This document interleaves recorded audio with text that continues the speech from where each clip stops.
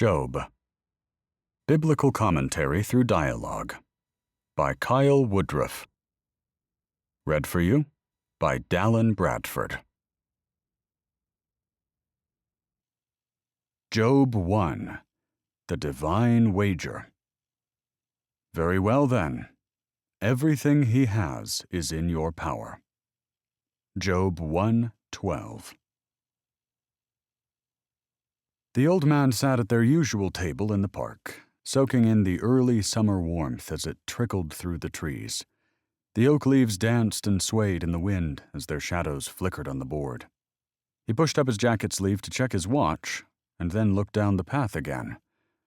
With no sign of the boy in sight, he chose to remove his jacket and fold it neatly on the bench beside him. The rhythmic footsteps of a jogger echoed around the bend, and he glanced in that direction. Their eyes met when she came into view, so the man offered a friendly wave.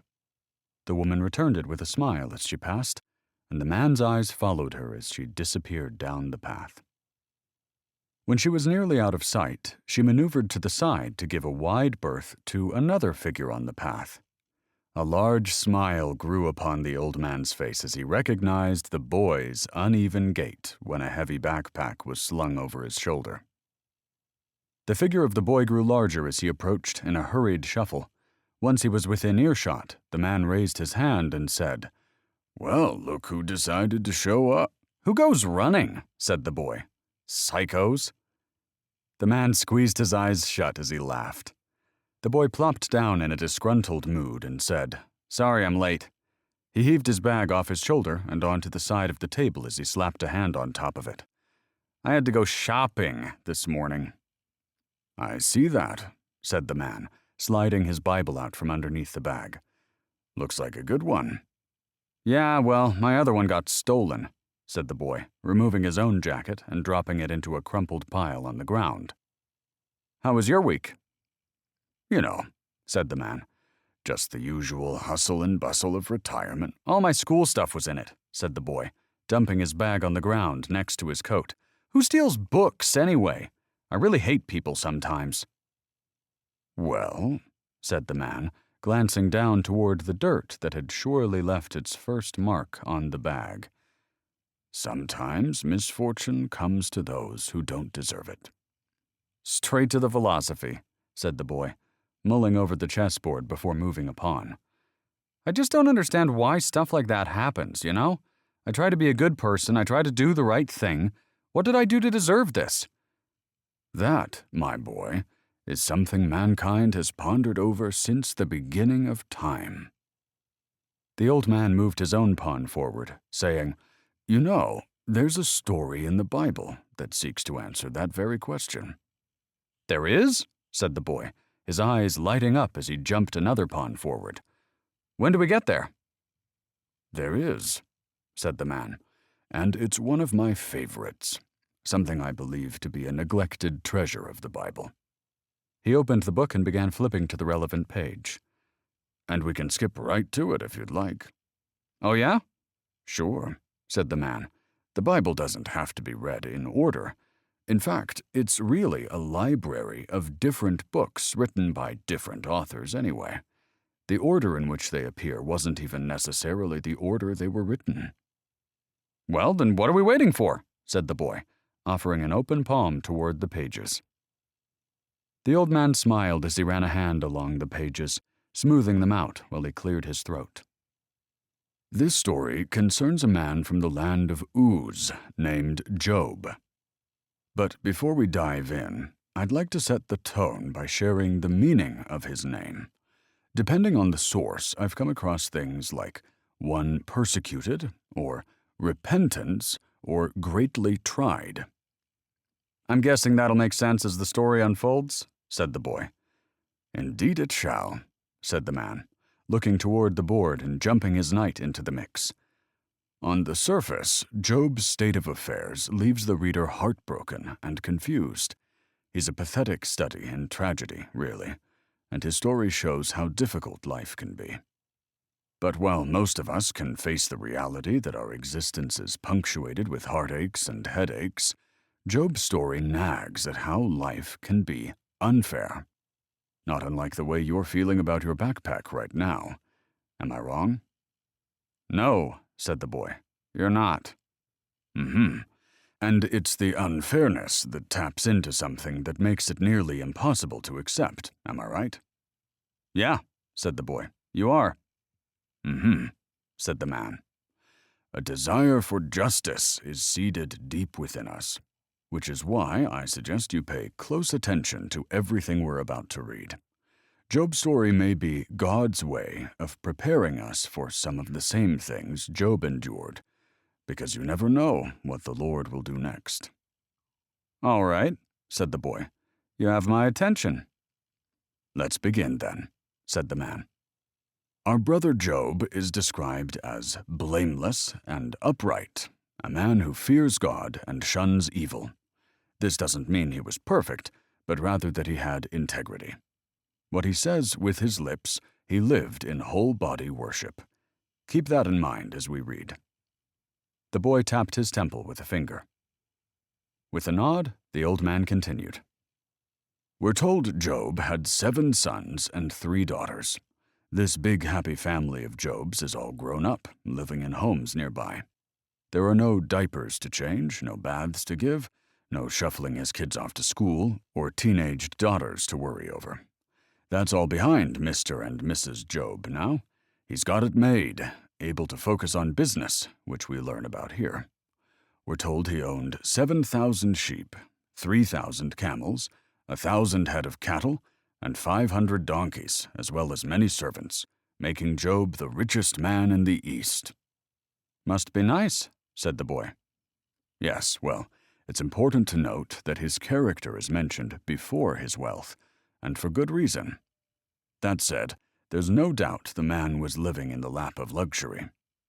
This number of sheep and cattle suggests a potential for major trade in wool and livestock, and the number of camels and donkeys implies transportation for the abundance of crops he could produce on his land. Job was a businessman the size of John D. Rockefeller in his day, and his life was at its peak. But as we'll soon find out, the accumulation of wealth never made him waver from his devotion to God, as it does with others, at least so far as we can tell. This is what the introduction of this book is trying to portray." "All right," said the boy, a hint of skepticism in his voice. "We're told Job's 10 children would host feasts in their homes to celebrate birthdays, and although Job was healthy, wealthy, and godly, he was never out of touch with his worship. So whenever he heard his children had thrown a party, he would always offer a sacrifice on their behalf the next morning, in case they had gotten carried away in their celebration and cursed God in their hearts, as it says here, or done something frowned upon. Job was ever concerned with the high priority of keeping himself and his family aligned with the good graces of the Lord." "Seems a little strange," said the boy. "If Job was so righteous, wouldn't he have raised his children to be the same?" "Very good," said the man. "Of course he would have. My guess is that Job had a special reason for his concern. As a man of wealth himself, he understood that when people need spiritual help the most is when things are going well. Times of stress and trial drive us into the arms of the Lord, but it's during times of prosperity and celebration that we tend to drift away from God. Job demonstrates a keen insight into human psychology that we can take with us here. And so this act completes the image of our brother Job, not only as a good and godly man himself, but as a loving father to all his children as well." "Well, that's wonderful," said the boy. "I feel better about my backpack already." The man rolled his eyes. "I assume you're going somewhere with this?" said the boy. "Indeed I am," said the man. "Here we have our shining example of virtue, showered with blessings. What a happy beginning to our little story, am I right?" The boy's eyes narrowed. "Mm-hmm." The man looked down at his Bible and said, "This is where things get interesting." Before he read aloud, "One day the angels came to present themselves before the Lord, and Satan also came with them." The boy furrowed his brow. I assume this takes place in some kind of heavenly boardroom? And just so I know, is this the first time Satan is formally introduced in the Bible, or did we skip over that part? Yes, very good, said the man. We're transported from Earth to an image of angelic beings taking their seats in a divine cabinet meeting of sorts. This visual helps us to recognize that we live in a world in which unseen spiritual powers are at work behind the scenes, one of whom is Satan. And to answer your question, we know from the book of Revelation that the serpent cast out of the Garden of Eden was Satan as well, so this would make it his second appearance in the Bible. But this is the first time he's named. Gotcha, said the boy. So there's some kind of holy conference gathering and a snake comes slithering up to join them. Well, there's no description of the form Satan takes in this story here. In the reference to Revelation I just mentioned, it tells us Satan and his angels were thrown out of heaven and cast down to the earth. So from this, we can assume he's some kind of spiritual being, like the angels are here. But whatever form they're taking in this gathering is left to our imaginations. How come there's no mention of that in Genesis? No mention of what? Angels being cast out of heaven. There's no mention of the snake being an angel, and there's no mention of other angels being kicked out of paradise. Where's the author of Revelation getting that from? Also, didn't you just say this was a collection of different books written by different authors in different times? I did, yes, said the man. And as the title implies, the book was a revelation from God. Okay, but how do we know the serpent there and Satan here are even the same character if they were created by different authors who never knew each other? Well, they weren't created, said the man. These are recorded historical events. Right, sure, but who? The boy began to speak, but then he rubbed the bridge of his nose with a sigh. Never mind, let's not get into that again. Let's just read the story for what it is. Fine with me, said the man. So what's this meeting all about anyway? Said the boy. Well, the purpose of the meeting is never explicitly shared. I suppose the poetic notion is that these gatherings were held periodically to observe the conduct of mortal beings. But that assumption comes from the questions God asks Satan here, said the man, looking down to his Bible. The Lord said to Satan, "From where have you come?" Satan answered the Lord and said, "From going to and fro on the earth, and from walking up and down on it." And the Lord said to Satan, "Have you considered my servant Job, that there is none like him on the earth, a blameless and upright man, who fears God and turns away from evil?" The old man looked up from his Bible again. First, let me just point out that the title, "My Servant," is a mark of great honor, indicating a special closeness to God, as used in the Bible for the likes of Abraham, Moses, and other prophets. Second, while some may think that Satan is bound in hell, consigned to some underground, cave-like furnace, it's not true. We learn here about the restless nature of evil, roaming the earth as it pleases. Third, this scene was written in part to reveal the relationship between the good Lord and the evil Satan.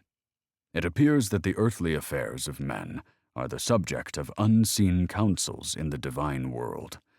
But how this wicked spirit slithered his way into this holy council is beyond me. Pardon my pun. I'm not understanding how these cross-references are being made, though, said the boy. If the Bible isn't a chronological series of books where one author is making callbacks to his own work, how are you attributing the snake's actions in the garden to this guy here in a standalone story?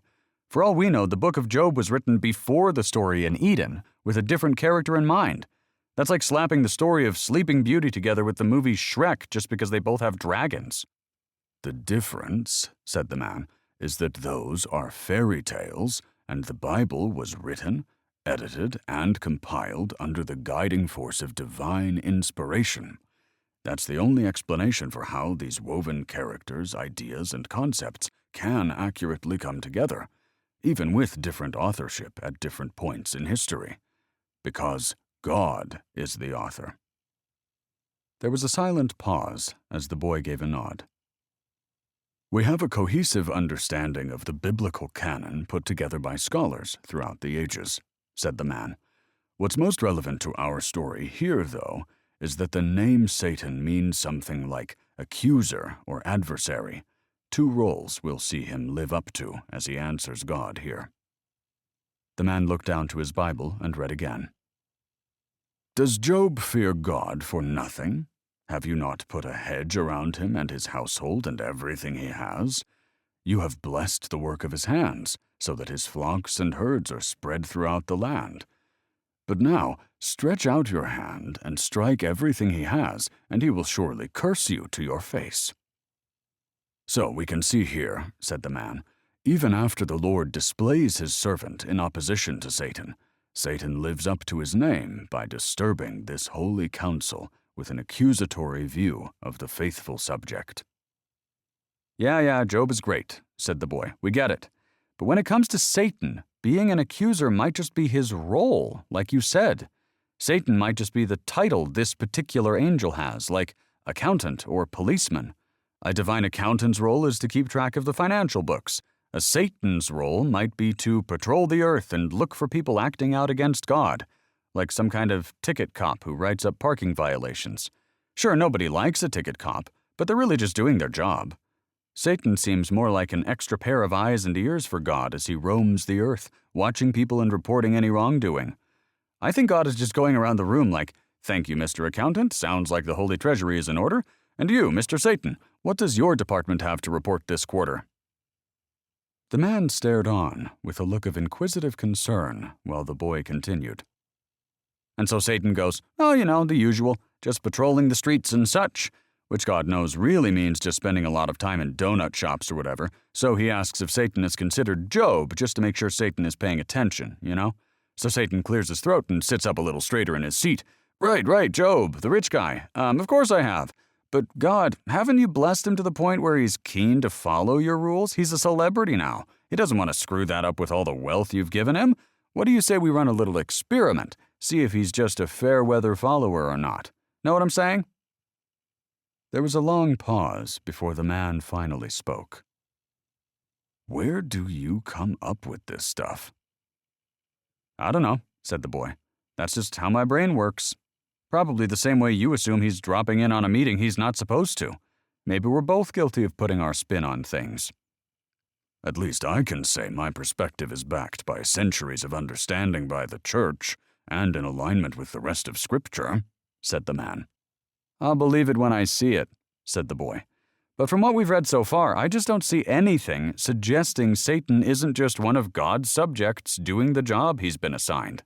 If we replace his title with the Sin Reporter or the Naughty List Creator or something without the devilish baggage, we've got a completely different vibe on our hands. The man drew in a long breath. I think this is more along the lines of an attempt at manipulation by Satan. His vague response about having nothing to report was an attempt to bait God into thinking he hadn't found any legitimate worshippers. This was a less than subtle jab, suggesting the chairman of the council might not be the best fit for the job, seeing as how it would appear he has no real followers. And since God is in the business of those who live and worship with integrity, he picks up on this implicit challenge and inquires about Job, a blameless and upright man who shuns evil. But either way, we arrive at the same place where Satan speaks out, as one might expect, suggesting God reach out his hand and strike everything he owns. We do, said the boy.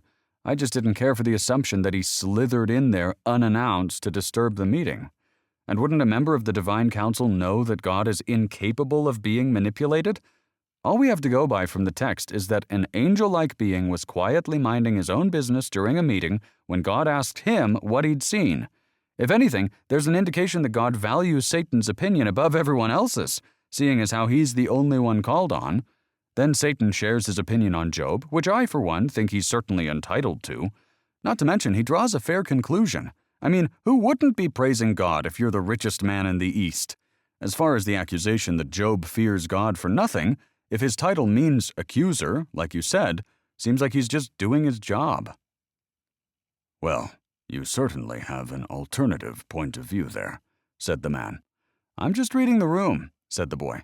If you want me to start making some assumptions also, maybe everyone else was a boring yes man, or yes angel, if you will. God seems intrigued by what the only angel with a personality might have to offer, and it turns out that Satan asks a pretty reasonable question. Everything else you're saying is just filling in blanks with bias.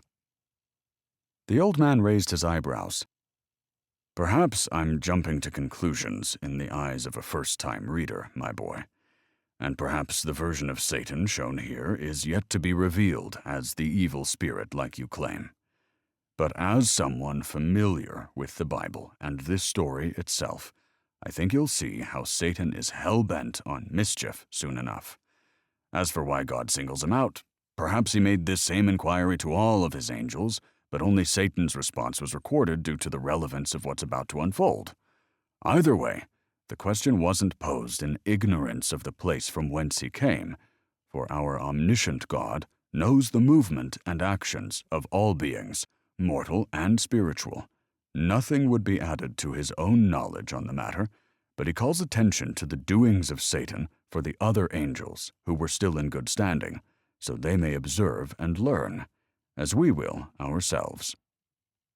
All right, said the boy. Let's hear what God has to say then. With a nod, the man read the Lord's response to Satan. Very well, then. Everything he has is in your power, but on the man himself do not lay a finger. Then Satan went out from the presence of the Lord. Just like that? Said the boy. All Satan has to do is drop a hint of skepticism and God coughs up the reins? We learn a few things here, said the man. First is that other spiritual beings are entrusted with power in the universe, Satan included. The Lord grants sobering permissions in this regard, carrying out plans that would not only amaze us, but, on occasion, even shock us. Take a moment to read the Lord's words again, slowly. Everything he has is in your power. That is a terribly frightening permission slip that God hands over to the Prince of Darkness. We're witnessing something that Job is unaware of, and the object of our story introduced here.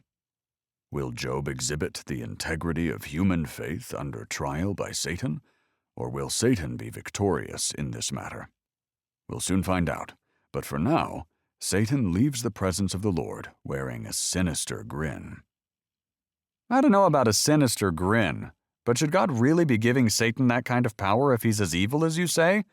Seems a tad insecure just to let Satan prove a point.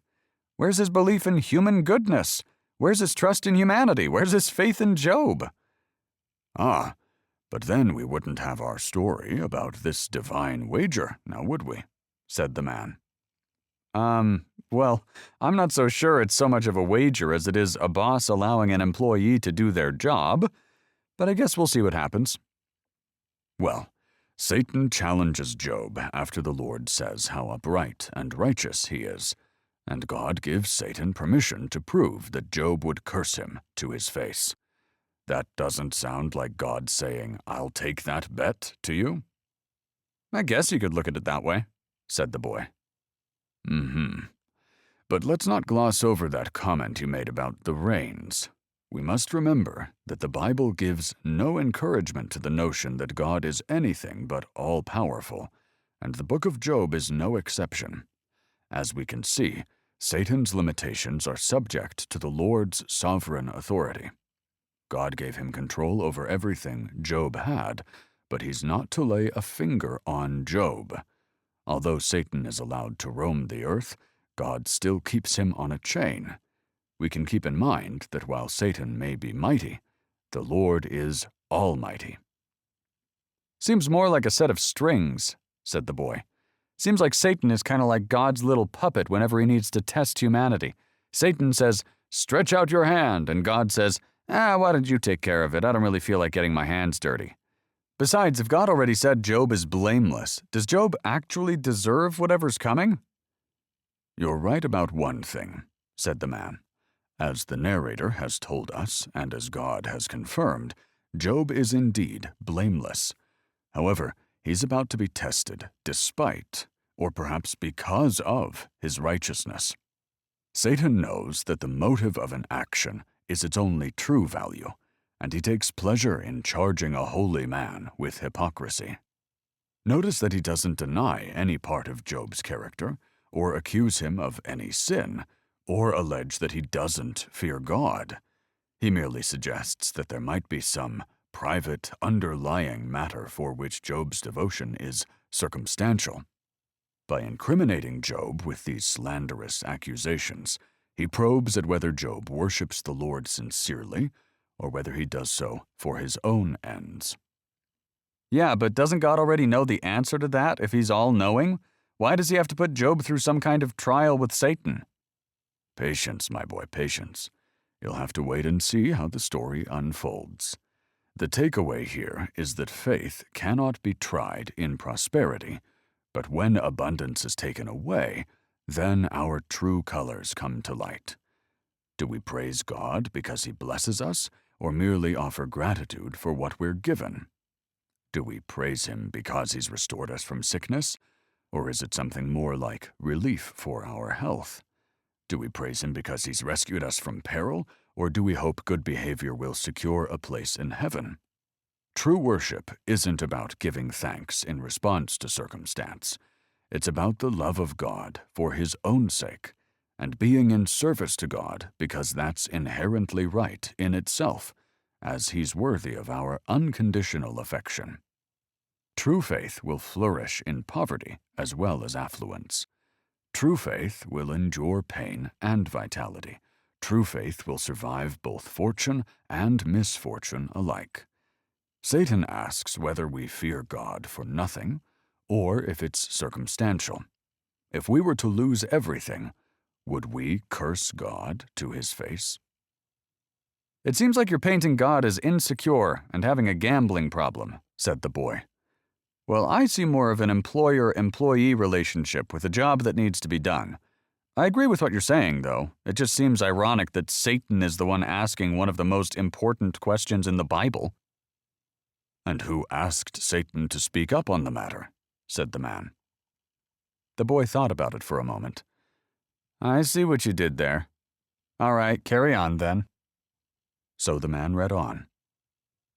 Now, on the day when his sons and his daughters were eating and drinking wine in their oldest brother's house, a messenger came to Job and said, "The oxen were plowing and the female donkeys feeding beside them, and the Sabaeans attacked and took them.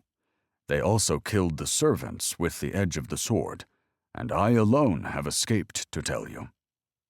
While he was still speaking, another came and said, "The fire of God fell from heaven and burned up the sheep and the servants and consumed them, and I alone have escaped to tell you." While he was still speaking, another came and said, "The Chaldeans formed 3 units and made a raid on the camels and took them, and killed the servants with the edge of the sword, and I alone have escaped to tell you." While he was still speaking, another also came and said, "Your sons and your daughters were eating and drinking wine in their oldest brother's house, and behold, a great wind came from across the wilderness and struck the 4 corners of the house, and it fell on the young people, and they died, and I alone have escaped to tell you." The boy sat with his mouth gaping wide open. Holy bejesus! Satan wasn't messing around. "No," said the man, "he wasn't.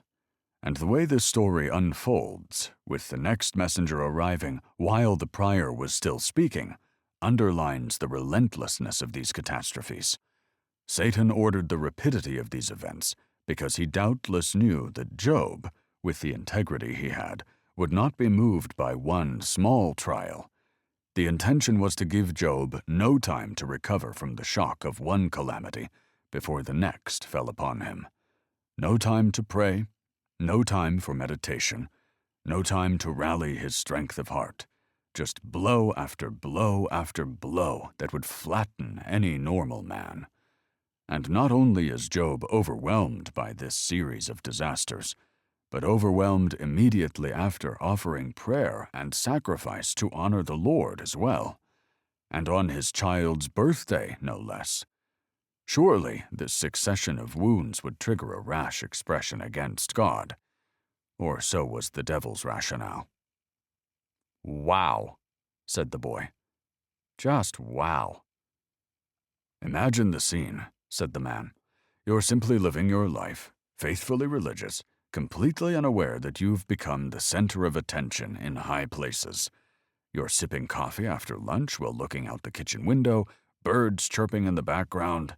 It's a sunny afternoon with soft clouds floating by. Your oxen are plowing the fields, your sheep are grazing the hills, your camels are being loaded for their next journey along the trade routes. You're wondering what deals you'll make in the local market that day as you peer over toward a neighboring home. There, your sons and daughters are gathering for a feast where they'd laugh over family stories, surely poking fun at their dear old dad. You're considering when to stop over and wish your daughter a happy birthday when your loving wife wraps her arms around you. She asks if you remembered to wrap the gift. Then, unseen in some cosmic realm, Satan departs from the Lord, and suddenly there's a knock on your door. Your wife's head perks up off your shoulder and says, "Now who could that be?" Sheesh, man, you're making it worse. It was already worse, said the man. Job is stabbed by woe after woe in a terrifying staccato of human evil and natural disasters. Imagine how many have prayed with earnest care that God would spare them from the very circumstance they'd soon be facing. Job's circumstance is the highest example of something anyone would hope God would never allow. We can practically hear him say, "How unfortunate the oxen were stolen, but they're just livestock that can be replaced. What? The sheep now, too? What are the chances these two disasters befall me in one afternoon? But all right, we'll figure out a way to make up for the financial loss this year. And now the camels! My Lord, what is happening? And now all my faithful servants, who've been with us for years, who've helped raise my children, who've become part of our family, how can we ever cope with their loss?"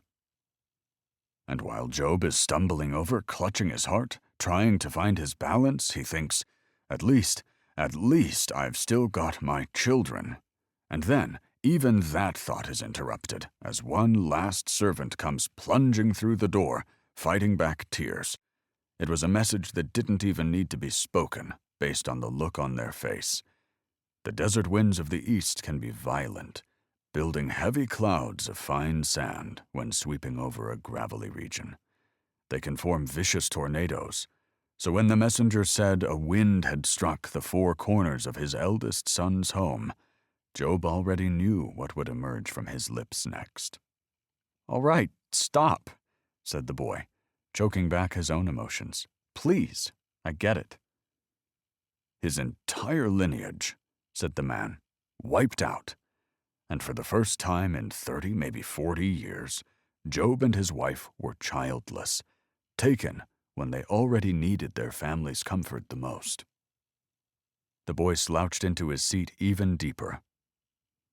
When we arrive at the heart-wrenching image of four trembling messengers standing at Job's door, in tears after pouring out their souls to Job, then and only then can we allow a true sense of grief to seep in. Everything he's worked for, everything he owned, his own flesh and blood, all gone. Job went to bed the night prior the happiest man alive, a man who had everything. He had no clue that when he opened his eyes that morning, when he rolled over to give his wife a kiss on the forehead, that in a few hours his entire life would never be the same, that he may never smile again. "But you know who was smiling," said the man. The boy looked back with quivering eyes. Satan. Satan was watching from somewhere nearby, waiting for Job to curse God while wearing a big, evil grin. Satan, who whispered instructions in the Sabian's ears to steal his cattle. Satan, who made fire rain from the sky to destroy his flocks. Satan, who had the Chaldeans make off with his camels, leaving no man alive. Satan, who took control of the winds and— All right. Satan is a jerk, I get it," said the boy, clearing his throat as he gathered himself. But I have to point out that God is equally to blame here." "How so?" said the man. "Well, first of all, it says, 'The fire of God fell from the heavens,' so clearly God wasn't as opposed to getting his hands dirty as I thought." "Well, that's what was reported," said the man. "The messenger from the field said the fire of God, because that's who he figured to be in control of the weather and storms. As far as we know, people weren't aware that other beings might be granted permission to control natural forces like this in those times. It was assumed that God controlled all, which, as we made clear, he still was in control of the Prince of Darkness.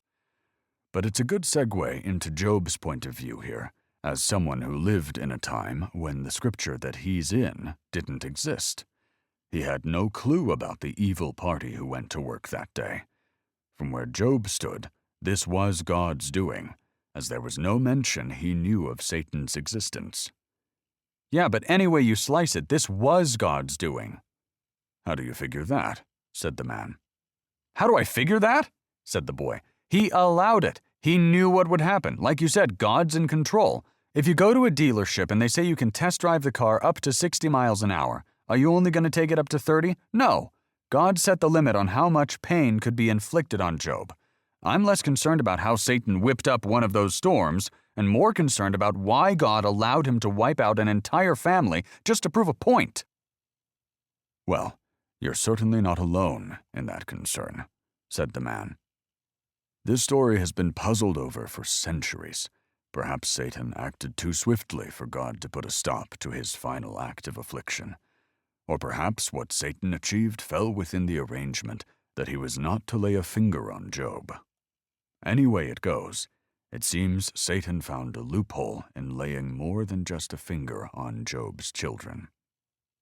So this chain you were referring to is good for nothing, is what you're saying. Also, if God is all-knowing, he would have known what Satan would do anyway, so that point is irrelevant.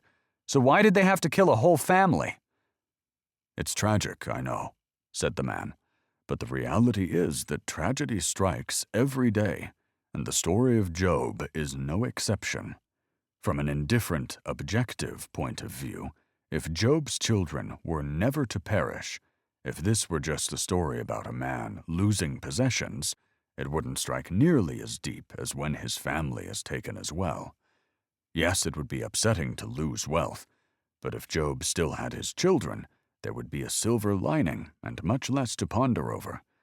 Without that silver lining, we really have to search our souls for faith in the Lord." "That's definitely indifferent," said the boy. "But I see what you're getting at.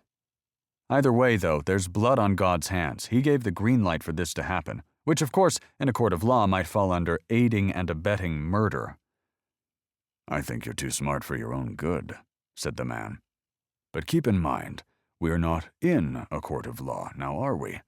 Besides, God can't be charged with murder anyway." "And why not?" said the boy. "Because all of life is in his hands.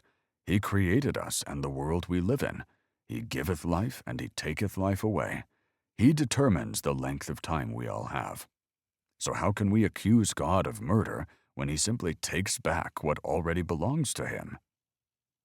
The boy sat unconvinced. "Suppose Job's children died some other way, like from disease," said the man. "Would you still call that murder?" I guess that would be more like natural cause." "What if they died slowly of starvation? Is that as unfair as if they died quickly and unexpectedly?" The boy said nothing. "Look, I won't try to justify the Creator's actions," said the man.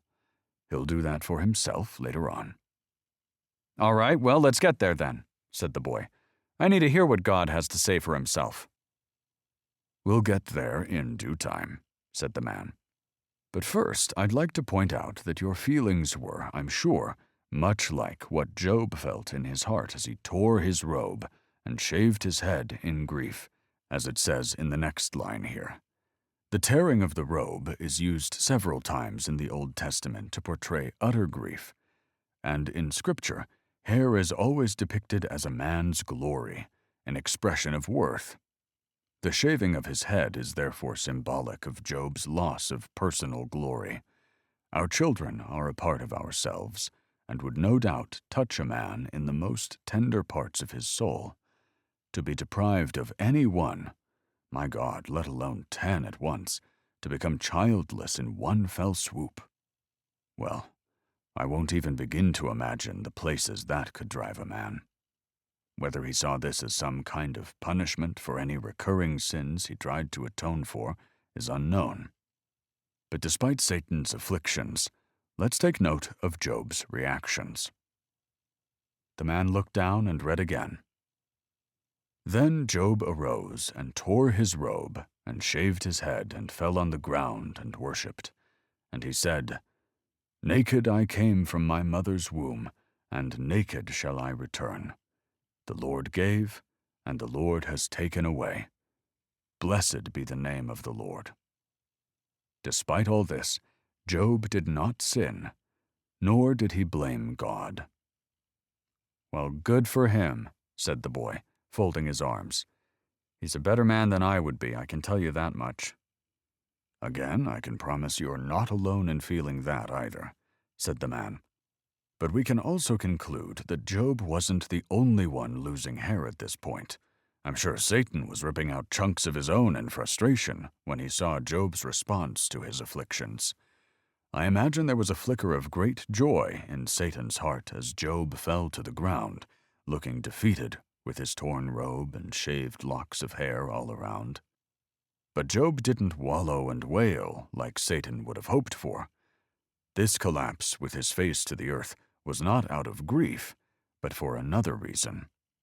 Not only did Job not curse God as Satan desired, but he praised the name of the Lord instead, not to mention with his face to the floor, a manner considered the sincerest expression of obedience and submission in those times.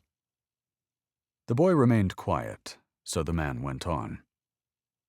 It's unclear how much time passed between the final message being delivered and Job singing God's praises, said the man.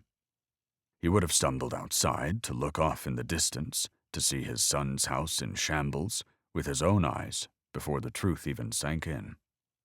Then he had to bring himself to sort through the wreckage with his wife, unburying an arm here, a leg there, weeping as they held the crushed bodies of their children. I imagine Satan watched this shattered man dig 10 holes, shovelful by shovelful, waiting, salivating in expectation of Job cursing God. But Job made him wait in silent anticipation as he stared on, encouraging Job under his breath, "Say it, Job, say it. Curse God and prove me right." But that curse never came, even as Job stood before all those freshly dug graves, covered in dirt and sweat and tears. Oh, what a sight it would have been to see Satan's reaction after ruining this man's life, when Job finally belts out praise for the Lord amidst all his sorrow. What a sight that would have been indeed. For all of us onlookers, Job unknowingly delivered a big fat, "Take that, Satan." The boy still had nothing to say, but the man went on so passionately that he wouldn't have slipped much in anyway. "Naked I came from my mother's womb, and naked I shall return." That says it all. At birth we arrive with nothing. At death we depart with nothing. Everything in between is on loan. Job, with all his losses, is but reduced to the state in which he entered the world. The Lord giveth, and the Lord taketh away. What composed wisdom amidst the suffering of man when many would have cursed God. The recognition that everything we have truly belongs to God. So blessed be his name for loaning it to us, and blessed be his name for taking it away. We must keep this in mind as we stroll through our homes and see all those wonderful things, when our business brings in wealth, when we greet our friends and family. It's all on loan, every bit of it. Will you face it squarely? Are you ready to accept it? What a grand revelation that is. Nothing belongs to you, not even your own children. The man drew in a deep breath and exhaled as the boy remained silent, still soaking it in. I like to imagine Job wrapping his arms around his wife that evening, consoling her through all her tears and whispering, "Honey, they were God's children, on loan for us to care for and rear and nurture and love. He needed them back for reasons we may never understand." So, why didn't Job vent his wrath toward the Sabians? Why didn't he blame the Chaldeans or curse the weather's storm? Why didn't he ascribe these calamities to bad luck and ill fortune? None of these things ever occurred to Job. So overwhelming would this series of calamities have been, falling upon a single individual all in one day, he knew they weren't arranged haphazardly, but rather they were agents of intelligent design, executed by a wise and holy counsel. He traced the loss of his property and children to God, and found solace in the Lord presiding over his affairs. Job's life was at its lowest ebb, a dreary dead end of the trail he had blazed. But the truth is, in the end, death robs us of everything. This inevitable law can never be cheated, but death is not under any more or less control of the Lord than anything else in our lives. It is no more exempt or cherished by his will than anything else. He opens the gates of the grave that no man can shut, and shuts what no man can open. The loss of dear ones makes us long for heaven and can draw us closer to God. So Job humbles himself under the hand of the Lord in praise. "The Lord hath taken nothing away but his own," Job surely told his wife that evening. "But at least he's left us with our good health and one another." So there was no reason to grumble or complain in Job's eyes, because there was something of a silver lining after all. And for us, this opening chapter of Job can be summarized in 3 words. The boy thought it over for a quick moment before saying, "Life's a bitch." The man's face slumped into a frown. "You can't take anything seriously, can you?" "I'm just kidding. What are they?" "Hold on loosely," said the man. A smirk crept across the boy's lips. "What?" "Nothing." "You're not going to share with the class?" "Nothing. It's just a song, that's all." "A song?" The boy burst into song. "So hold on loosely, banana." He stopped abruptly and said, "I forget the rest of the lyrics. How's that one go?" "I'm not sure," said the man. "Pop isn't really my cup." "Oh, come on, it's a classic," said the boy, humming the melody aloud for the man. "Really," said the man, "I don't—" "And something tightly—" "Maybe we should just continue." "Man, that's really gonna bug me now," said the boy, scratching his head and racking his brain. The man stared back patiently. "Oh, sorry," said the boy. Then he added, "I think it's your turn, by the way," pointing toward the board. No, it's yours. I just moved my knight there," said the man. "Oh, whoops, hold on." The boy slid his bishop out into the open as he continued.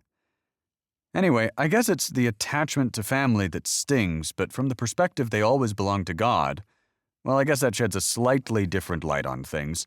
I still don't know how I feel about wiping out all those children, though." "That's the challenging question God deemed worthy to address," said the man. "Can a man still live righteously honoring God if he experiences extreme loss and suffering unrelated to his actions?" "Satan," said the boy. "What?" "Satan proposed that question, not God." The man frowned again. "Just trying to give credit where it's due," said the boy. "But let's get to the part where God explains himself. I'm dying to hear how he justifies wiping out an entire family." "I hesitate to tell you, it gets worse before it gets better," said the man, looking down at the board and moving another pawn into play. "You're kidding." Without another word, the man looked to his Bible and began reading. "On another day, the angels came to present themselves before the Lord, and Satan also came with them to present himself before him. And the Lord said to Satan, "From where have you come?" Satan answered the Lord and said, "From going to and fro on the earth and from walking up and down on it." And the Lord said to Satan, "Have you considered my servant Job, that there is none like him on the earth, a blameless and upright man who fears God and turns away from evil? He still holds fast his integrity, although you incited me against him to destroy him without reason." How much time has passed here? Said the boy. "We're unsure," said the man. "But a good question. Some speculate this was an annual meeting, but knowing Satan and the swiftness with which he struck last time, I'd venture to say less. Either way, the Lord returns a subtle jab at Satan after the one Satan delivered in the meeting prior. "Oh," says God, "I have no real followers, you say. And what about the faithful servant you were so quick to bet against? He still holds fast to his integrity, despite your attempt to destroy him for no reason." This sets the tone of the entire book, where Satan's declaration that Job's integrity sat on no solid ground was proven wrong. God, confident in Job's faith, allowed the test to unfold for all of us to see. Job's integrity was not wrestled from his grip as easily as Satan proposed. But let me ask you, my boy, do you think the Prince of Darkness was about to give up so easily? The boy looked skyward and stroked his chin as he pretended to think about it. "I think it'd be a pretty short story if he did." While things may be unspeakably painful for Job, they are deeply threatening to Satan, whose entire initiative to question God in front of this holy council has fallen flat on its face. Here, we're witness to a great struggle between the forces of good and evil. A war is being waged in the land of Uz, and Job is the battleground. The boy furrowed his brow as he slid his bishop across to take the man's pawn. "Yeah, not really. This isn't a war." "What?" said the man, taken aback. "This isn't a war," said the boy. "As romantic as that sounds, a war implies two sides fighting each other, but there's no opposition here. What kind of war requires one side to ask permission from the other side to attack? God and Satan are on the same side. Unless you're referring to them tag-teaming Job, who has no way of fighting back? But that doesn't sound like much of a war to me. Sounds more like bullying." There was a pause as the old man mulled over the board. "Maybe it's easier to think of this like a boxing match," said the man, taking the boy's bishop with his knight. "Satan against Job. Perhaps the good Lord set the stage for a fight for us spectators, but he was certainly standing in Job's corner. And when Satan came out swinging heavy blows, expecting Job to go down in the first round, Job proved to have a stronger chin than he assumed. And when Job praised the Lord, boy, did that deliver a much heavier blow right back at Satan. One that left him stunned and seeing stars." "I see what you're getting at," said the boy. "Not sure it lines up since God threw Job in the ring before Satan even asked to dance, but let's keep going." The point is that God's creation is being tested through Job. You don't become a contender for the heavyweight title without facing a formidable foe, mind you. Those who are vaguely familiar with the story of Job tend to think that Satan challenges God, but in reality it's the other way around. But if what Satan claims turns out to be true, if humans only serve God for what they can get out of him, well then God really blundered when he made humans.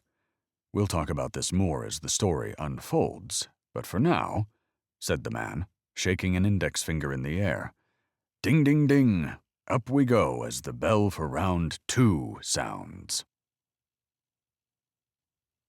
Job 2. Mrs. Job.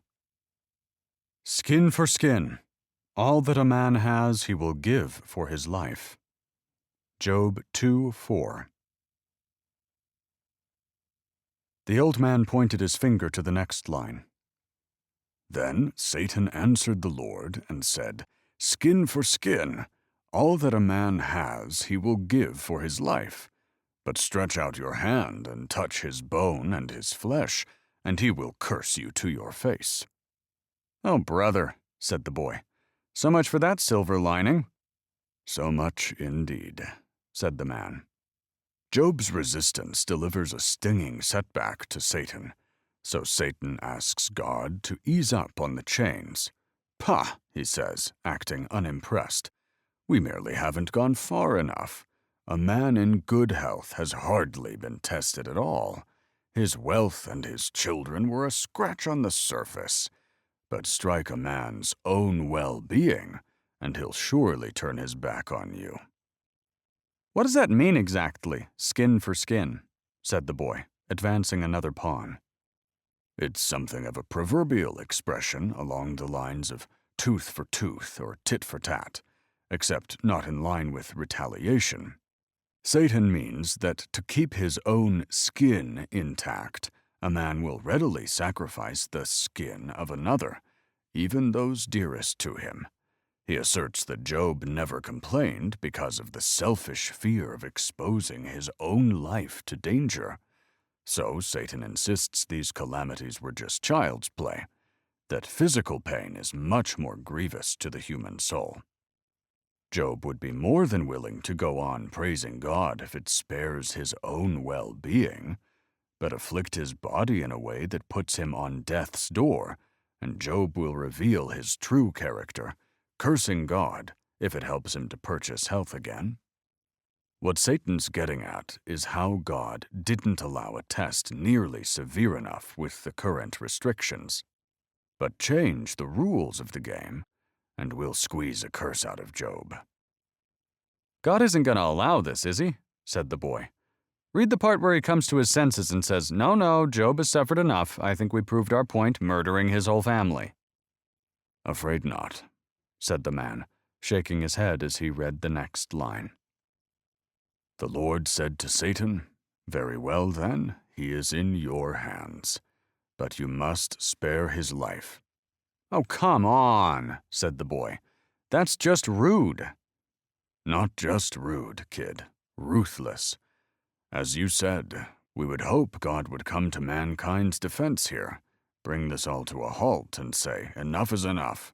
The man has suffered more than most will in a lifetime.' But again, we're shocked as God slackens the grip on Satan's leash and grants even more chilling permissions. 'Just don't kill him,' he says. 'Anything else is fair game.'" "Thanks for nothing, God."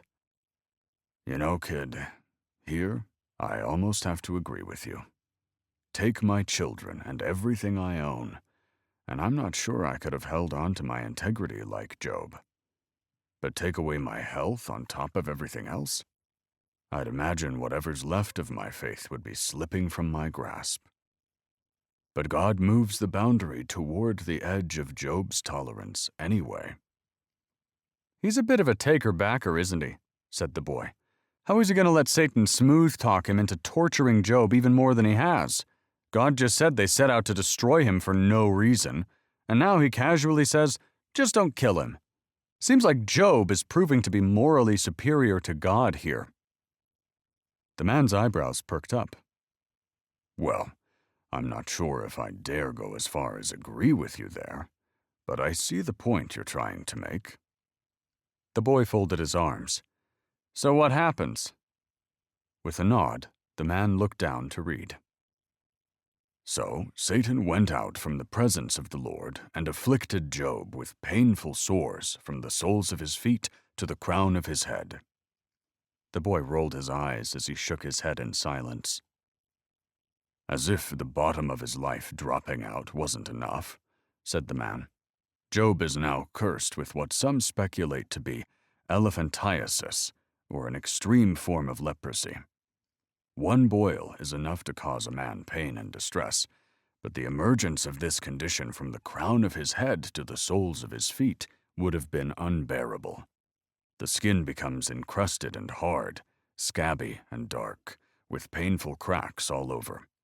It's said to attack the limbs first, then gradually spread over the whole body until the swelling is so severe it creates the resemblance of an elephant's legs.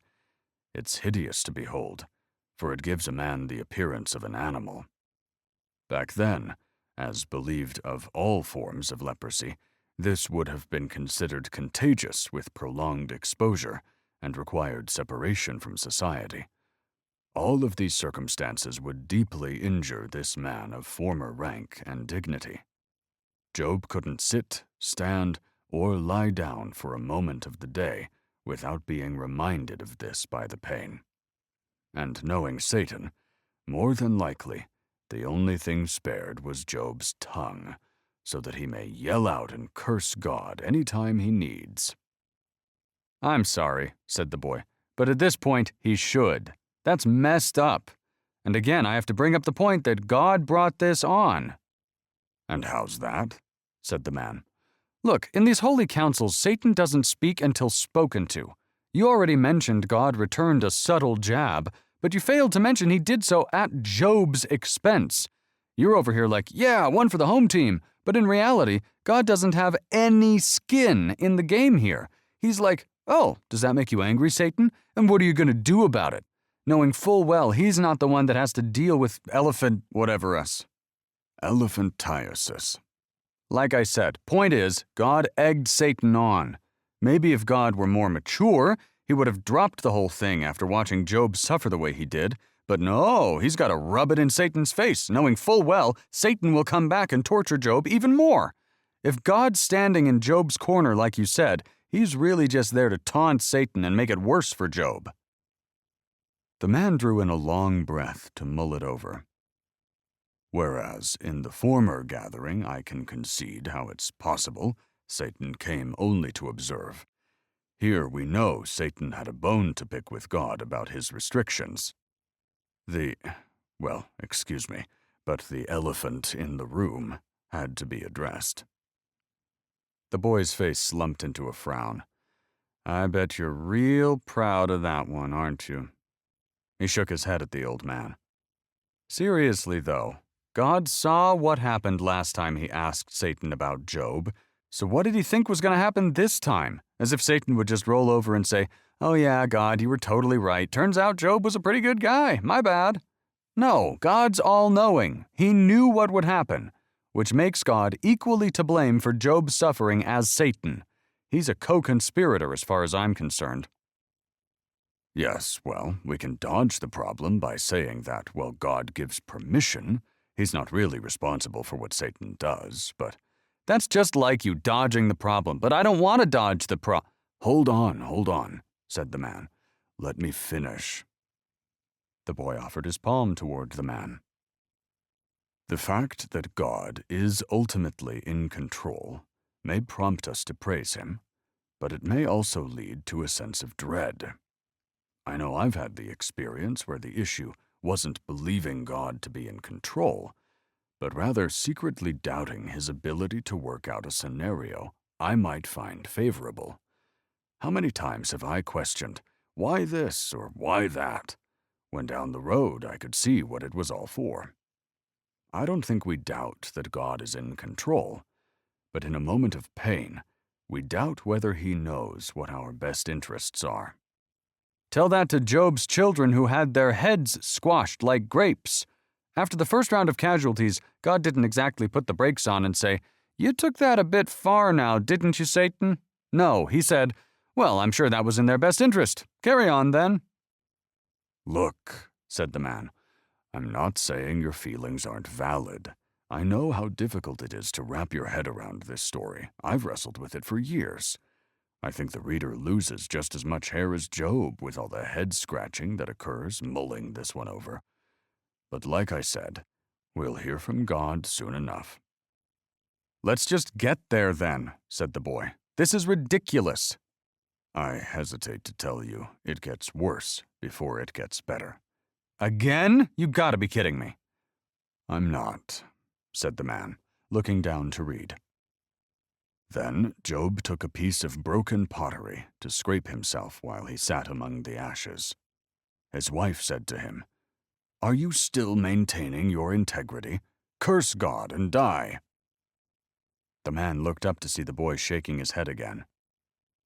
There's much to unpack in these two lines. There sure is, said the boy. Let's start with that bitch wife of his. Hold your horses, said the man, and easy with the language. He gave the boy a glare before moving on. The line before is crucial to paint the scene. When it says the ashes, it's not merely a metaphor for the condition of Job's life. As we've already discussed, Job was dealing with this horrible disease. But if you recall, I also mentioned a level of contagiousness that requires separation from society. The ashes refer to something like a city dump, as we call it, located outside of town. It was a place where rubbish and human excrement were dropped off and burned. This became Job's place of existence, like the other rejects and beggars and lepers who probably dwelled there, with stray dogs fighting over scraps to eat and the like. Job was now living in abject poverty and shame. All he had left was his beloved wife. Yeah, and she was certainly kind enough to pay a visit, said the boy. But honestly, not even the worst advice at this point. Maybe he should just roll over and die. How sad that was, said the man. Wives can certainly heed a lesson from Job's wife here. But before we get to that, I'd like to say that I once shared your point of view on Mrs. Job. Long before I was married myself, that is, and with a slightly less colorful description. The old man gave the boy another stern look, but the boy stood his ground.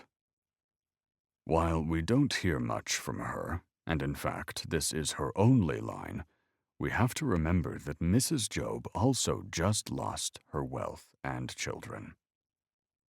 The boy's stiffened demeanor eased, and he unfolded his arms. He looked down at the board and idly played with the pawn he'd removed earlier. Exactly, said the man. The story puts such an emphasis on Job that it's easy to forget that his wife is a human being at the mercy of emotions herself. For starters, she enjoyed a long run at the side of the greatest man of the East. A lifestyle such as this comes with perks and a sense of honor. All that Job lost was hers to lose as well. She was no longer a shining figure in the community, but suddenly the pathetic wife of a bum who dwelled in the dump. She dropped from lavish living to an outcast in a day. Not to mention, she'd lost her life partner as she knew him to a horrible depression and disease. She probably feared living alone for the rest of her life, without the man she loved. No more conversations and companionship, no more love-making by the fire. The marriage and romance she once enjoyed were now gone. But most importantly, until we've lost every one of our children in a single blow, let's refrain from saying anything critical of someone going through that level of grief. It seems as though she blurted this out amidst the struggle of coping with her own losses. The boy gave a nod. I take back what I said. I was caught up in the emotion myself. I'd like you to keep that in mind when we get to Job's reply, said the man. Because Job could have let emotion fly back in his wife's face as well. But we'll get to his composure soon enough. First, I'd like to point out two things. One is the lesson that significant others can take away from this singular line Job's wife had to offer. Yes, Mrs. Job had experienced the same awful disasters her husband had, arguably even more so as the person who gave birth to those children.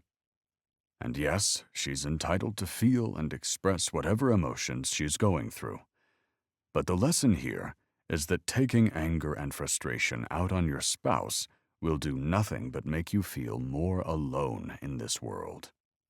Her husband was now in the darkest hour of his life, with disease and exile to suffer through on top of familial tragedy. But telling him to abandon his faith and kick the bucket is nothing short of cruel and inexcusable. Job surely needed his wife's love and support then more than he ever had.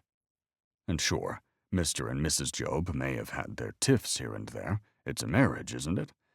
But the fact that they've raised 10 children while amassing such a level of wealth is a testimony to a flourishing relationship. These two have fought the good fight for decades. But now, in their most trying hour, Mrs. Job breaks down. Mr. Job is already drowning in pain and humiliation. Now his suffering is made worse as he's emotionally abandoned by his own wife. In the lonely hours of a man's greatest trial, no one's words mean more to him than his spouse. Yet when Job struggles most to hold fast to his integrity, his wife says, "Why bother? Just give up." What he needed her to say was, "Hold on, Job. We'll get through this together." When husbands lose their way, it's their beloved wives that help them find the way back. Partners would be wise to guard their words while their significant other is going through hard times. That's when we need emotional support and prayer more than ever. Job's wife did exactly the opposite. She told Job to compromise his integrity, something that's hard enough to sustain without the temptation to compromise it uttered by your wife. Enduring hard times will grind a man down, making us vulnerable, a state in which we might fall to such tempting suggestions. Which brings me to my second point. For those of us going through troubling times like Job, you never know what means Satan might employ to snatch you at your weakest hour. Naturally, Job would have looked to his wife to lean on in those times, so that's exactly who Satan cast under his spell in hopes of hitting him where it hurt most. When speaking to God, Satan tells him to strike his flesh and bones. Bones, meaning Satan doesn't just want to attack Job's physical self, but his emotional self as well. He's already gone after Job's flesh, but here was an attempt to break his spirit. Job's wife being spared at first appears to be part of a silver lining, but when she turns into a troubler and tempter of Job, well, that silver lining turns out not to be so silver after all. The boy took an unenthusiastic turn on the board. "I believe it's my turn," said the man, and the boy pulled back his move. "And not to revisit water under the bridge, but since you brought it up before, doesn't the manipulation of Job's wife luring him into temptation sound vaguely familiar with what happened with Adam in the Garden of Eden?" The boy looked skyward for a moment before he gave a long, slow nod. "Mm-hmm," said the man. "So the only thing silver around here seems to be the serpent's tongue." "All right, now you're just getting cocky," said the boy. "There they were," said the man. "Satan and all his minions peering on from behind piles of burning rubbish, watching Mrs. Job lean over and speak the same words Satan whispered in her ear before. 'Why don't you just curse God and die?'" "Oh, what a sucker punch that must have been," said the man. "Back in the metaphorical ring, it's the blow that broke poor old Job's nose. All while Satan's cheering section full of minions goes wild, watching Job stagger about on the ropes. Satan's gloves go up in the air, breathing in the applause as he turns his back on Job, expecting him to drop for the count any second. But no, dear old Job has more fight in him yet, as he finds his balance and wipes off the blood trickling down his chin. He smacks his gloves together and says, "Come on, Satan, I'm ready for more." The man looked down and read Job's response. "You are speaking as one of the foolish women speaks. Shall we actually accept good from God, but not accept adversity?" Despite all this, Job did not sin with his lips. "And so Satan turns around to find Job still standing," said the man, "and he's appalled, as are the minions in the crowd who fall into silent disbelief." "As much as I love the imagery," said the boy, "there's no mention of minions anywhere in there."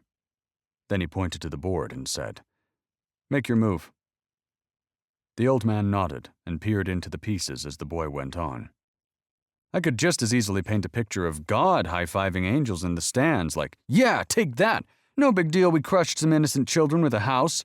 Then he swirls his finger in the air and says, "Bartender, next round of holy water on me." You know what I'm saying? I think you've been watching too many cartoons with this devilish production of minions in your sermon. All these comments from the peanut gallery aside, how do you know it's Satan speaking through Job's wife anyway? Fine, fine, said the man, smacking his queen down into play. But just look at the language used. It mirrors Satan's exchange with God exactly. Holding on to integrity, curse God and die. You think that's a coincidence? The devil's slickest device is to speak through a voice mistaken for someone you love. Job's wife was an instrument employed by Satan to tempt Job into abandoning his faith. That was the sound of the bell for round 3, if I've ever heard one. I'll give you points for creativity, said the boy. But let's move on to the part where God speaks on the matter. Very well then, said the man. On we go. And with that, he looked down to his Bible. Actually, wait, said the boy. The man looked up again with surprise. Just to play devil's advocate here, or I guess non-devil's advocate, let's assume she wasn't inhabited by Satan. I mean, she's kinda got a point. The man raised an eyebrow. And what's that? I mean, if something like this can happen, what's the point of being so religious in the first place? I'm guessing she was just as religious as Job, assuming he has the standards to settle down with someone on the same page anyway. So if I was her, having to endure labor 10 times, and then all of a sudden that slate is wiped clean, I'd be pretty upset too, you know? Like you said, at this point they assume it's God making all this happen, which technically he's responsible anyway, so why should someone go on suffering through this physical disease on top of everything? What else is there to live for? Everything you worked for your entire life is gone. Is there even a point to starting over? Maybe she was just speaking out of sympathy while watching her husband sit in despair and couldn't bear it anymore. Maybe it was like the old dog my parents used to have, limping around the house with arthritis and cancer, barely able to eat because his teeth were rotting away. How long should you drag out the inevitable before, well, you know, one day someone takes old Sparky for a ride and that's the last you see of him? But clearly there was still some fight left in Job, said the man. I'm not so sure, man. The more I put myself in Mrs. Job's shoes, the more I see a shell of my former husband.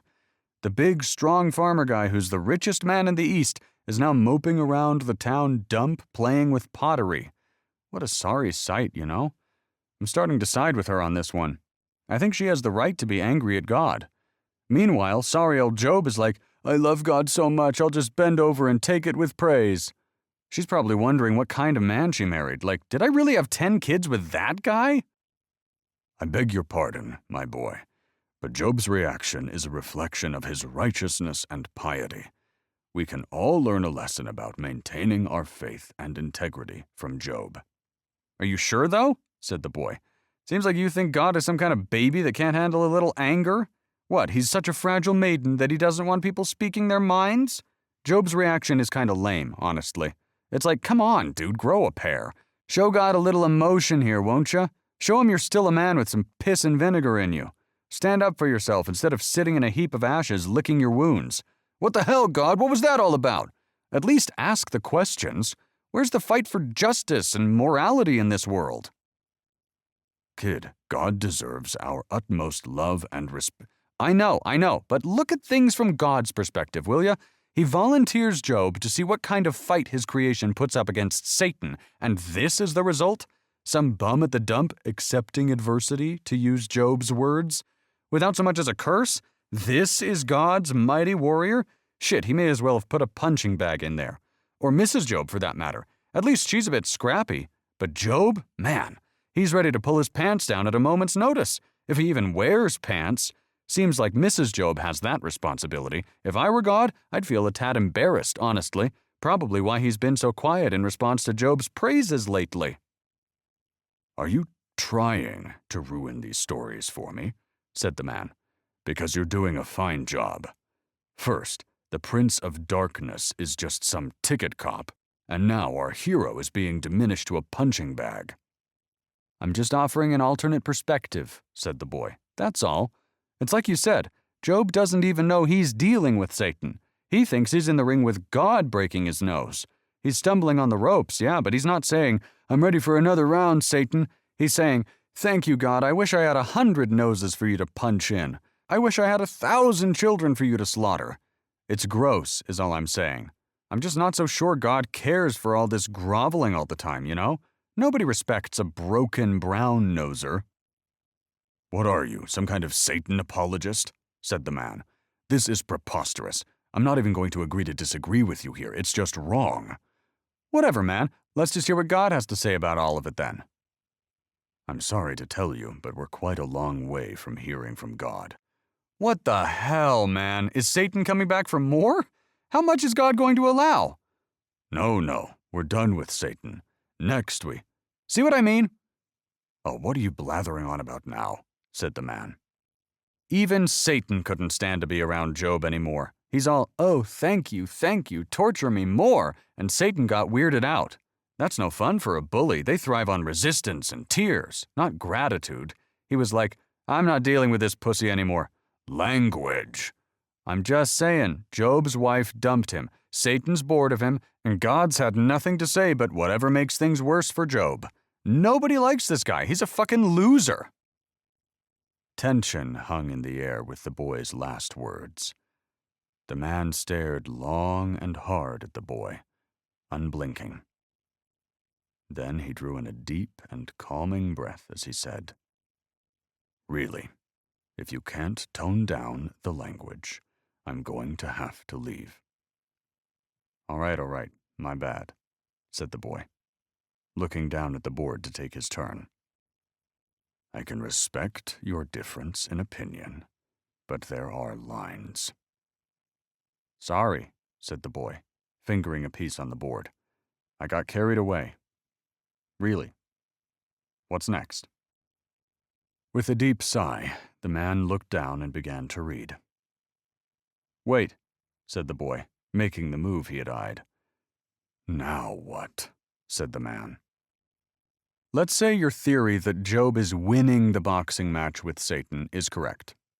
"It's not a theory," said the man. "That's how the story has been understood for hundreds of years." The boy paused as he tilted his head to the side. "You know, you look good for your age." The man crossed his arms and said, "What are you getting at this time?" "Oh, nothing," said the boy.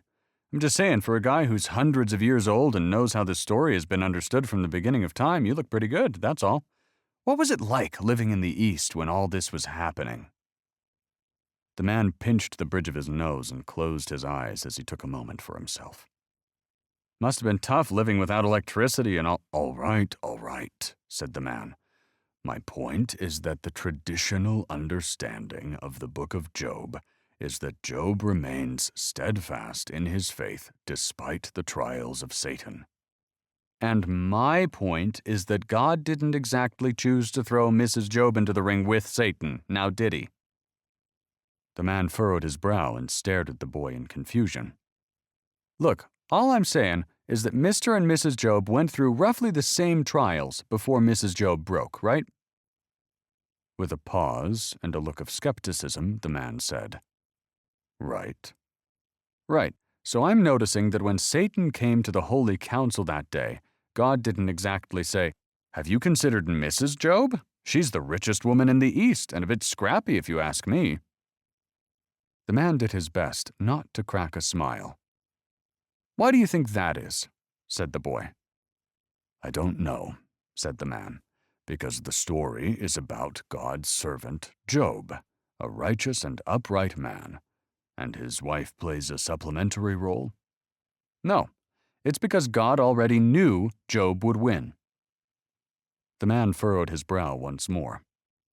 "This was a fixed game, man. The match was rigged. It'd be like you taking a time machine back to your childhood 1,000 years ago and betting on every sports match since then, already knowing the results." The man forced a laugh through his nostrils as he rolled his eyes. God didn't pick reasonably righteous Larry or semi-integrity Tom. He picked Job, a guy he knew had so much integrity that he wouldn't lose. He didn't say, "Have you considered one of my average worshippers like Mrs. Job?" because he knew she'd fail Satan's test. He spoke up before Satan had the chance to pick out anyone himself, and he chose Job because the result was in the bag. The boy's words hung in the air for a while before either of them spoke again. "Checkmate," said the boy with a smile. "No, not checkmate," said the man, mulling over his next words carefully. "While I see your point, this begs the question of whether we strive to be one of God's average worshippers, or should we strive to be like Job?" The boy thought about it for a moment. "Well, I guess for the sake of the story, there wouldn't be much of a lesson for us without him." "Exactly," said the man. "This story is an example of how God's most loyal followers deal with adversity. And his most loyal followers are often the ones who get tried the hardest. If the story was, 'Have you considered Mrs. Job?' and after one trial she cursed God and died, well..." The boy began laughing. "Satan would win, and we'd all feel doomed. All right. Let's move on." The man began laughing himself. "No, it's fine. I'm glad you brought it up, actually. I had to think about that one. And thinking is always a good thing to do. It was a good segue to wrap up the chapter before we move on." Then he looked down to read. "Wait." The man's eyes widened, and he blinked a few times rapidly. The boy smiled. "You said something about Job's composure." The man furrowed his brow. "In response to his wife?" "Oh," said the man as the light bulb clicked on. "Good remembering, yes. So whether Job's wife delivers some mockery toward God or an attempt at counseling her husband toward suicide, Job responds by telling her, 'You are speaking as one of the foolish women speaks.' What I meant was we saw how emotional Job's wife was, so Job could have easily retaliated with his own emotion by saying, 'What a foolish woman you are.'" The boy squinted at the man. "I don't really see the difference." "It's subtle, yes, but remember, this is a man dealing with such unrelenting physical pain that he can hardly sleep. Yet even in his condition, he had the composure not to attack her directly. He provides a gentle reminder that she's speaking as a foolish woman might, but that she herself is not a foolish woman. He doesn't sugarcoat his delivery much, but he does deliver the truth. And you should always be truthful with the ones you love. In effect, he's saying, 'No, sweetheart, don't even go there.' Then he goes on to say, 'Shall we accept good from God but not adversity?' Meaning, we've walked with God all this time, we've been blessed for many years. Should we abandon our great benefactor the moment he visits us with pain? Job's not suggesting we should grin and bear it, per se, but rather that whatever happens, we must continue to love and trust in God. And difficult times, painful as they are, can draw couples closer together. Job sees their situation as an opportunity to teach this lesson to his wife, guiding her back on track from this temporary lapse in the faith she once had. And in all my years, I've never met a spiritual woman who said, 'I have no interest in hearing what my husband has to say about God.'" "Mm-hmm," said the boy. "I see what you mean about the composure, but the jury's still out for me until I hear what God has to say." "Shall we get there, then?" said the man, examining the board in search of a move. "Let's." A warm breeze blew through the trees. "What a day," said the man, fingering a pawn as he debated where to place it. "Seriously," said the boy, watching, anticipating. "Really warmed up from this morning." The old man made his move and then looked down into his Bible again. Then he paused, peering up again at the boy through the corners of his eyes. "What?" "Oh, nothing. I'm just listening for any more waits." "No more waits," said the boy with a smile. "Keep going." "In that case," said the man, "the moral of these chapters is wrapped up with the line, 'Despite all this, Job did not sin with his lips.' So despite all his trials and tribulations, and some malicious suggestion to the contrary, Job has proved to be the same righteous and upright man he was at the start. And so the chapter closes with, "Wait!" With a quick and heavy sigh, the man said, "Kid, we're never going to get through this." "I'm just kidding," said the boy, wearing a sly grin. "I don't have anything this time." The old man shook his head. And so the chapter closes with this image of Job, sitting alone among the ashes, scraping his sores with a shard of pottery, surely fighting back the creeping doubts that maybe, just maybe, his wife is right. The boy whispered, "I told you," as the man looked down again to read. Job 3. Job speaks. "Let that night be childless. Let it have no joy. Let those who curse days condemn it, those who are ready to rouse Leviathan." Job 3, 7-8. The man read aloud. When 3 of Job's friends heard of the tragedy he had suffered, they got together and traveled from their homes to comfort and console him. Their names were Eliphaz the Temanite, Bildad the Shuhite, and Zophar the Naamathite.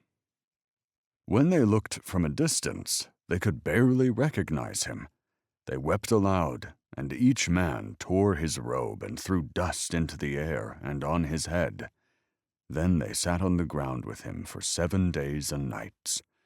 No one said a word to Job, for they saw that his suffering was too great for words. "So they just sat there watching him scrape boils for a week?" said the boy. "Did they eat anything?" "Let's not ruin the moment," said the man. "Shall we?" The boy smiled. So much compassion and delicacy can be felt from the author's brief account here. These men traveled from afar to share his sorrow with a ceremony of tearing robes and tossing ashes in the air. A week of silence may have been the normal time for mourning in their culture. But as we see a hint of in the text, condolences are reserved for ordinary grief, while extraordinary grief is too much for words. But then again, perhaps their silence was due to shock at the appearance of their dear old friend Job, whom they hardly recognized with his shaved head and disturbing skin. The man they once knew to be righteous, upright, and whole was now broken in body and spirit. The unfolding of these events is noteworthy in itself because there's no telling how much time had already gone by where Job sat alone. It may have been weeks before the news of Job reached their respective lands. Months might have passed before they exchanged words, agreeing where to meet beforehand, as it appears all 3 arrived at once. In all that time, Job sat there in his own bubble of silence, pondering, praying for some answer from the Lord. But from what we see, or perhaps from what we don't see, is that a response never came. "I thought you said God speaks up at some point." "He will," said the man, "he will. But for now, the lesson we can derive from Job's waiting in sorrow is that sometimes the silence of God's voice will make you wonder if he's even there, the absence of any sign if he even cares. But he is, my boy, and he does. Much of the Bible shows us that those who walk closely with God are often those who go through the greatest trials. And there are even times when the heavenly silence is more trying than what's happening on earth. But our trials don't often come with an immediate and obvious reason. Sometimes it appears as though prayer cures our illness and afflictions, and sometimes those things will run their course despite our prayers. There may be no explanation in these times, no comfort. But nothing that touches our lives has not first passed through the hands of the Lord. He is in full control, and He will often put us through tests we may not deserve. We may never explain the mystery of God's unfathomable will, and it can be futile to grasp at each thread of His divine plan, but know that there's a reason and value to everything God allows into our lives. The boy drew in a deep breath as he stroked his chin. So they didn't need anything at all? The man looked skyward and said, "Lord, help me." Then he looked back to the boy and said, "I'm sure they weren't sitting in this posture for a week's time without sleep and water. My guess is they sat with Job for as much of the 7 days and nights as they could, while taking turns to bring Job means for survival. Perhaps they even excused themselves to use the bathroom from time to time. Satisfied?" All right, said the boy with a smile. I was just worried about their bladders, that's all. I heard it's not good to hold it for too long. The man grumbled something under his breath as he looked down and scanned the text to find where he left off. I'm just joking around, said the boy. I heard everything you said, but you're going so deep here that sometimes it's good to come up for air. The man looked up with a neutral expression. I'm going to continue now, if that's all right with you. But don't hold your breath for this part. Job lets out a very long lament, cursing the day he was born.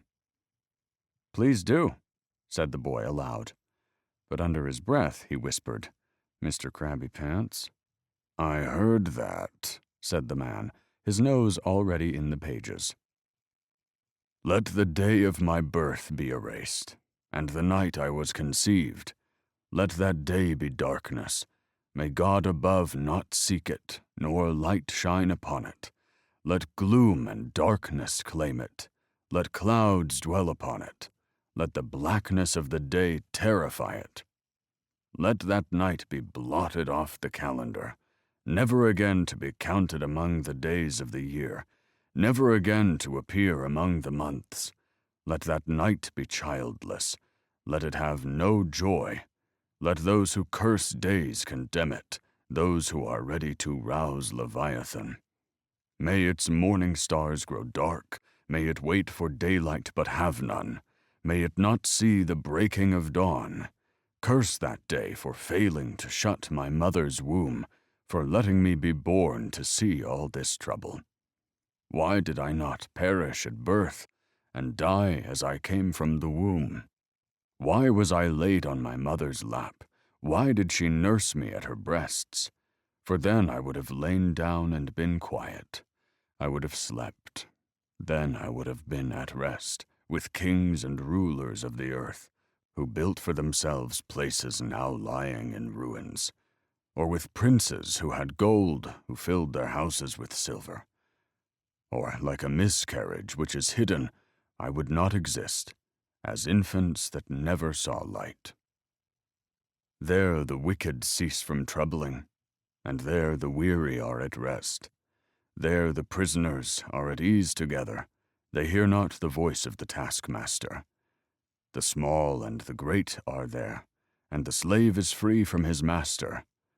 Why is light given to him who is in misery, and life to the bitter in soul, who long for death, but it comes not, and dig for it more than for hidden treasures, who rejoice exceedingly, and are glad when they find the grave? Why is life given to a man whose path is hidden, whom God has hedged in? For my groaning comes at the sight of food, and my cries pour out like water. What I always feared has happened to me. What I dreaded has come true. I have no peace, no quietness. I have no rest. Only trouble comes. When the man finally looked up, the boy was staring at him, wide-eyed with concern. Breathe, said the man. But yes, it's somewhat of a pity they let Job speak first. Perhaps they were unsure what to say, but saying something might have prevented the seed his wife planted from germinating into this long speech that unfolds here. For real, said the boy. That was depressing. The man gave an agreeing nod. I know. This might be one of the most depressing chapters in the Bible. I've certainly never heard anyone call it their favorite, and seldom do you hear anyone quoting from Job 3. But the danger of focusing on chapters 1 and 2 alone when deriving lessons from the book of Job is that it only paints a two-dimensional snapshot of our hero. It's all too easy to create a sermon saying, "Look at Job and his steadfast faith, learn from him." But that's hardly a complete picture of Job, and far from the end of our story. Of course, we don't want to think the man from chapters 1 and 2 is the same man we see in chapter 3, but that hedge of protection God put around Job has now become a prison fence. He breaks his week-long silence to unleash his pain and frustration. He loses the ability to look forward with hope, and in desperation, he can only reflect on the past. We don't want to hear our hero talk that way. He no longer sounds like a man of God, and we're certainly rooting for someone who once walked so closely with the Creator to live happily ever after. But we can't just shake our heads in despair here and look quickly to the next scene. There's too much to examine here. Right, said the boy. Like, what was all that Leviathan business? I thought Christians don't believe in mythology. Well, first of all, said the man, Job lived before the time of Christ, so he knew nothing of the religion we do today. The book of Job wasn't even a Jewish text, per se. Job is never named as part of any lineage, which means he was an everyman, a representation of all humanity's experience of suffering, in a way. His story was adopted into the Jewish canon later on for that very reason. That's great and all, said the boy, but what about Leviathan? I thought that was some kind of sea monster or something. Is the Bible claiming this thing actually existed? Well, there are a few references in the Bible regarding this creature. We'll dive into it in more detail later, because God brings it up in a speech at the end. But for now, just understand that the Leviathan referred to here was a kind of mythical dragon that existed in folklore surrounding Job. A dragon? Said the boy. So, is the Bible claiming dragons were real?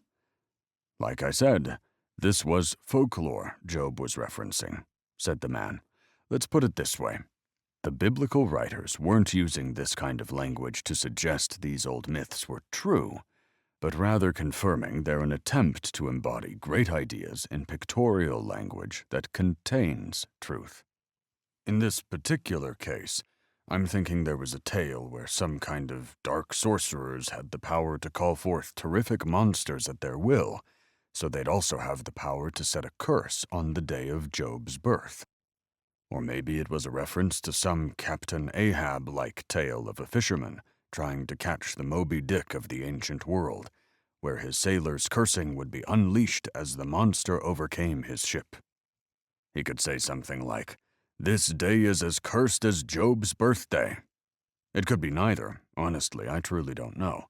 The point is that Job wished his day to be cursed. We've gotten a bit sidetracked, but to circle back to the point of our divine wager, Satan told God that all that a man has he'll give for his life. But here is Job, willing to curse his own life, yet unwilling to curse God. Well, sort of, said the boy. The man furrowed his brow. What was the line after Leviathan? Something about stars going dark? The man looked down and read aloud again. May its morning stars grow dark. May it wait for daylight, but have none. May it not see the breaking of dawn. Yeah, what's up with that?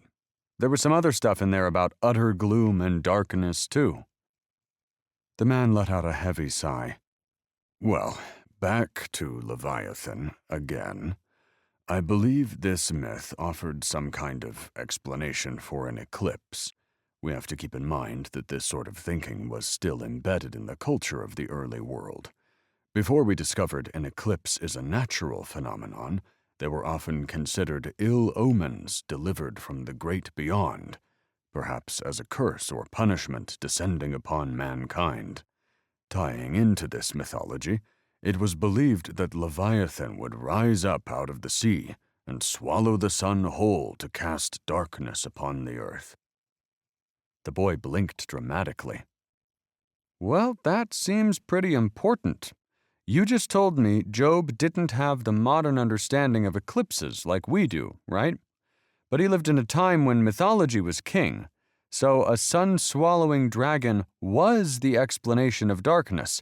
There wouldn't have been any difference between myth and reality for Job. Myths were his reality. "Mm-hmm," said the man. "So what are you getting at?" Well, it's relevant because it offers context into when you said Job never cursed God. "And he didn't."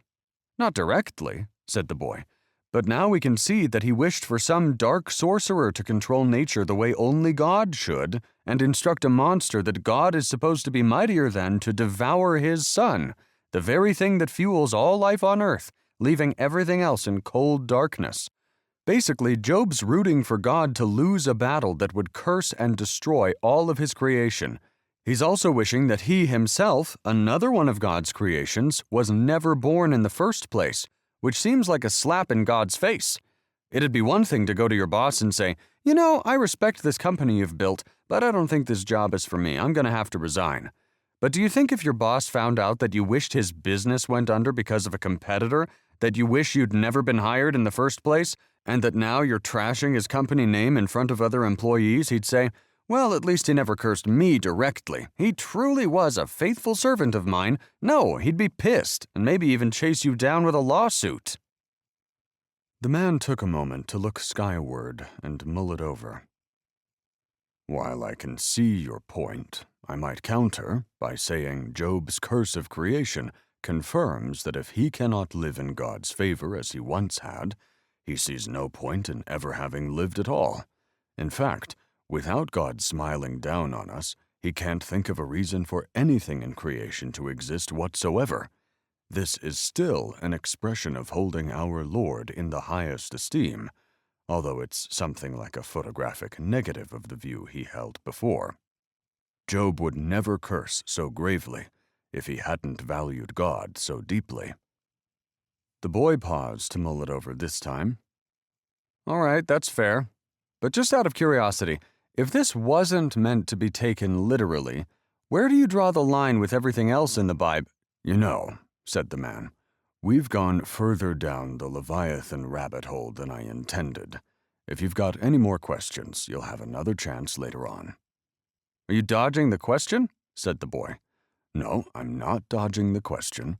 I've actually looked into this quite extensively, because I wanted to know for myself. But there's a whole chapter on Leviathan coming up later, so I'd prefer to keep the conversation on track until we can address all your Leviathan questions at once." Okay, said the boy. But don't think I'll forget. "There's no way you can," said the man. "Understanding Leviathan is the key to the whole story. But for now, let's just take comfort in the fact that even men as faithful as Job experience times of doubt.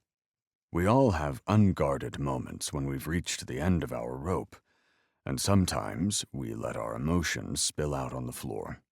To me, this makes Job more relatable, more human compared to the unwavering servant we saw before.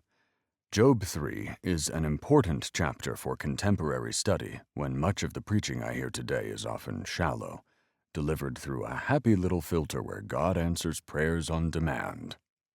But Job's period of silence among the ashes is a good reminder that there are times when our faith may begin to slip from our grasp in silence, and questions like the ones Job asks arise in our own hearts. Job knew nothing of what transpired in the heavenly realm, only that one day things were delightful, and the next they were, well, not so delightful. There was no rhyme or reason, and not knowing why was maddening. He wondered how long God might have him endure this pain, as I'm sure many of us have in the midst of our trials. We want answers, and we want them now. And when there is nothing to pinpoint the cause of our hardship, no source of pain, no sin to confess, no one else to blame, the random suffering becomes corrosive to our soul. But my belief is that these trials are an important step in a person's journey toward true faith, because who doesn't ask these questions in some form or another in their lifetime? Job certainly had to. Said the boy, with a gentle nod. Well said. Much of Job's agony comes from how he thinks God has turned hostile, asking, "Why is life given to those with no future?" when really there is another enemy of the cosmic realm that is trying to destroy him. Let's not go there again, said the boy. But it sure seems like Job would have preferred if Satan was cut loose from his last restriction. Very good, said the man. But as much as Job may have wished for death, Satan is smart enough to know that if he killed Job without hearing him curse God, then he'd lose the wager. Perhaps there's a lesson for us all there, that even if times become so dark that we'd prefer to be dead, we mustn't allow Satan to become victorious. We have to keep fighting. Again, the boy gave an agreeing nod. When there was no end in sight for Job, said the man, he questions and complains about life itself. He asks why light is given to those in misery, life to the bitter. He reflects on mankind and sees many in a condition like his own. He questions God's preservation of those who'd rejoice in death. It's no longer the language of humble submission we saw in the face of his wife's foolish words, but rather a foolish slip of the tongue himself. We see Job begin to crack under time and pressure, with not only a loss of confidence in God, but a charge of cruelty and injustice against him as well. Then we're given a glimpse into his view of death, where he believes the weary are at rest. He views the afterlife as a period of solitude and quiet after the trouble of being alive, the only relief from whatever he's feeling now. Is he thinking about killing himself? Said the boy. I don't think so, said the man. I don't believe there'd be any reason not just to come out and say it at this point, if that's what he really meant. Perhaps the idea was foreign to someone so faithful. He does, however, wish the clock was turned back to a time when he'd never been born, or, even more despairing, that he was stillborn or left to perish at birth. While this proves ungrateful to the giver of life, Job claims he'd be at rest with kings and rulers of the earth. Okay, yeah, that was something I wanted to bring up. What was that all about? What, the kings and rulers? Well, the next line goes on to say, whose great buildings now lie in ruins. And then, I would rest with princes, rich in gold, whose palaces were filled with silver. I believe Job is pointing out that no matter what wealth and riches you amass in life, death makes no exception to who it claims. The boy furrowed his brow. That's not what I took away from it. Oh, said the man, and what conclusion have you drawn? I mean, it's a similar angle, but with a slight twist. Ah, how unlike you. Well, he said something about the rich and poor both dying, and I took that as, why bother living at all if wealth can't spare you from death and suffering? To me, this kind of shows Satan was right. What do you mean by that? Said the man, now wearing a look of surprise. I'm starting to think Satan was right. God looked down and saw his righteous subject doing all the right things on the surface, but underneath it all, Job was really just in it for the blessings. Now that the chips are down, the first thing out of Job's mouth is about money. I don't think that's true, said the man. There are many important topics covered here. Oh, really? Point to where he mentions his wife and children. Huh? Said the man, looking down to skim the pages. Don't bother, said the boy. It's not there. It's all woe is me, and I wish I'd never been born. Then if he couldn't have that, I wish I died at birth so I could be with kings and princes. He doesn't say anything about wishing to rest with his children. He doesn't say anything about how his poor wife is suffering with him. All he talks about is wanting to be with rich people. That's why I'm starting to think Satan was right, and we're finally seeing Job's true colors." The man stared at the boy with a loss for words. "Cat got your tongue?" The man peered down into the Bible again, more desperately this time. "Yeah, I don't think your boy Job was as righteous as you made him out to seem." There was a hesitation before the man said, "Well, I'll be perfectly frank. I never looked at it that way, but now that you mention it, I'm not even sure the children come up again throughout the rest of the dialogue, and I'm certain Mrs. Job isn't mentioned again until the end." "I mean, he was the richest guy in the land," said the boy. "That's what rich people do. They try to get richer and richer while they hang out with other rich people to compare how rich they are. It's a tale as old as time, apparently." "I'd like to think these are merely the groanings of a wounded spirit," said the man, struggling to trust in God when his life is crumbling around him. "Yeah, and that's cute and all, but Job's more like, 'What's the point of going on if all my money is gone?' He even says something about slaves being freed from their masters. I think he's come to realize that all those servants he collected over the years are going to be lying right there next to him. So what was the point of having all that wealth in the first place?" "I don't think." "The bitter search for death more eagerly than hidden treasure? Come on, dude. The guy was obsessed with money. That's all there is to it. You compare him to Rockefeller, but really he's more like Scrooge McDuck." Looking more troubled than ever, the man said, "I'm really having a hard time buying into this theory." "What I always feared has happened to me. What I dreaded has come true. It's all right there, man." He doesn't say that after, "Why, oh why did God take my children away?" He drops that line after mentioning treasure. Fear of loss was Job's motivation for worship, not love. All that shit about Job being a great father? You painted that image. All the book said was that he made sacrifices in case they were doing bad things at parties. But it wasn't out of love. It was insurance in case they tried to drag him down with their sins. No, I'm quite certain." "You know how rich kids are," said the boy. "They get neglected by their father because he's working all the time, so they start doing coke to numb their daddy issues. If these were really the richest kids around, they never had to work a day in their life. In fact, the only thing we know about them is how hard they partied. Shit, half of them were probably in and out of rehab, and Job was thinking, I gotta do something in case God starts to think I raised them this way and he runs my business into the ground. It was self-preservation, that's all. And now that I think about it, we don't even know how Job got all his wealth. Maybe he comes from a long line of trust fund babies like his snobby little kids. He knows exactly what went on at those parties because of his own dirty past. He was saying, "Look, God, whatever's going on in there with those drugs and hookers has nothing to do with me. I'm just out here making the economy turn like a good little boy. Don't associate me with those booze hounds." That's what he dreaded most, man. His reputation was at stake. He figured if he made a sacrifice here or there, then that would be enough to cover it up. And it was, for a while. Until Satan pointed this all out and the whole charade fell apart.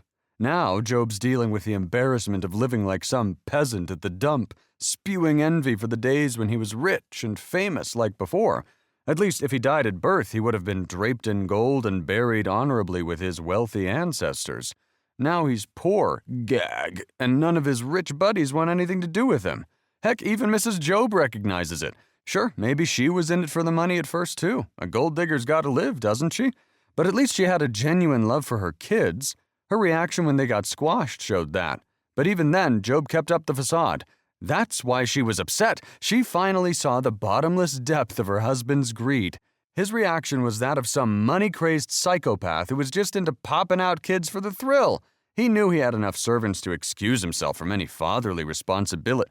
"That's enough," said the man with a stern wave of the hand. There was a shocked look of horror on his face. "I don't want to hear any more of this hogwash." "Look, man, the truth is hard to swallow. I get it.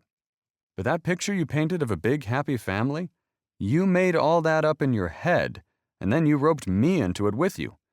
But most of that never really happened at all. Go back and read the story for what it is. Job never digs all those fresh graves or whatever. For all we know, Job's kids are still buried under the rubble because he was busy sacrificing in hopes that God would bring back his camels." Tension hung in the air when the boy stopped speaking. The man stared blankly for a long, cold second before saying, "Are you done?" "No, I'm not done," said the boy. "Admit you embellished the story, and then I'll be done."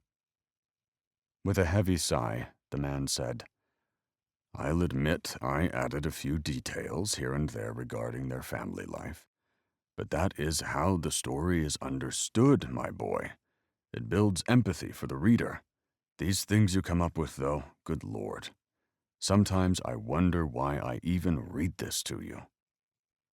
The boy put his hands on his hips and puffed out his chest. "Because I offer a perspective the likes of which you've never seen." The man rolled his eyes. "That's for sure. Can we move on now?" Job 4-7. Eliphaz versus Job.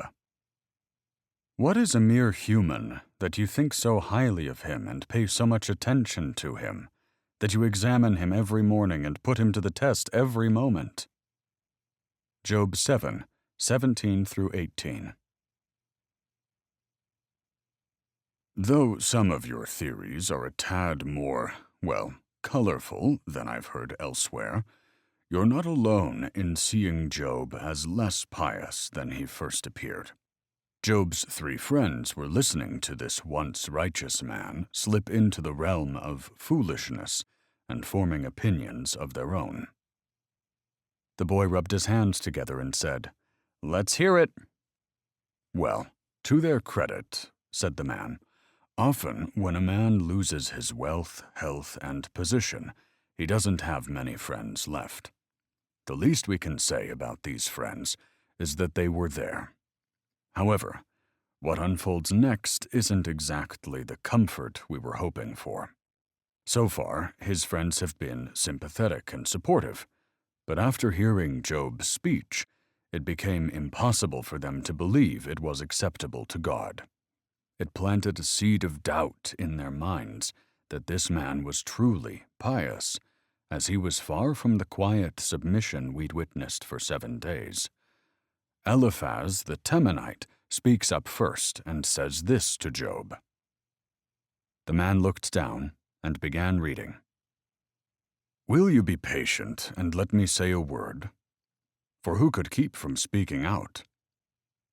Indeed, you have instructed many and have strengthened weak hands. Your words have helped the stumbling to stand, and you have strengthened feeble knees. But now that this has happened to you, you have become exhausted. It strikes you, and you are dismayed.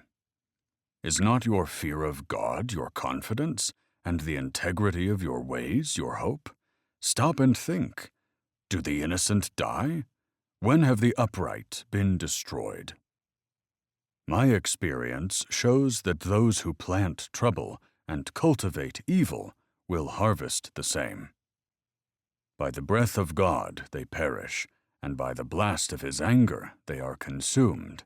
The lions may roar and growl, yet the teeth of the great lions are broken. The lion perishes for lack of prey, and the cubs of the lioness are scattered. A word was brought to me in secret. My ears caught a whisper of it. Among unsettling thoughts from visions in the night, when deep sleep comes over men, fear and trembling came over me, and made all my bones shake. A spirit swept past my face, and my hair stood on end. It stood still, but I could not discern its appearance. A form was before my eyes. There was silence. Then I heard a voice. Can a mortal be righteous before God? Can a man be more pure than his Maker? He puts no trust even in his servants, and he accuses his angels of error. How much less will he trust people made of clay? They are made of dust, crushed as easily as a moth. Between morning and evening they are broken in pieces. Unregarded, they perish forever. Is their tent cord not pulled out within them? They die, yet without wisdom." As the man looked up, the boy said, "Geez, talk about kicking a guy when he's down." "Yes," said the man. "Somewhere in there, accusation overtook compassion. Just when it seems Job's suffering couldn't get any worse, he feels another twist of the knife, by who was likely the most prominent, perhaps eldest of his friends, as they were typically who spoke first in these situations. And though it comes off as grossly insensitive to the reader, he delivers his speech in an elegant and polished manner, suggesting he has experience saying unpleasant things in courteous ways. "Wow, with friends like those," said the boy. "He basically jumps out of the gate calling him a hypocrite, like, 'You're not the man we thought you were, Job.'" "Exactly so," said the man. "Some people show little mercy for those who have taught others. Eliphaz immediately points out how Job once helped people in times of need, yet appears too weary to help himself in the same way when the time comes. The author tells us Job's friends came to offer comfort, but we can see they fall a tad short in that department, don't they?" "They sure do," said the boy. "What was the motivation for all this?"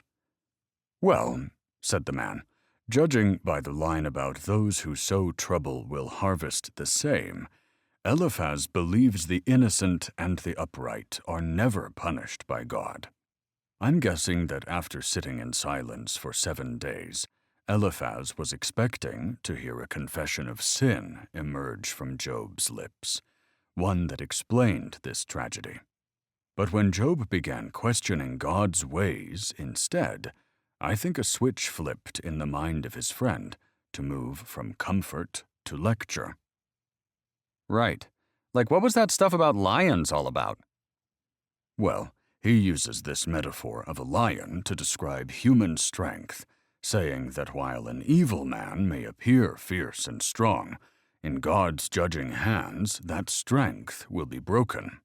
What's worse is the line about a breath from God destroying evildoers, which I believe is a reference to the storm that crushed Job's family in a blast of his anger. Eliphaz approached Job with some sense of politeness at first, but if what I'm gathering is true, the gloves really came off here." "Yeah, no kidding," said the boy. "But see, I knew his kids were up to no good at those parties." "Hardy har har," said the man.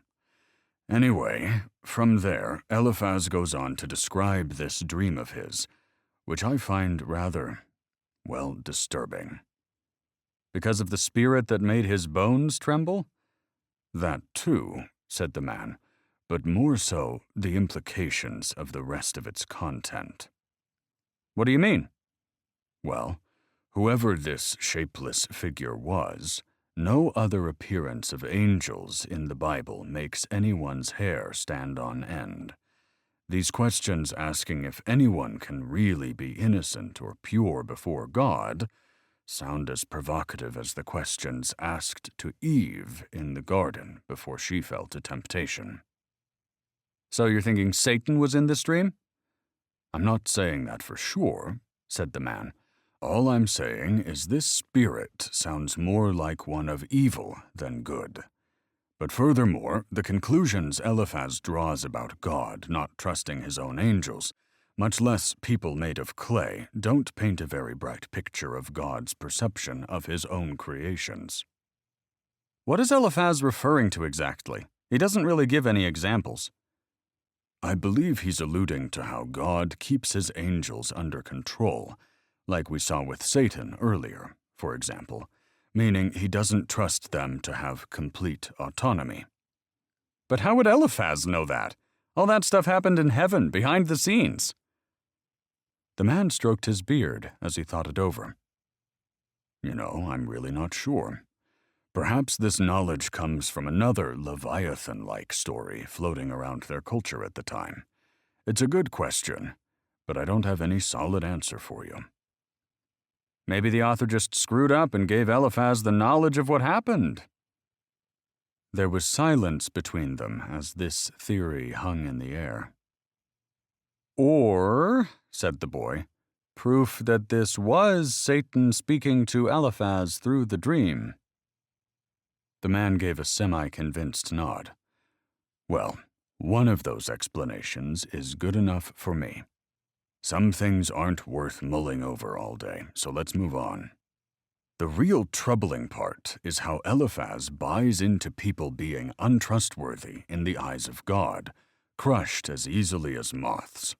To me, Eliphaz argues that because human righteousness is so worthless, we're like dust beneath God's feet.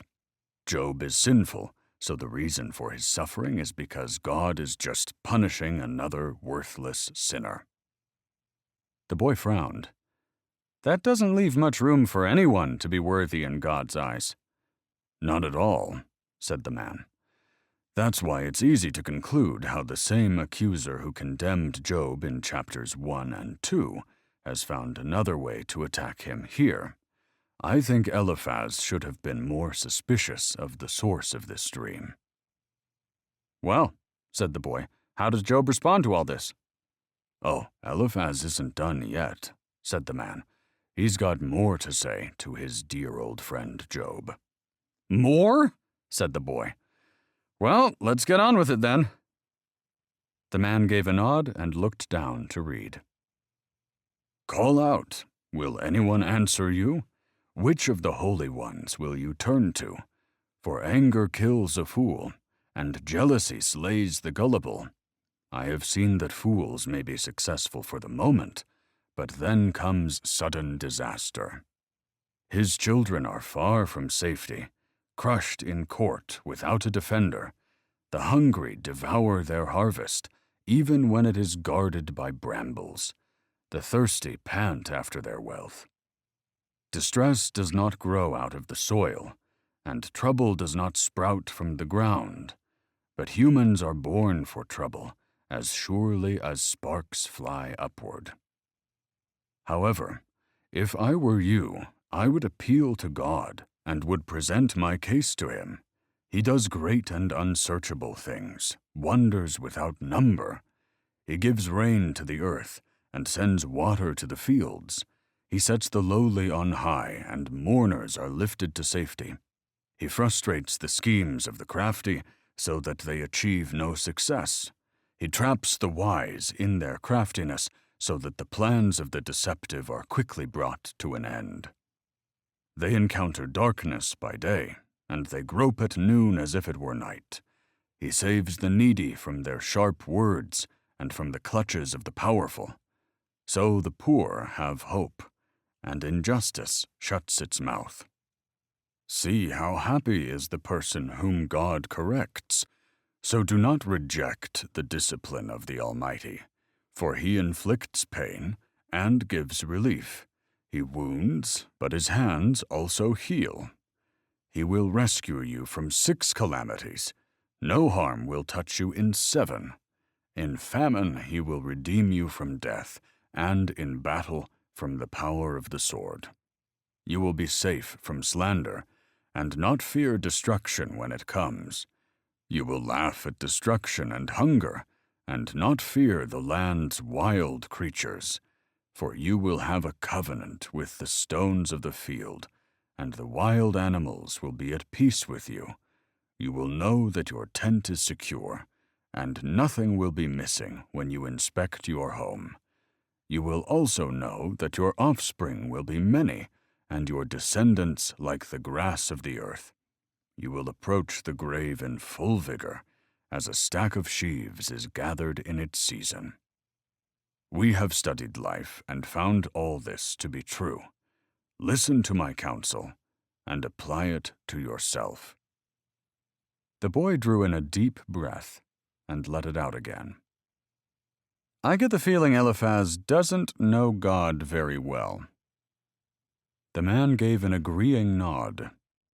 There are certainly some puzzling statements here. Clearly, he doesn't know the story of Abel getting murdered by Cain, or anyone who's been a victim of robbery or rape, or anyone infertile, or anything else where an innocent person might suffer?" "Yes, you're spot on with all of that," said the man. "Anyone with a few years of life experience should recognize that even the most devout followers of God will experience misfortune. It's possible many people go through trials and suffering because they're godly. This simplistic and unrealistic theology that if you cast yourself upon God's mercy, then everything will be fine, isn't the way things work. Eliphaz is supposed to be the eldest and wisest of Job's friends, so I'm not exactly sure where this point of view is coming from." Great, so it's just going to get worse with these other two dummies? "Well, I don't know if that." The boy started laughing and said, "I like that line about God rescuing you from 6 calamities and no harm coming in the 7th. "Why?" said the man. "What stuck out about that?" Because the only people spreading that rumor are the ones who didn't die from the 7th calamity." "Perhaps." "And don't fear the land's wild creatures? That's great advice. Like, lions and tigers and bears won't be hungry when they catch a whiff of you strolling through the forest alone at night. I think Eliphaz needs to go for a quick swim in a shark pit during feeding time and see if he still feels the same. See if that 7th calamity rule still stands. And wasn't there something about children being crushed in there too? Real comforting, Eliphaz." The man waited for his turn to speak.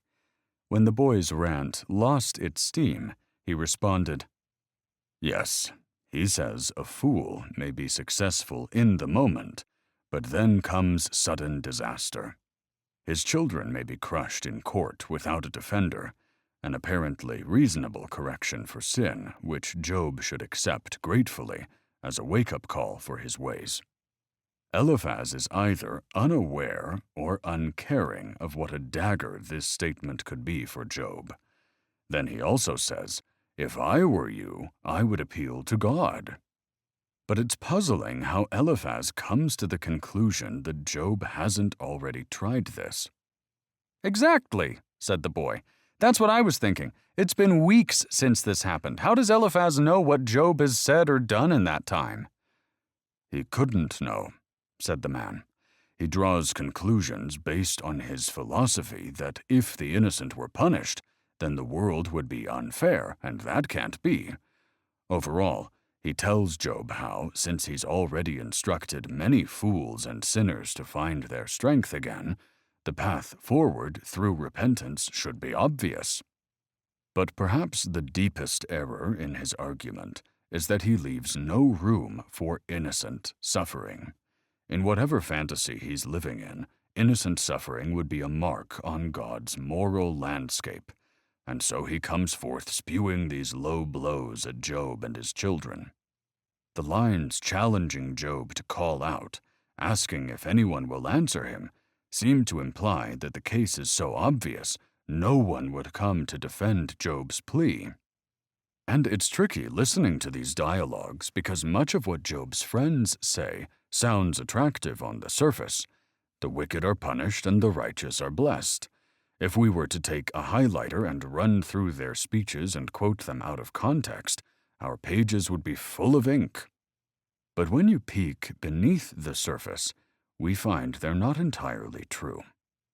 So as we listen to this debate unfold, we may discover how much of our own worldview is reflected in the misguided words of these friends. This brings us back to the overarching question the book of Job aims to answer. Why do the righteous suffer? "And God explains this soon?" said the boy. "Let's work through the remaining dialogue between Job and his friends first," said the man. "There's much to learn there as well." The boy let out a sigh with a roll of his eyes.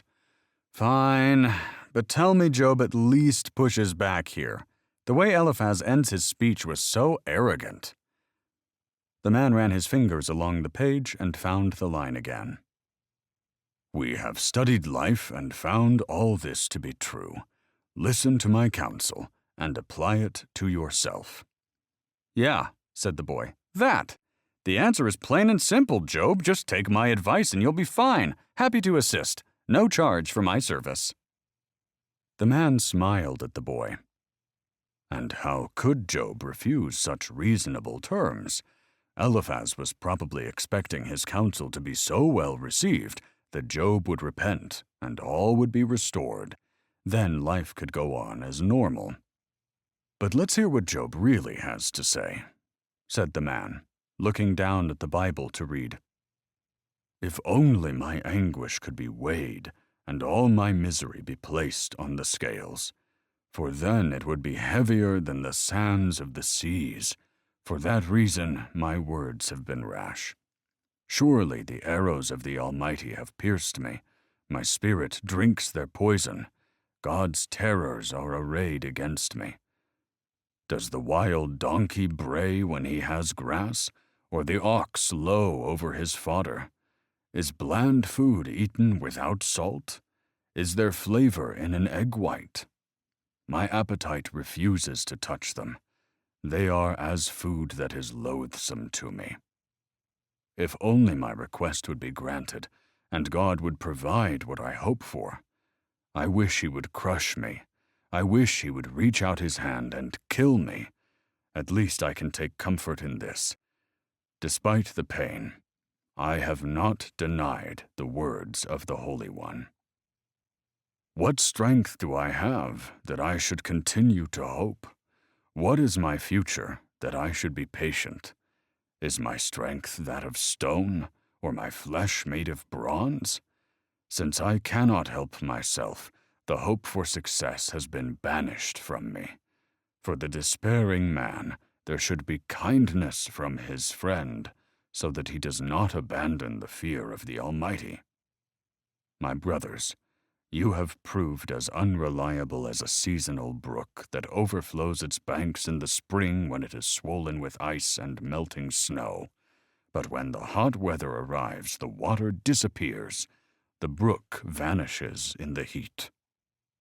The caravans turn aside to be refreshed, but there is nothing to drink, so they die. The caravans from Tema search for this water. The travelers from Sheba hope to find it. They count on it, but are disappointed. When they arrive, their hopes are dashed. You, too, have given no help. You have seen my calamity, and you are afraid. Have I ever said, "Give me something," or "Pay a bribe for me from your wealth," or "Deliver me from the enemy's hand," or "Redeem me from the hand of the ruthless"?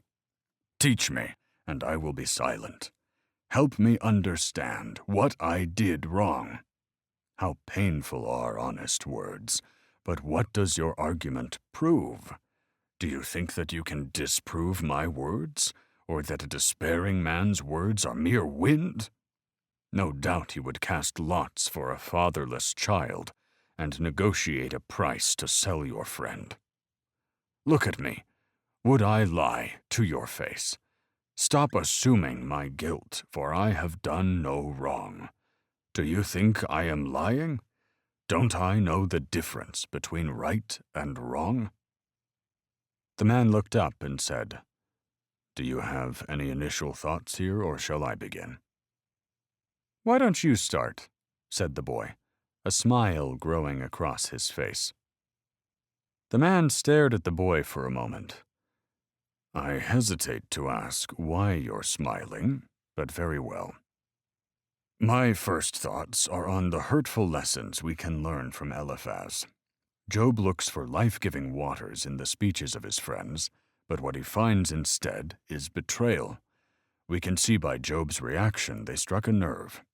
For those of us counseling others in life, we can walk away observing how assumptions reduce understanding. When your mind is made up, like Eliphaz, and you think you've already figured everything out, it's difficult to understand the other person's point of view, even if you think it's not accurate. Sympathy was thrown out the window in favor of imposing opinions on a problem that wasn't really the issue. Eliphaz failed to listen to his friend because he was simply waiting for his turn to get his point across, and he hurt Job in a time when he needed comfort from his friends the most. The boy sat, quietly nodding in reflection, so the man continued. When people are at their wits' end, sometimes we need to let them say whatever it is they need to say without judgment, without trying to be an Eliphaz. To be a great counselor requires great wisdom and understanding. The words of Eliphaz, however, come with shame, not grace. They are blunt and condemning, so Job defends himself by saying that if his grief could be weighed on a scale, it would outweigh all the sand in the seas. That's why his words were so rash. He's saying, if you were in my shoes, Eliphaz, if you were carrying all the weight I'm carrying, you wouldn't be saying those things. Said the boy. And what was that about the donkey and the ox? He's asking if a donkey cries when he has grass to eat, or if an ox whines when it has feed. The answer is, of course, no, which Job is pointing out to Eliphaz, who still has his health and wealth and family, so he has no reason to cry like Job. He's pleading that instead of shame, Eliphaz should cut him some slack for his rash words, for the despairing man should receive kindness from his friend. And he's right. Shame-based counseling does nothing but place us under an extra load of guilt, rather than offer us fresh hope or relief. He's asking that Eliphaz consider what Job is dealing with, saying, I have 10 dead children. I have lost every— Hold on, said the boy. I hear what you're saying about Job pleading his case and looking for sympathy, but let's not put words in his mouth. The man looked confused. What do you mean? You keep trying to paint Job as father of the year, but point to the part where he mentions his children. The man started to look down the page, and the boy said, Don't bother. Well, said the man, I think we can infer. Yeah, we can infer all day long, but that's not what's in the text. I think if Job had something to say about his family, he would have said it by now, but he doesn't. He talks about God piercing him with arrows. Heck, he even talks about some loathsome egg whites. But never once does he mention any sorrow for his children. It's just me, buried treasure, kings and princes, and bland food because I'm too poor to afford salt now. Seriously, it's all about himself and money. There's more evidence that he'd rather have God strike him dead before living like a poor person than an ounce of concern for his wife or children. The man sat quietly, rereading the passage to himself again, so the boy went on. Has he ever said, pay a bribe for me from your wealth? No, of course not, because he's too proud to ask his rich friends for money now that he's poor. No doubt you would negotiate a price to sell your friend. Come on, dude. Scrooge McDuck strikes again. Now that he's poor, his friends would sell him into slavery for their own profit if they could, because that's the type of people Job hangs out with. Like attracts like. Maybe this is the lesson God is trying to teach him here. By saying nothing, he's actually saying, look at the type of people you surround yourself with, Job. You're so concerned over wealth that you neglected your children, and now you don't even mention them when they're gone. The only people who show up when you're down are the ones who'd sell you into slavery. Job needs to sit in timeout and reflect on how he only prayed to God to keep rich, while deep down, the only one he ever cared about was himself. The man looked up with a mildly nervous glimmer in his eyes. I'd have a terribly difficult time adopting the notion a man never loved his children, but you're certainly putting a spin on this I've never heard before. You said yourself, people have puzzled over this book for ages, but it seems pretty clear to me. I'm not entirely convinced on what you're saying about the money, said the man, but you do make a good point about Job's friends. I think it's easy to get caught up in the dialogue and say, wasn't Eliphaz mean when he said X, or wasn't Job right by defending himself with Y? But the big picture takeaway for the reader is, what kind of people are we surrounding ourselves with? These are your friends, one might ask Job. And if these are your friends, what does that say about you? At least Job has the excuse he's in the middle of it all. too blinded by emotion and accusations to see the root of the issue. But we've got the advantage of a bird's-eye view to learn from." "Bird's eye view," the boy laughed. "See? You'll be on board with the McDuck theory in no time." The man rolled his eyes.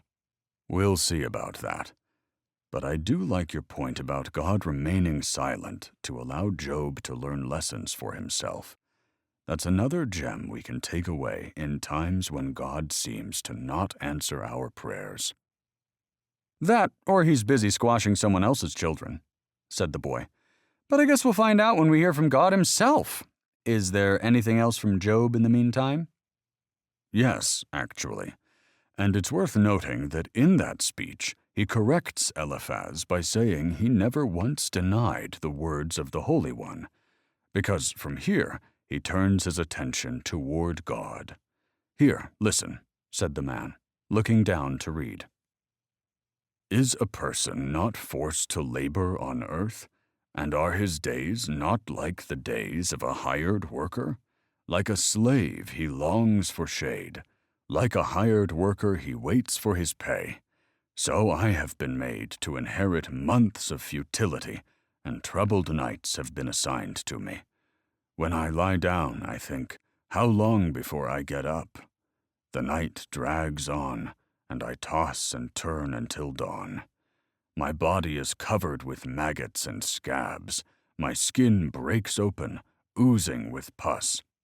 My days are swifter than a weaver's shuttle, and come to their end without hope.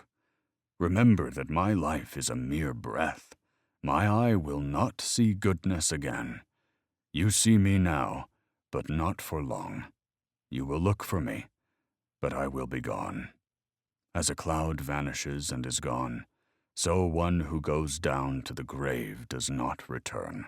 He will not return to his house again, nor will his place know about him any more.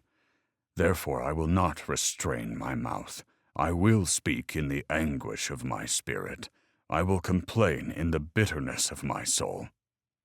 Am I the sea, or a sea monster that you keep me under guard? I think, my bed will comfort me, and sleep will ease my misery. Then you scare me with dreams and terrify me with visions, so that I prefer strangling and death rather than this body of mine. I waste away. I will not live forever. Leave me alone, for my days are only a breath. What is a mere human, that you think so highly of him and pay so much attention to him, that you examine him every morning and put him to the test every moment? Will you ever look away from me, or leave me alone long enough to swallow? If I have sinned, what have I done to you, watcher of humanity? Why have you made me your target so that I have become a burden to you? Why not forgive my sin and pardon my iniquity? For soon I will lie down in the grave. You will eagerly seek me, but I will be gone." "Eek," said the boy. "Maggots and oozing scabs really paint a picture." Yes, and life being merely a breath shapes a dismally brief view of Job's own in his eyes. It's worth noting also that neither Job nor his friends refer to the possibility of life after death, but rather see the grave as the permanent resting place where one's journey ends. Job uses this fast-approaching fate as the reason to speak his mind toward God, because, from his point of view, his fate will be the same either way, so he might as well die with some answers if he's bold enough to ask the questions. "Fair enough," said the boy. "I'd probably feel the same way if I believed what he did." "Oh?" said the man. "And what do you believe? I'm curious now." "I don't know," said the boy, letting out a deep sigh. "No one knows for sure, and anyone who claims they do is on drugs." The man's eyebrows perked up as he blinked a few times. "No offense. Beliefs are fine and all, but claiming you know for sure is something else." "Well, what are your beliefs, then?" said the man. "I don't know about the whole heaven and hell thing," said the boy. My guess would be that if there is such a thing as a spirit or soul, it probably just dissolves back into whatever collective ball of spiritual dough it was cut out of to begin with. The idea of billions of ghostly figures running around one of two different afterlife parties seems crowded to me. And what, you're bumping into your same friends and family, telling the same stories you've already heard a million times back on Earth? Remember when we did such and such eons ago when we were alive? No thanks, I'm good after this. Even a blissful existence in heaven sounds boring after a while. Like being on a vacation too long, like Groundhog Day where everything is perfect again and again and again. It's great to sit around and do nothing in paradise for a while, but eventually you want to get back to the real world and feel like you're doing something productive. So no, sighed the boy. I'd prefer to dissolve into nothingness again. Or maybe reincarnation. Recycle my soul into some new life experience for all I care. Anything but an eternity surrounded by the same spirits all the time. Eternity sounds like a mighty long time to do whatever it is souls do in heaven. He idly played with a pawn, deciding his next move. Yes, well, said the man, observing what the boy was doing. The description of heaven and what to expect is shrouded in mystery for us Christians, too. But the paradise followers of Christ are promised as their soul's eternal resting place will be alongside our Lord, which is more than enough for me. Respect, said the boy, giving a nod toward the Bible again. Where were we? The man looked down and skimmed over what he'd just read to the boy. Let's see. Well, Job is questioning God for what he's done, laying out his case before the judge the best he can, but doing so in the face of silence.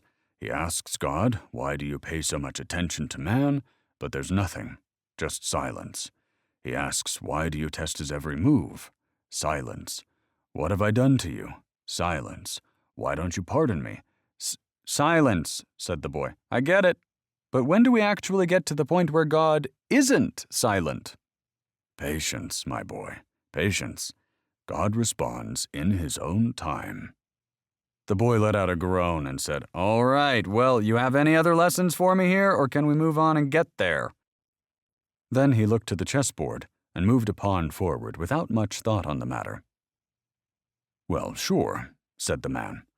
While Satan uses pain to afflict Job's body, the misguided comfort of his friends to torture his soul, and the silence of God to break his faith, God's purpose in allowing Satan to do these things is to deepen his own relationship with Job, so that Job can know and understand God in a more profound way.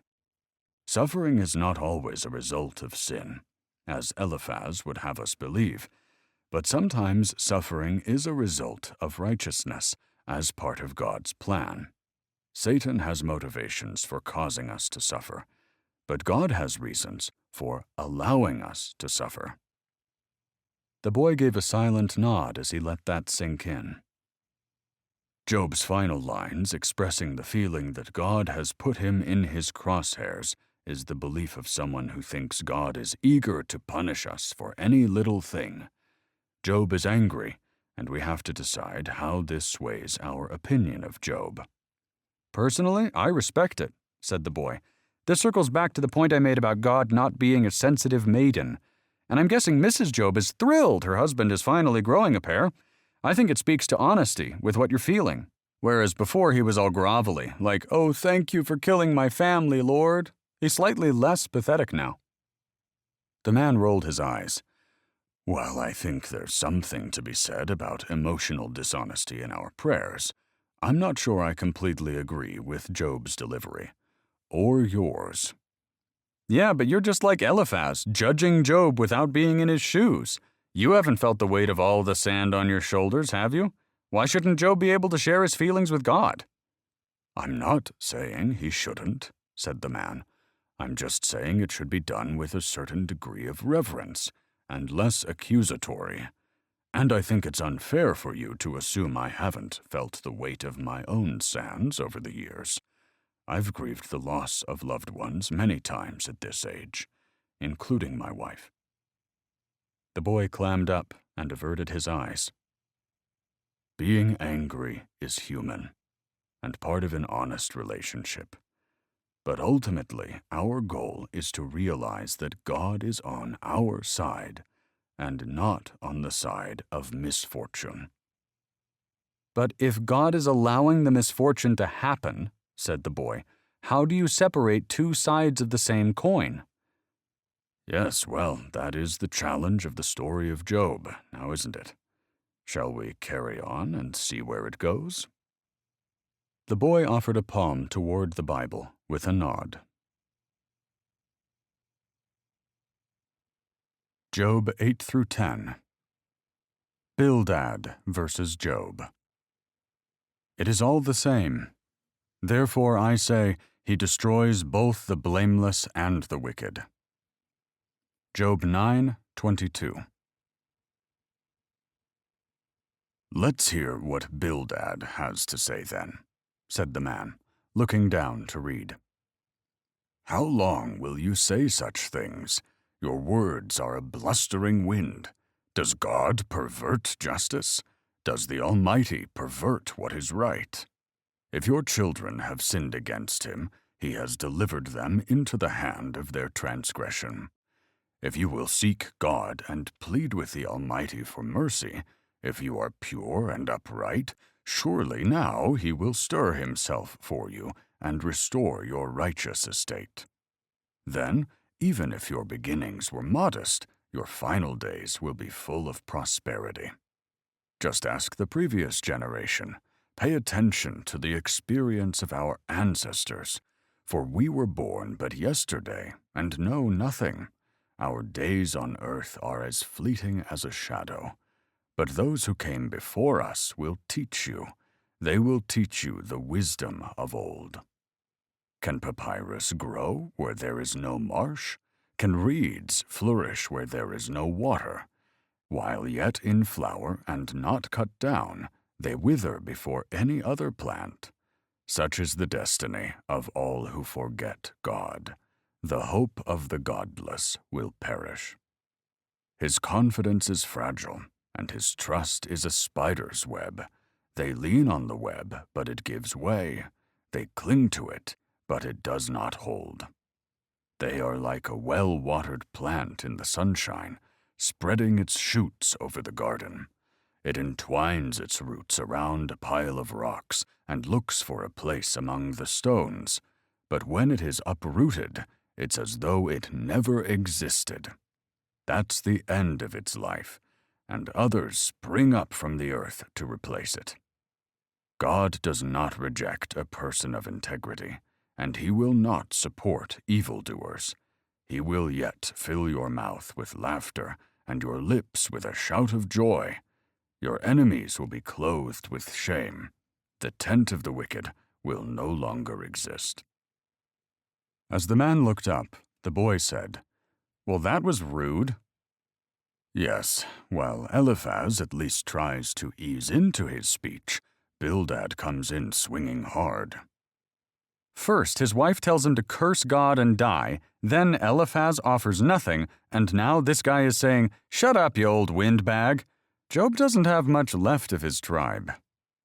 I can't even imagine, said the man, sitting there like Job, knowing your 10 children are buried just over yonder, and one of the first things this comforter says is, It's their own fault they're dead, Job. You knew they were capable of great sin when you were offering sacrifices.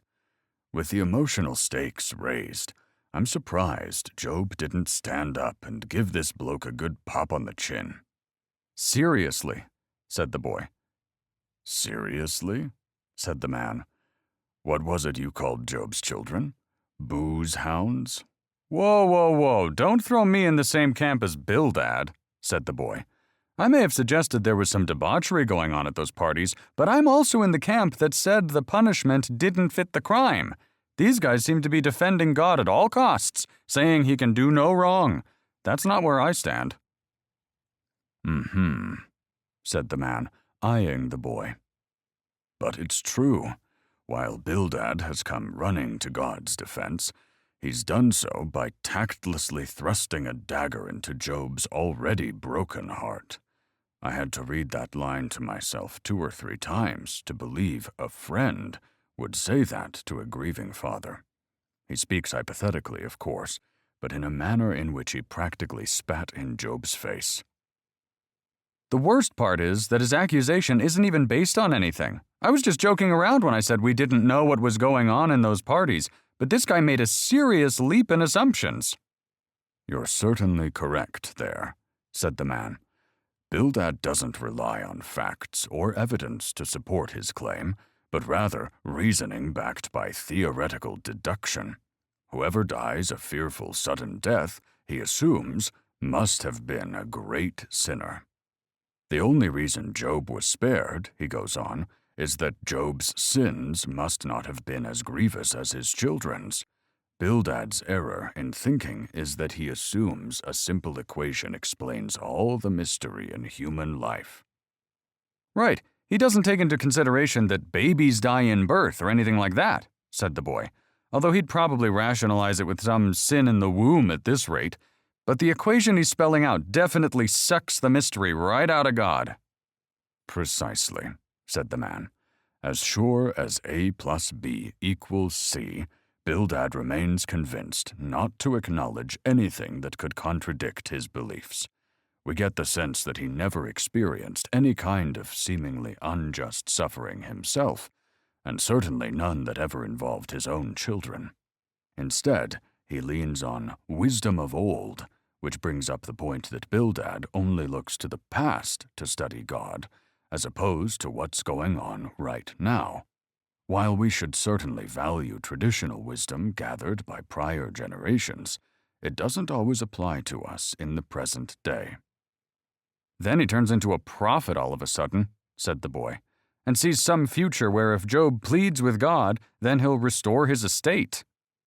Yes, and apparently fill his mouth with laughter and joy, said the man. First, he takes for granted that Job wasn't pure and upright to begin with. Then he affirms his prophecy by assuming Job's future behavior would be more worthy in the eyes of God than his previous behavior. I think we can derive from this a cautionary tale around those who declare what God will and will not deliver based on assumptions and traditions of old. Couldn't have said it better myself, said the boy. This series of empty comments on the life hereafter is hardly what Job was looking for. He must have been sitting there wondering what in the world there was to gain from all this, when the truth is there was nothing. Talk about a windbag. Bildad missed his mark as comforter by a mile, somehow feeling warranted in declaring these promises on behalf of the Lord. And allegedly, this had all been reported by the ancestors, so Job need not question it at all. Rather, he should just repent his secret sins and move on to prosperity again. I'm sure this speech cheered Job right up, said the boy. I assume he's got a response? He sure does, said the man, looking down to read Job's next line. Yes, I know all this is true in principle, but how can a person be declared innocent in God's sight? If one wished to dispute with him, he could not answer him once in 1,000 times. God is wise and all-powerful. Who has opposed him and come out unharmed? He removes mountains without their knowledge, overturning them in his anger. He shakes the earth from its place so that its pillars tremble. He commands the sun not to shine and seals off the stars. He alone stretches out the heavens and treads on the waves of the sea. He makes the stars, the Bear, Orion, the Pleiades, and the constellations of the southern sky. He does great and unsearchable things, wonders without number. If he passed by me, I wouldn't see him. If he went by, I wouldn't recognize him. If he snatches something, who can stop him? Who can ask him, "What are you doing?" God does not restrain his anger. Even the cohorts of Rahab cowered at his feet. How then can I answer him, or choose my arguments against him? Even if I were in the right, I could not answer. I could only beg my judge for mercy, If I summoned him and he answered me, I do not believe he would pay attention to what I said. For he bruises me with a storm and multiplies my wounds without cause. He will not allow me to get my breath, but he saturates me with bitterness. If it's a question of strength, he's the strong one. If it's a matter of justice, who dares to summon him to court? Though I am righteous, my mouth will condemn me. Though I am guiltless, he will declare me guilty. Though I am blameless, I no longer care about myself. I renounce my life. It is all the same. Therefore, I say, he destroys both the blameless and the wicked. When disaster brings sudden death, he mocks at the calamity of the innocent. The earth is handed over to the wicked. He blindfolds its judges. If it isn't he, then who is it? My days are swifter than a runner. They fly away without a glimpse of joy. They skim past like boats of papyrus, like eagles swooping down on their prey. If I said, I will forget my complaint, change my expression, and smile, I would still live in terror of all my pains. I know you will not acquit me.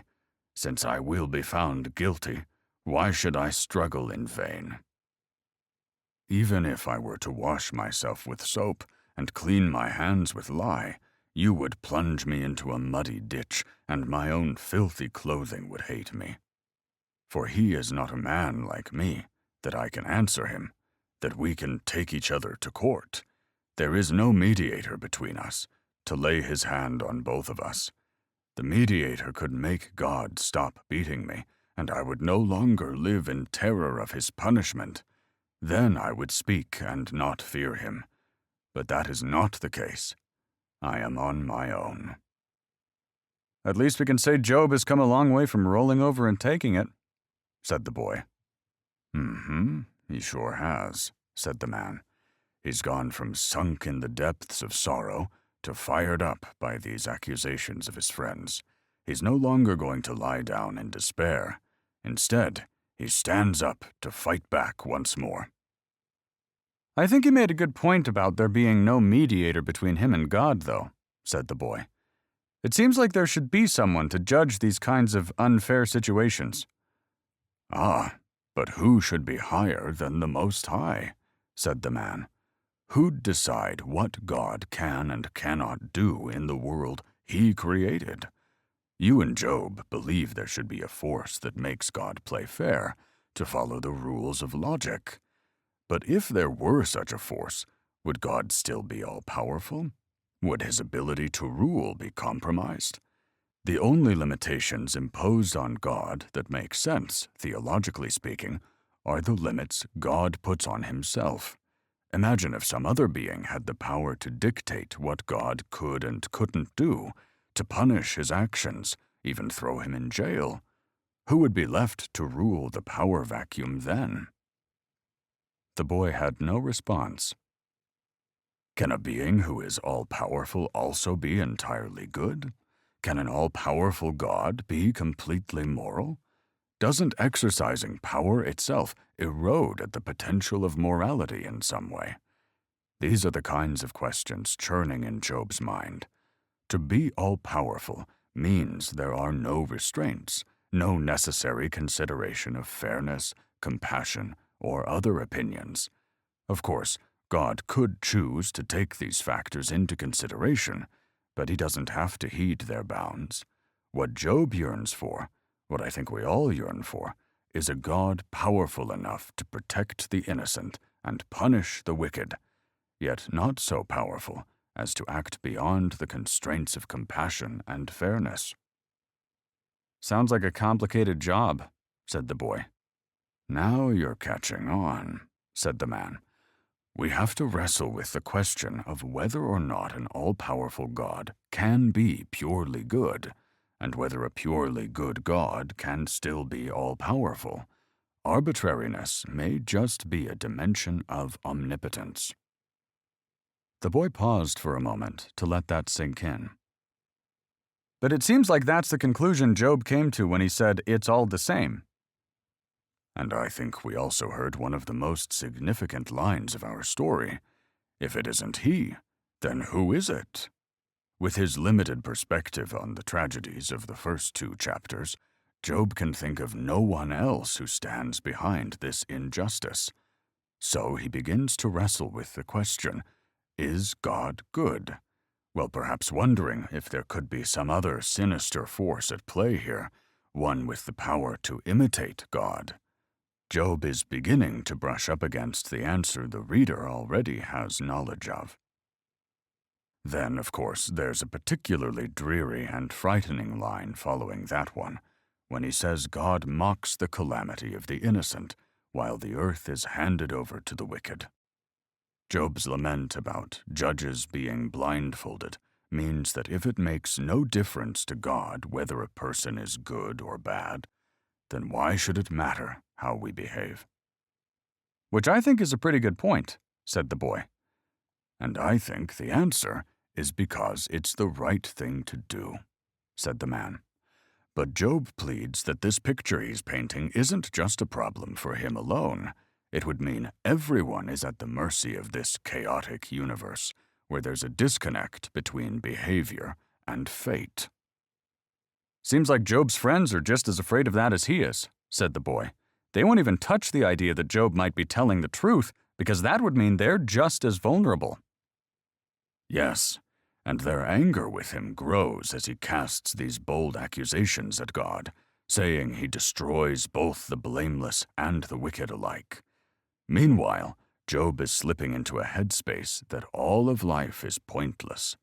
Of course, if everything he says is true, if he is in fact innocent and being punished for no good reason, then he has every reason to curse God. And yet, despite everything Job says about God being some amoral tyrant who takes delight in destroying innocent lives, he never cuts off his relationship with the Lord. Even when he receives nothing but curses from God, he refuses to curse back. The boy gave a slow nod, but said nothing, so the man went on. I think there are 2 things about Job's attitude worth noting here. First is the sense of wonder regarding the vastness of the universe. It's the first glimpse into Job realizing his problems may be something that lies outside himself, where there are bigger and more profound issues involved. That is a fundamental part of a relationship with God. I believe, although Job is hurt and angry, the language he uses still shows a hunger for the Lord. He still clings to the fact that God is behind everything. Or it's just the realization he's at God's mercy, said the boy. That too, said the man. Which brings me to the second noteworthy attitude in Job, which is a desire for order. In a world full of chaos on both the personal and cosmic levels, we pray for a sense of harmony. Just as the world is full of earthquakes and volcanoes, so too are personal catastrophes as well. Job still clings to this hope for order as he clings to his relationship with God. Speaking of chaos, said the boy, there was some line in there about God not restraining his anger and making the armies of Rabbi afraid or something. I didn't catch that reference. The cohorts of Rahab, said the man.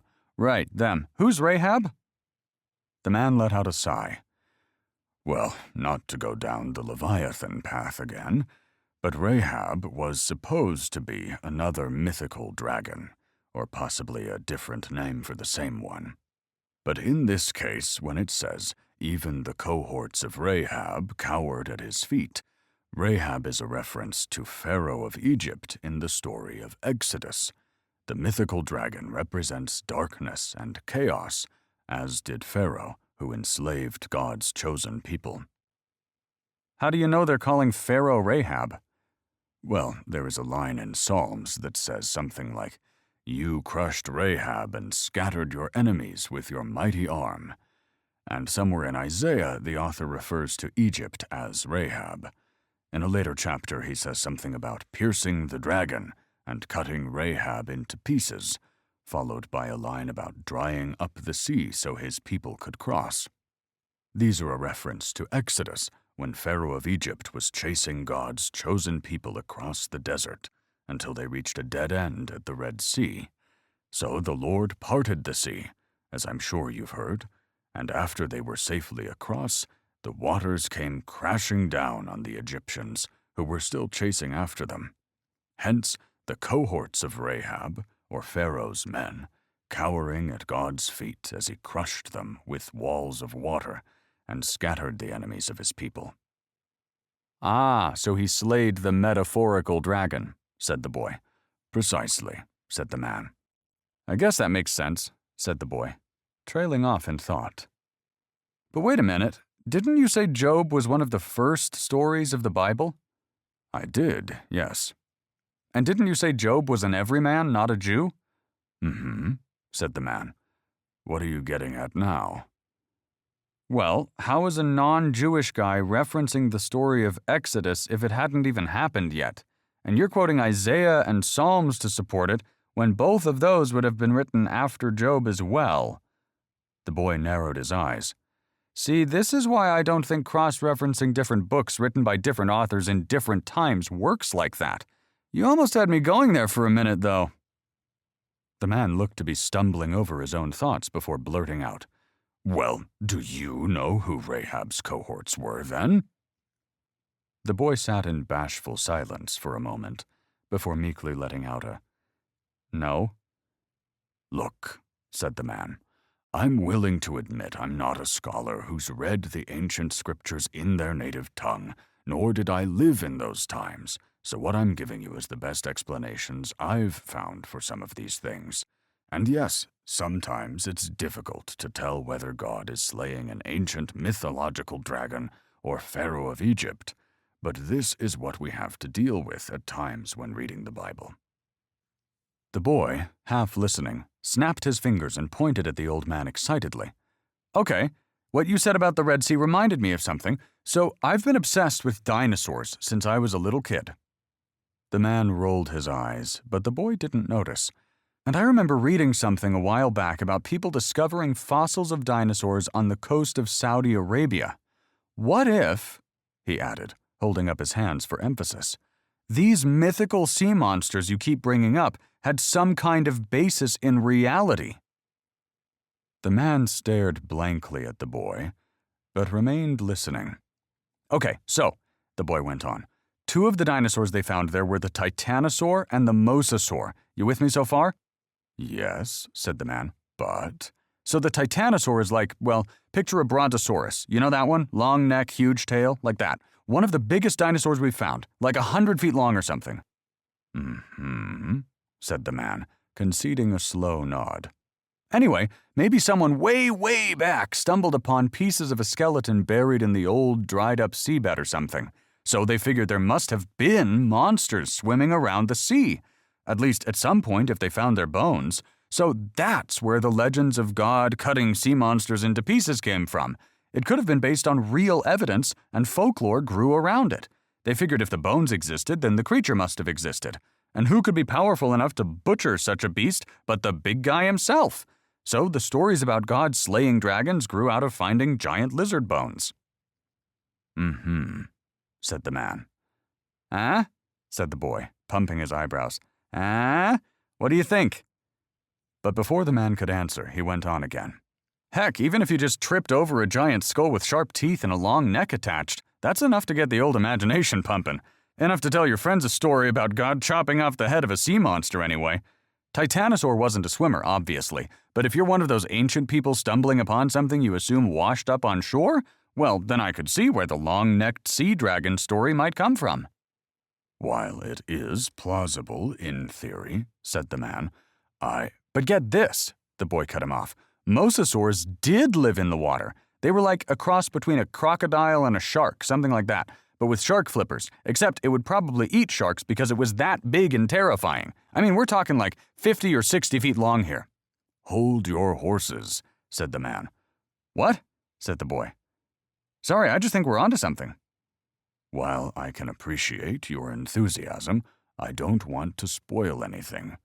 Let's just say we'll get there." "I think we did it, man. I think we solved the Bible." The old man let out a chuckle as the boy smiled. Have patience, my boy. We'll get to Leviathan. Let's just hear what Job has to say next. He wasn't quite done yet. And speaking of bones, he's got a bone to pick with God before we move on. With that, the old man looked down to read. I am disgusted with my own life. I will express my complaint freely. I will speak in the bitterness of my soul. I will say to God, don't simply condemn me. Tell me the charge you are bringing against me. What do you gain by oppressing me? Why do you reject me, the work of your own hands, while smiling on the schemes of the wicked? Do you have eyes of flesh, or do you see as mankind sees? Are your days like the days of a mortal, or your years like a man's year, that you should search for my guilt and carefully seek my sin? According to your knowledge, I am indeed not guilty, yet there is no one to save me from your hand. Your hands shaped me and formed me. Will you now turn and destroy me? Please remember that you formed me like clay. Will you now return me to dust? Did you not pour me out like milk and curdle me like cheese? You clothed me with skin and flesh, and wove me together with bones and tendons. You have granted me life and steadfast love, and your care has preserved my spirit. Yet you concealed these thoughts in your heart. I know that this was your hidden plan. If I sin, you would notice, and would not acquit me of my iniquity. If I am guilty, woe to me. If I am in the right, I cannot lift up my head, for I am filled with disgrace, and look on my affliction. And were my head lifted up, you would hunt me like a lion, and again work wonders against me. You produce new witnesses against me, and multiply your anger toward me. Hardships assault me, wave after wave. Why did you bring me out of the womb? I should have died and never been seen. I wish I had never existed, but had been carried from the womb to the grave. Are my days not few? Stop it. Leave me alone, so that I can smile a little before I go to a land of darkness and gloom, never to return. It is a land of blackness, like the deepest darkness, gloomy and chaotic, where even the light is like the darkness. What was that line about milk? The old man let out a groan. I was hoping you wouldn't ask. The boy immediately smiled and said, Well, I did. The old man cleared his throat. Milk is, well, it's a metaphor around the color and texture of a father's, seed that's poured into a mother's womb. Poor? Don't, said the man, holding his hand up and looking away. I'm not in the mood. The boy smiled as the old man returned his gaze to the boy and went on. This is a modest description of God's admirable work of forming the embryo in the womb. You should give modesty a try sometime, said the man. It might suit you. He raised his eyebrows, but the boy kept smiling in return. Anyway, this small liquid gradually coagulates as milk does, and is curdled and condensed like cheese. This, I believe, is a metaphor for the soul, which is then clothed in skin and flesh, supported with bones and tendons. This description mirrors the act of creation in Genesis, with God's hands shaping individuals like clay as he did with Adam. God's hand now weighs down heavy on Job, threatening to crush and break to pieces the fragile vessel it once created. So Job asks if, after all this, God will now turn and destroy him, returning him to dust. The boy gave a nod. Very poetic. I can't tell if you're being sarcastic or not, but this is very poetic indeed. Job is reminding God about the miracle he performed in granting him life and steadfast love, as if God needed a reminder. But then he says, and not so graciously, I might add, that God hid all the affliction he's burdened Job with now as part of God's divine plan from the start. Job is saying that God blessing him with all that he had was some kind of veil to hide the intention of ripping the rug out from underneath him, revealing the type of character that mocks the calamity of the innocent. That is, if we're to build upon Job's previous dialogue. This was the plan God kept hidden all along, according to Job. I mean, maybe it was, said the boy. Maybe it was all necessary to teach Job's soul whatever lessons he needed to learn. The man stroked his beard. You make a fair point. If Job had been poor and crippled his whole life, the challenges he's facing now wouldn't have been nearly as impactful if that was all he'd known.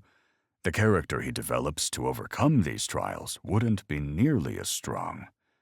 The man winked. Assuming he overcomes them, that is. Spoiler alert, said the boy.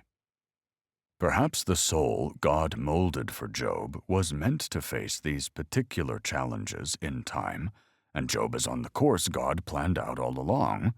But Job here is wrestling with the question of whether or not a plan such as this is moral on God's part. Job thinks that even if he were to lift up his head again, God would hunt him down as if he were a lion. Huh, said the boy.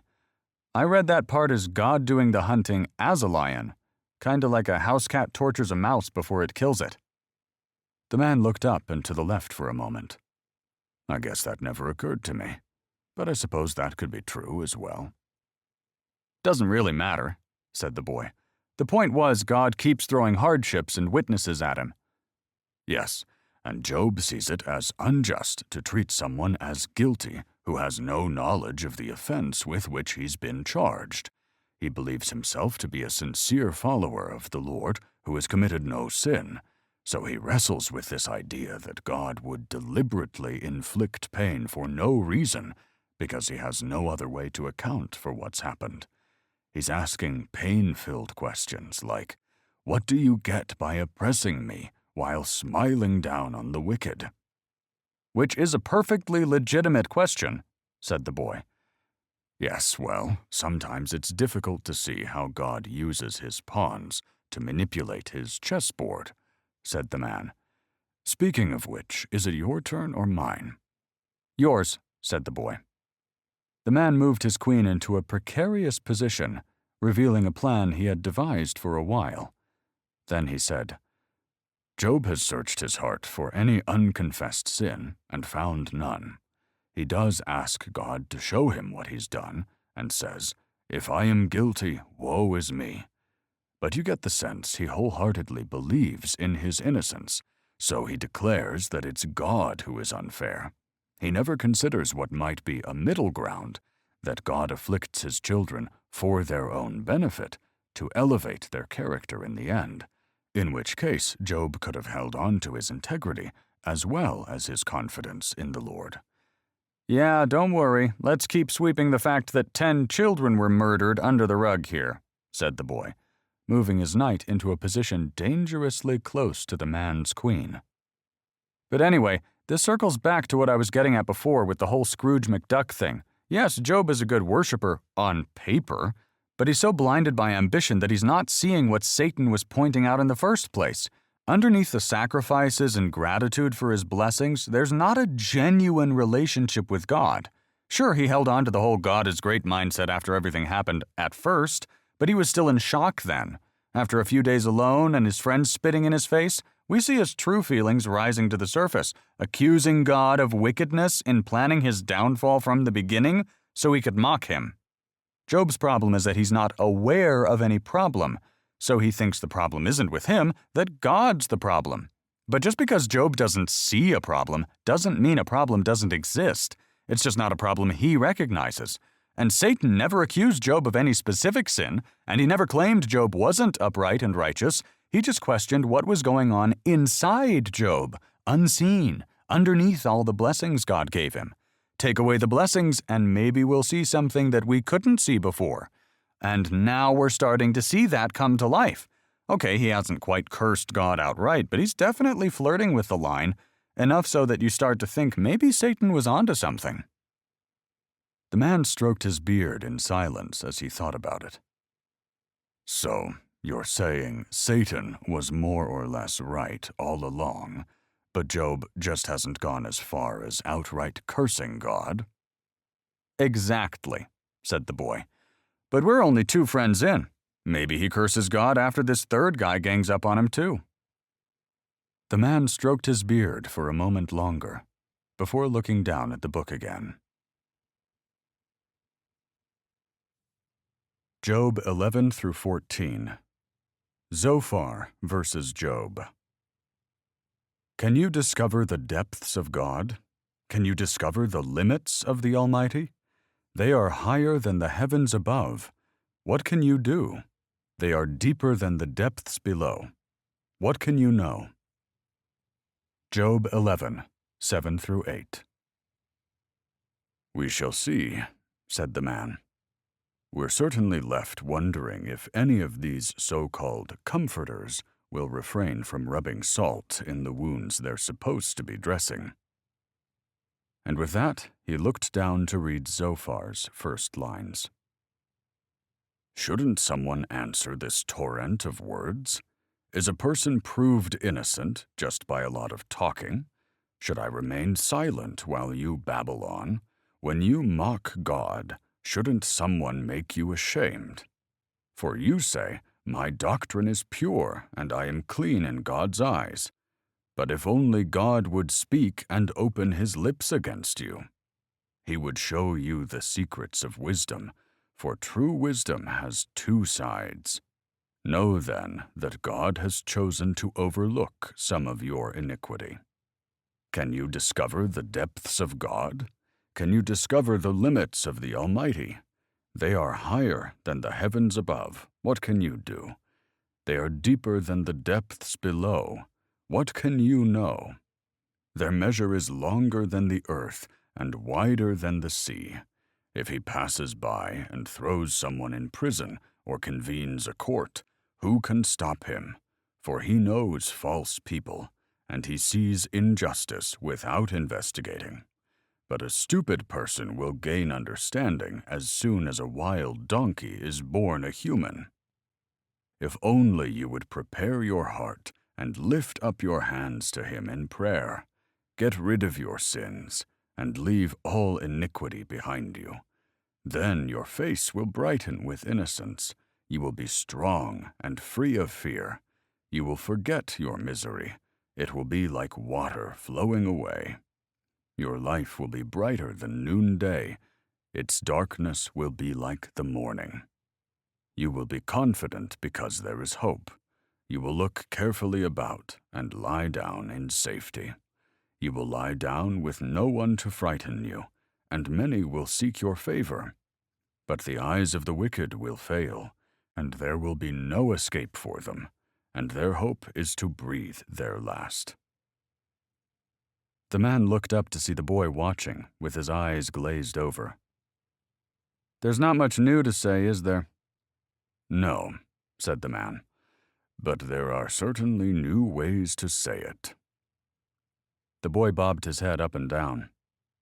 There's even more of this coming, isn't there? Afraid so, said the man. Here, Zophar invokes the majesty of God just to claim Job deserved everything that happened. This is declared, of course, just like the other friends, with dogmatic certainty.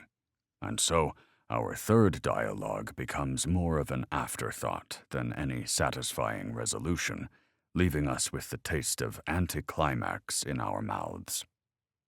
Makes me wonder why Zophar was even there. I think Job was probably wondering the same thing, said the man. Likely the youngest, speaking last, and to this point the most fiery, he turns out to be perhaps the most offensive as well. With all their philosophical meanderings and lack of compassion, we start to wonder if any of these friends have actually experienced any suffering themselves. I meant in the context of storytelling, said the boy. I'm wondering if there is some significance to the number 3. You know, like 3 blind mice, the 3 musketeers, the 3 little pigs. Maybe the name of this story should have been 3 big assholes. The man tried not to laugh, but a snicker escaped him. Yes, well, you're certainly not far off with that one. But I think there were 3 friends because, well, there were 3 friends. Anyway, said the boy, we have one more heartless jerk who decided to get his own jab in.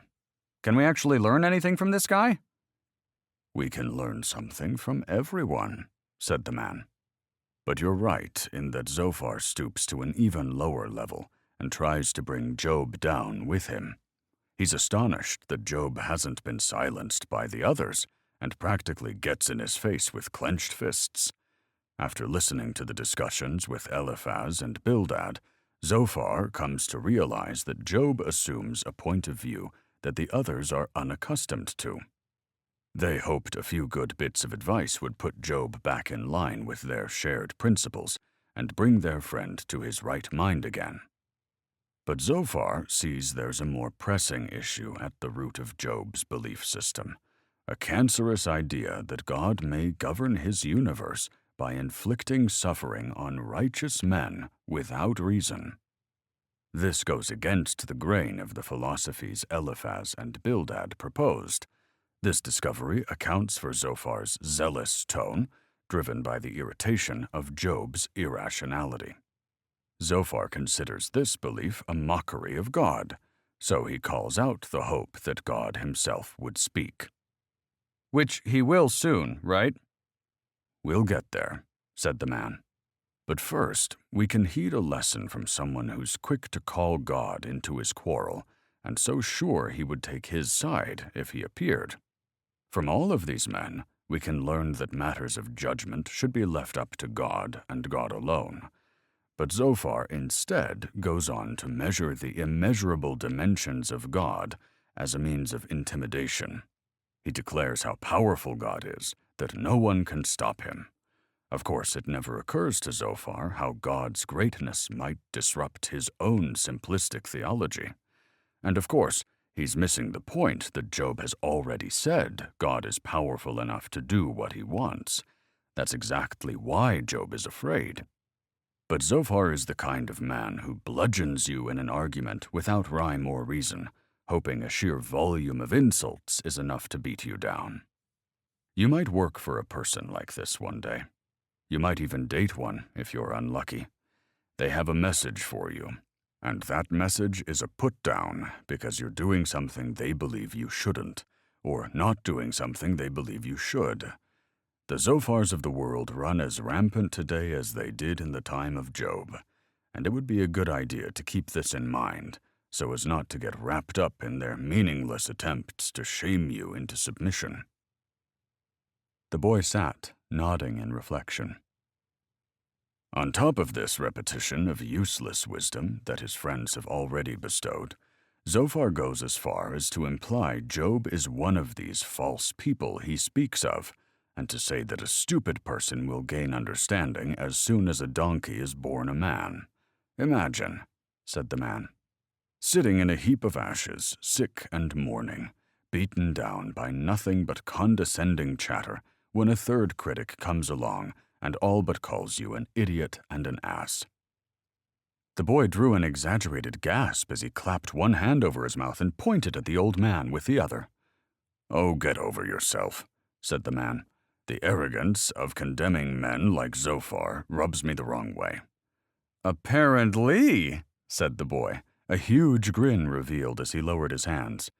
I think you need to put a nickel in the swear jar. The man swatted his hand at the boy.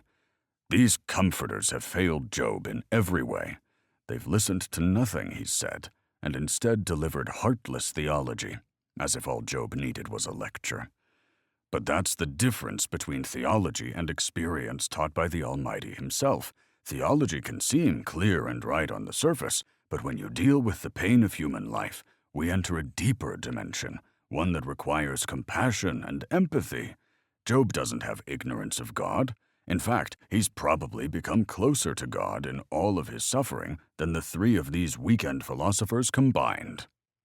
"Love it," said the boy, adding a slow clap. "Good to finally see you fired up." The man shook his head and looked off into the distance. "No, really," said the boy. "I appreciate what you said, and I agree." "Well, thank you," said the man. "As I mentioned, there's something to be learned from everyone." Had Zophar limited his speech to what he ended with, a little reassurance for Job, perhaps he could have offered some value to his friend. But instead, they're empty words of icing on a hollow cake, delivered by a man who probably just enjoys the sound of his own voice. The boy reached over and gently grabbed the man's hand. "You good? I feel like there was a lot of pent-up anger in there." The man withdrew his hand from the boy's and crossed his arms. "No need to mock me." "I mean it," said the boy, dragging his own hand backward again. "I'm glad you got that off your chest. Anyway, I assume Job has something to get off his chest now?" "He does indeed," said the man, pulling his Bible closer and looking down again to read. "Doubtless you are the only people who matter, and wisdom will die with you. Well, I know a few things myself, and you're no better than I am. Who doesn't know these things you've been saying? Yet my friends laugh at me, for I call on God and expect an answer. I am a just and blameless man, yet they laugh at me. People who are at ease mock those in trouble. They give a push to people who are stumbling. But robbers are left in peace, and those who provoke God live in safety, though God keeps them in his power. Just ask the animals, and they will teach you. Ask the birds of the sky, and they will tell you. Speak to the earth, and it will instruct you. Let the fish in the sea speak to you. Who among all these does not know that the hand of the Lord has done this? The life of every living thing is in his hand, as well as the breath of all humanity. The ear tests the words it hears, just as the mouth distinguishes between foods. Wisdom belongs to the aged, and understanding to the old. But true wisdom and power are found in God. Counsel and understanding are his. What he tears down cannot be rebuilt. Those he imprisons cannot be released. If he holds back the rain, the earth becomes a desert. If he releases the waters, they flood the earth. Yes, strength and wisdom are his. Deceivers and deceived are both in his power. He leads counselors away, stripped of good judgment. Wise judges become fools. He releases the bonds put on by kings, and fastens a belt around their waists. He leads priests away, stripped of status. He overthrows those with long years in power. He deprives trusted advisers of speech and takes away the elders' good judgment. He pours contempt on nobles and disarms the mighty. He reveals mysteries from the darkness and brings the deepest darkness into the light. He builds up nations and he destroys them. He expands nations and he abandons them. He strips kings of understanding and leaves them wandering in a pathless wasteland. They grope in the darkness without a light. He makes them stagger like drunkards. My eyes have seen all this. My ears have heard and understood it. I know as much as you do. You are no better than I am. But I desire to speak to the Almighty and to argue my case with God. You, however, smear me with lies. You are worthless physicians, all of you. If only you would be altogether silent. For you, that would be wisdom. Hear now my argument, and listen to my defense.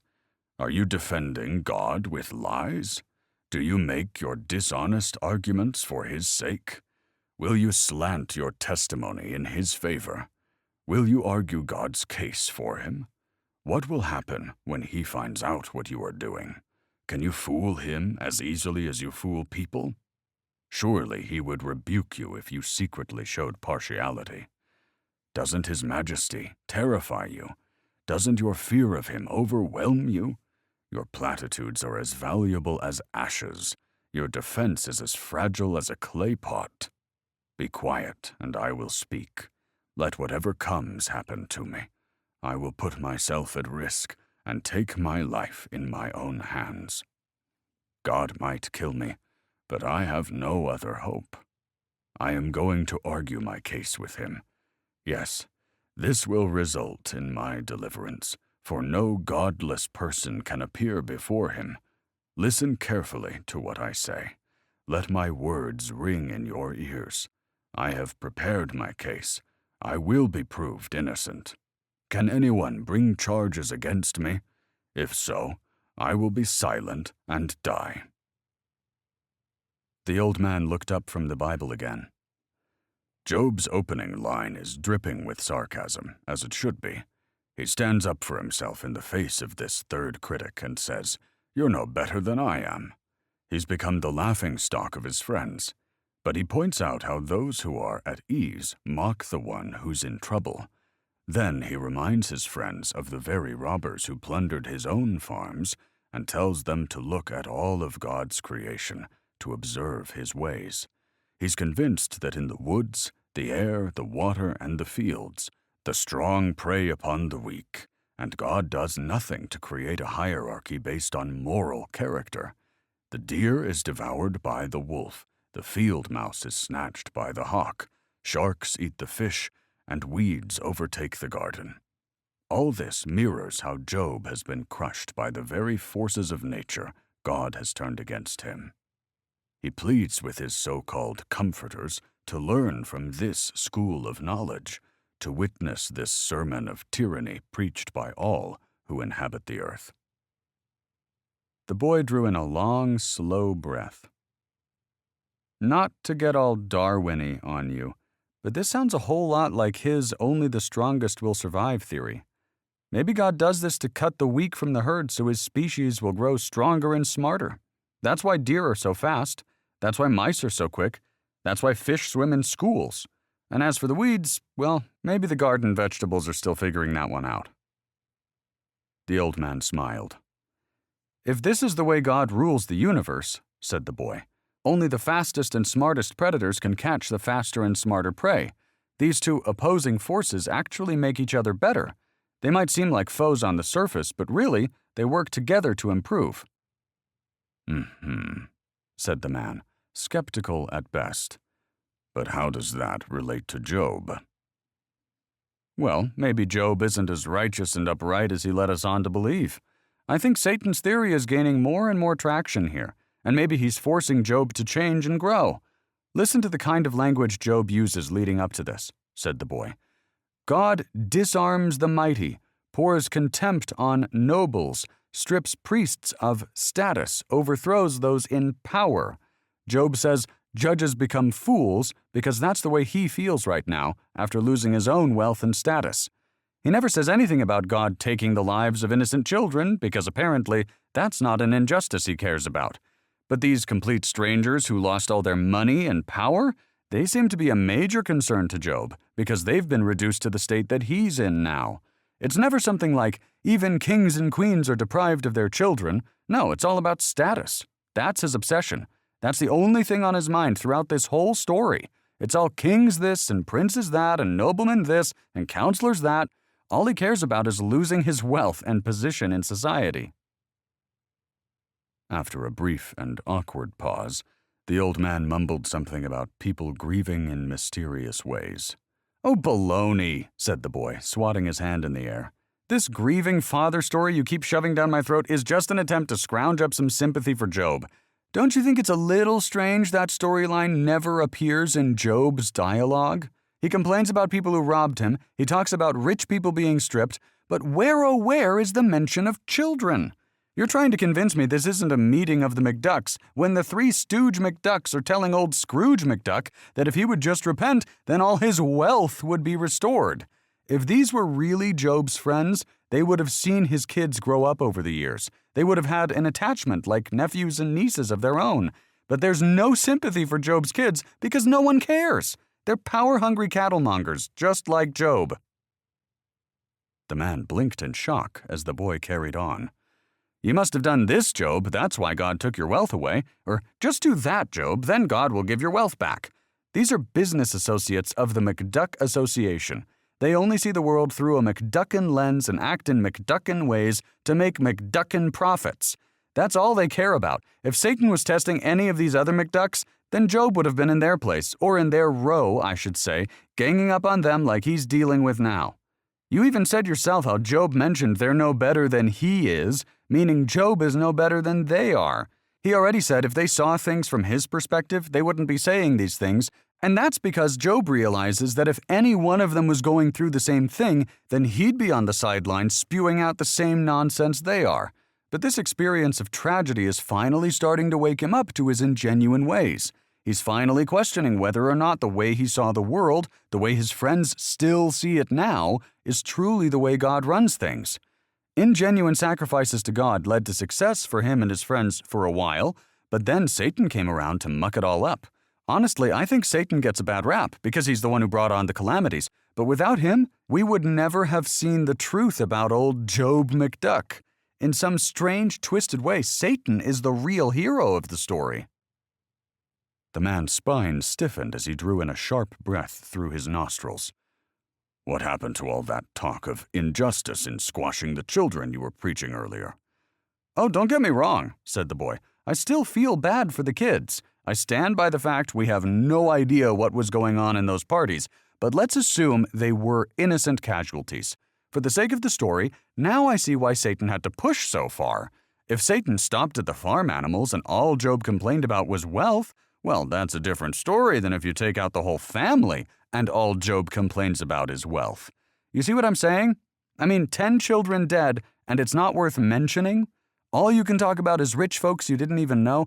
We never would have seen how corrupt Job really was if Satan had spared his family. But now we know this dude is a monster. This is preposterous, said the man, frustration flashing in his eyes. In all my years, not once have I ever heard someone call Job a monster. With an exaggerated sigh, the boy said, Well, it's a good thing I came along then, because let me guess, you've been hanging out in the same echo chamber of perspectives your whole life, reading about how upright and righteous Job was because God said so, blah, blah, blah. But that was before Job started turning on God. We haven't heard from God since your wager started leaning in Satan's direction. But the longer we don't, the more trash Job is talking. No wonder God is silent. He's waiting to see what else Job has to say. So far, he's only called God a ruthless tyrant, so Satan is probably holding God back, saying, Give him a little more time, God. A curse doesn't always come overnight. Allow the silence to eat away at your servant's resistance, and then we'll see his true colors. Had God swooped down to save Job before his friends got there, we never would have heard Job say all those things about God. Time is the real test of character in the face of disaster. The man's jaw had been clenched, but the longer the boy's words hung in the air, the more his tension eased. Well, there's certainly some truth to that last statement you made, said the man. But I'm not sure I like this devil's advocate you're becoming. He drew in a long breath and let it out again. For starters, let's take into consideration that perhaps the loss of his children is a tough thing to discuss when the wound is so fresh. As we did with Mrs. Job, let's cut a little slack when sympathizing with their humanity. The boy gave a slow nod. We can see, though, said the man, that Job wholeheartedly believes in his innocence. He claims that even if God kills him, he will stand before the Lord and plead his case. But he thinks that standing before God will prove his innocence in itself, for no godless man nor hypocrite would dare to do so. The boy gave a slow nod. I still think there's a difference between a man's belief in his innocence and his actual innocence. Like I said, just because Job doesn't see a problem doesn't mean a problem isn't there. The man humphed, more dismissively than he meant to, before saying, We'll see if you still hold on to your devilish theory once you hear what God has to say. Oh, quit kicking that can down the road, said the boy, and let's get there already. I'm dying to hear it. I know, said the man. Job has been calling out for a response from God as well, more of which we're about to hear now." And with that, he looked down to read again. "O God, grant me these two things, and then I will be able to face you. Remove your hand from me, and may the dread of you not terrify me. Now summon me, and I will answer, or let me speak to you, and you reply. Tell me, what have I done wrong?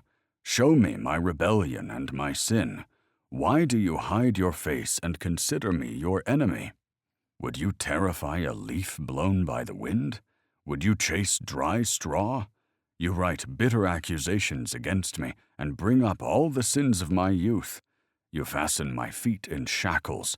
You keep close watch on all my paths by putting marks on the soles of my feet. A person wears out like something rotten, like a moth-eaten garment. Anyone born of woman is short of days and full of trouble. We blossom like a flower and then wither. Like a passing shadow, we quickly disappear. Must you keep an eye on such a frail creature and demand an accounting from me? Who can bring purity out of an impure person? No one. You have decided the length of our lives. You know how many months we will live, and we are not given a minute longer. So leave us alone and let us rest. We are like hired hands, so let us finish our work in peace. Even a tree has more hope. If it is cut down, it will sprout again and grow new branches. Though its roots have grown old in the earth and its stump decays, at the scent of water it will bud and sprout again like a new seedling. But when people die, their strength is gone. They breathe their last, and then where are they? As water evaporates from a lake and a river disappears in drought, people are laid to rest and do not rise again. Until the heavens are no more, they will not wake up nor be roused from their sleep. I wish you would hide me in the grave and forget me there until your anger has passed. But mark your calendar to think of me again. Can the dead live again? If so, this would give me hope through all my years of struggle, and I would eagerly await the release of death. You will call, and I will answer you. You will long for the work of your hands, for then you would guard my steps instead of watching for my sins. My offenses will be sealed up in a bag. You will cover over my sin. But as a mountain collapses and crumbles, and a rock is dislodged from its place, as water wears away the stones and floods wash away the soil, so you destroy people's hope. You always overpower them, and they pass from the scene. You disfigure them in death and send them away. If their children are honored, they do not know it. If their offspring are brought low, they do not see it. He feels only the pain of his own body and mourns only for himself. So you see, said the man, looking up with a grin, he mentions the children after all. Sort of, said the boy, and the man's face collapsed into a frown. Just to draw attention to his own suffering, though, and talk about mourning only for himself. But even in this case, he's talking about men who die before his children grow up, not children who die before a man who outlives them. He's not even referring to the same situation. The old man looked down to reread the lines himself. When he saw this was true, he said, "Perhaps you're right. It seems old Job is saying the affliction God brings upon the suffering man is so great that he can only focus on what comes after death. At least that seems to be the theme in his words preceding these." The boy gave a nod, and then looked at the old man with anticipation. What? I don't know. You usually have some gem of wisdom to drop on me, so I was waiting. Didn't you take anything away from Job's words here? Said the man. I'm ready to skip straight to God's speech if you want me to read, said the boy, reaching for the old man's Bible. No, said the man, sliding it away from the boy's hand. Not yet. The boy smiled and retracted his hand. All right, then why don't you share whatever you've got so we can move on? The old man cleared his throat and pushed his Bible back in front of him. Well, perhaps you're too young to appreciate it, but anyone my age can bear witness to the line, "Anyone born of woman is short of days and full of trouble." I'm sure you can relate to good days and bad, but I can look back on my own life and see good and bad years. Years I lost a job, years of poor health, the year I lost my wife. These major events can mark a man for months at a time, sometimes never heal.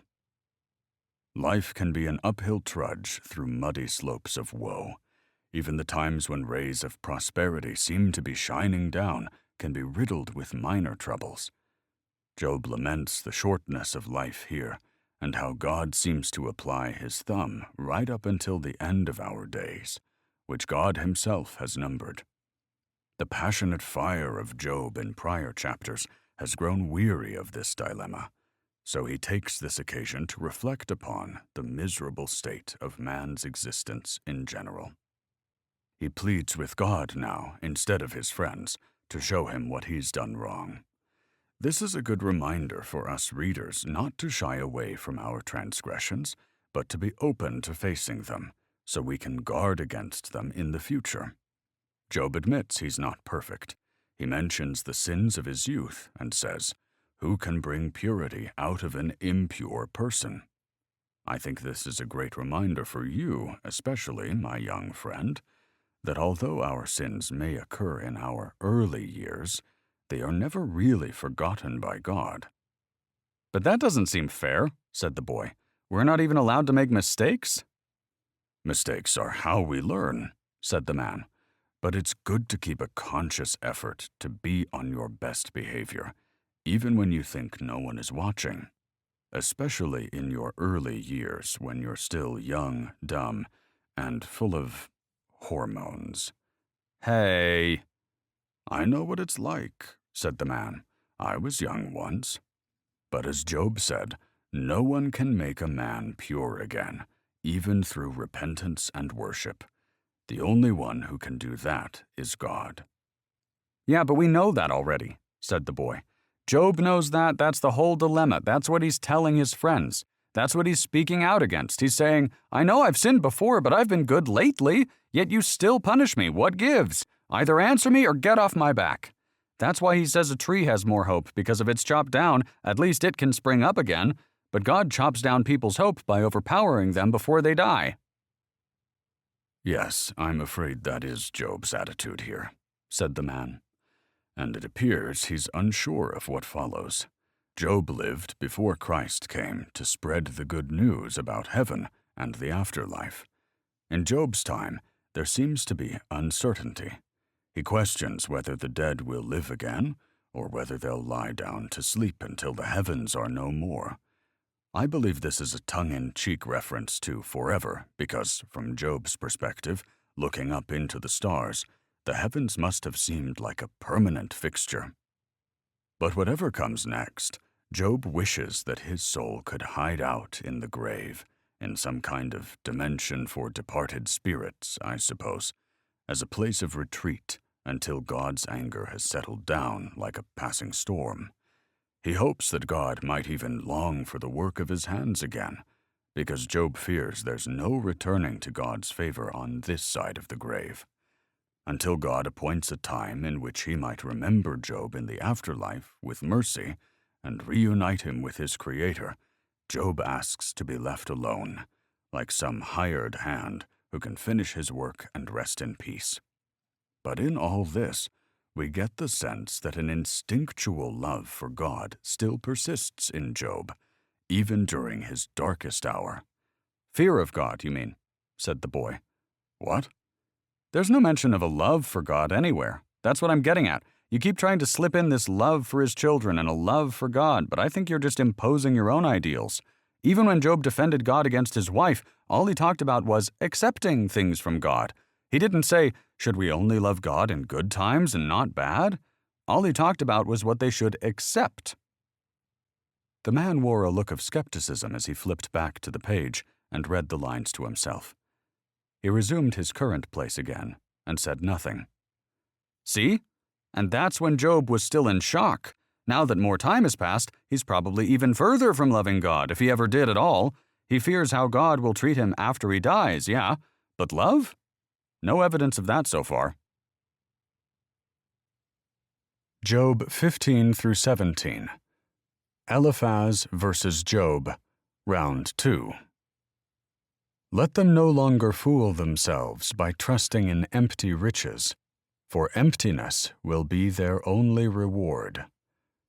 Job 15:31. The man appeared frozen in thought, so the boy said, "Do we hear from God now?"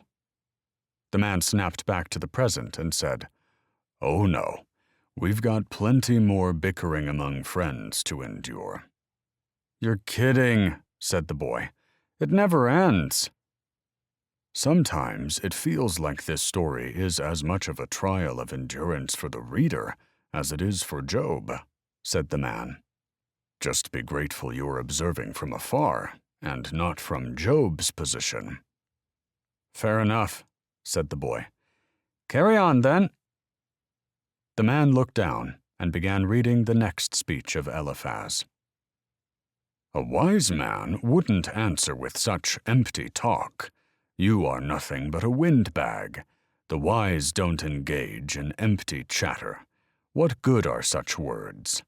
Have you no fear of God? No reverence for him? Your sins are telling your mouth what to say. Your words are based on clever deception. Your own mouth condemns you, not I. Your own lips testify against you. Are you the first man ever born? Were you brought forth before the hills? Have you listened in the counsel of God? And do you limit wisdom to yourself? What do you know that we do not know? What insights do you have that we do not have? Both the gray-haired and the aged are among us, older than your father. Are the comforts of God too small for you, or the word that deals gently with you? Why has your heart misled you, and why do your eyes flash as you turn your anger against God and allow such words to leave your mouth? Can any mortal be pure? Can anyone born of a woman be just? If God puts no trust in his holy ones, and the heavens are not pure in his sight, how much less one who is revolting and corrupt, who drinks injustice like water. Listen to me, and I will inform you. I will describe what I have seen, what the wise have declared and not concealed, that came from their ancestors, to whom alone the land was given, when no foreigner passed among them. The wicked person writhes in pain all his days, and the years reserved for the ruthless are numbered. Sounds of terror are in his ears. While he is at peace, the destroyer comes upon him. He does not believe that he will return from darkness, and he is destined for the sword. He wanders about for food, asking, "Where is it?" He knows the day of darkness is at hand. Distress and anguish terrify him. They overpower him like a king ready for the attack, because he has reached out with his hand against God and is arrogant toward the Almighty. He rushes headlong at him with his massive shield. Though his face is covered with fat and his waist bulges with flesh, he will dwell in ruined cities, in abandoned houses, destined to become piles of rubble. He will no longer be rich, and his wealth will not endure, nor will his possessions spread over the land. He will not escape the darkness. The burning sun will wither his shoots, and the breath of God will destroy him. Let them no longer fool themselves by trusting in empty riches, for emptiness will be their only reward. Like trees, they will be cut down in the prime of life. Their branches will never again be green. They will be like a vine whose grapes are harvested too early, like an olive tree that loses its blossoms before the fruit can form. For the godless are barren. Their homes, enriched through bribery, will burn. They conceive trouble and give birth to evil. Their womb produces deceit. The man looked up to find the boy staring at him with droopy eyes. Sounds like more of the same. Yes, said the man. We quickly see the friends have little more to add to their original contribution.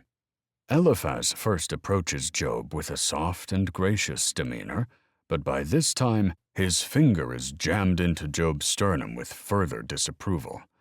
Yet his second speech only casts more suspicion upon his concept of God. In his eyes, the wicked are punished quickly and expectedly, a clear deviation from the nature of reality. It would seem God only exists to punish evil as the main pillar of his theology. We start to wonder if Eliphaz values God himself, or if he only values the fear God instills in others. The underlying assumption is that God should be feared to keep wickedness at bay and worshipped for the rewards that come from good behavior. This, of course, mirrors the ordeal of chapter 1. Satan wagered a true relationship with God remains loyal, always, even when blessings are taken away.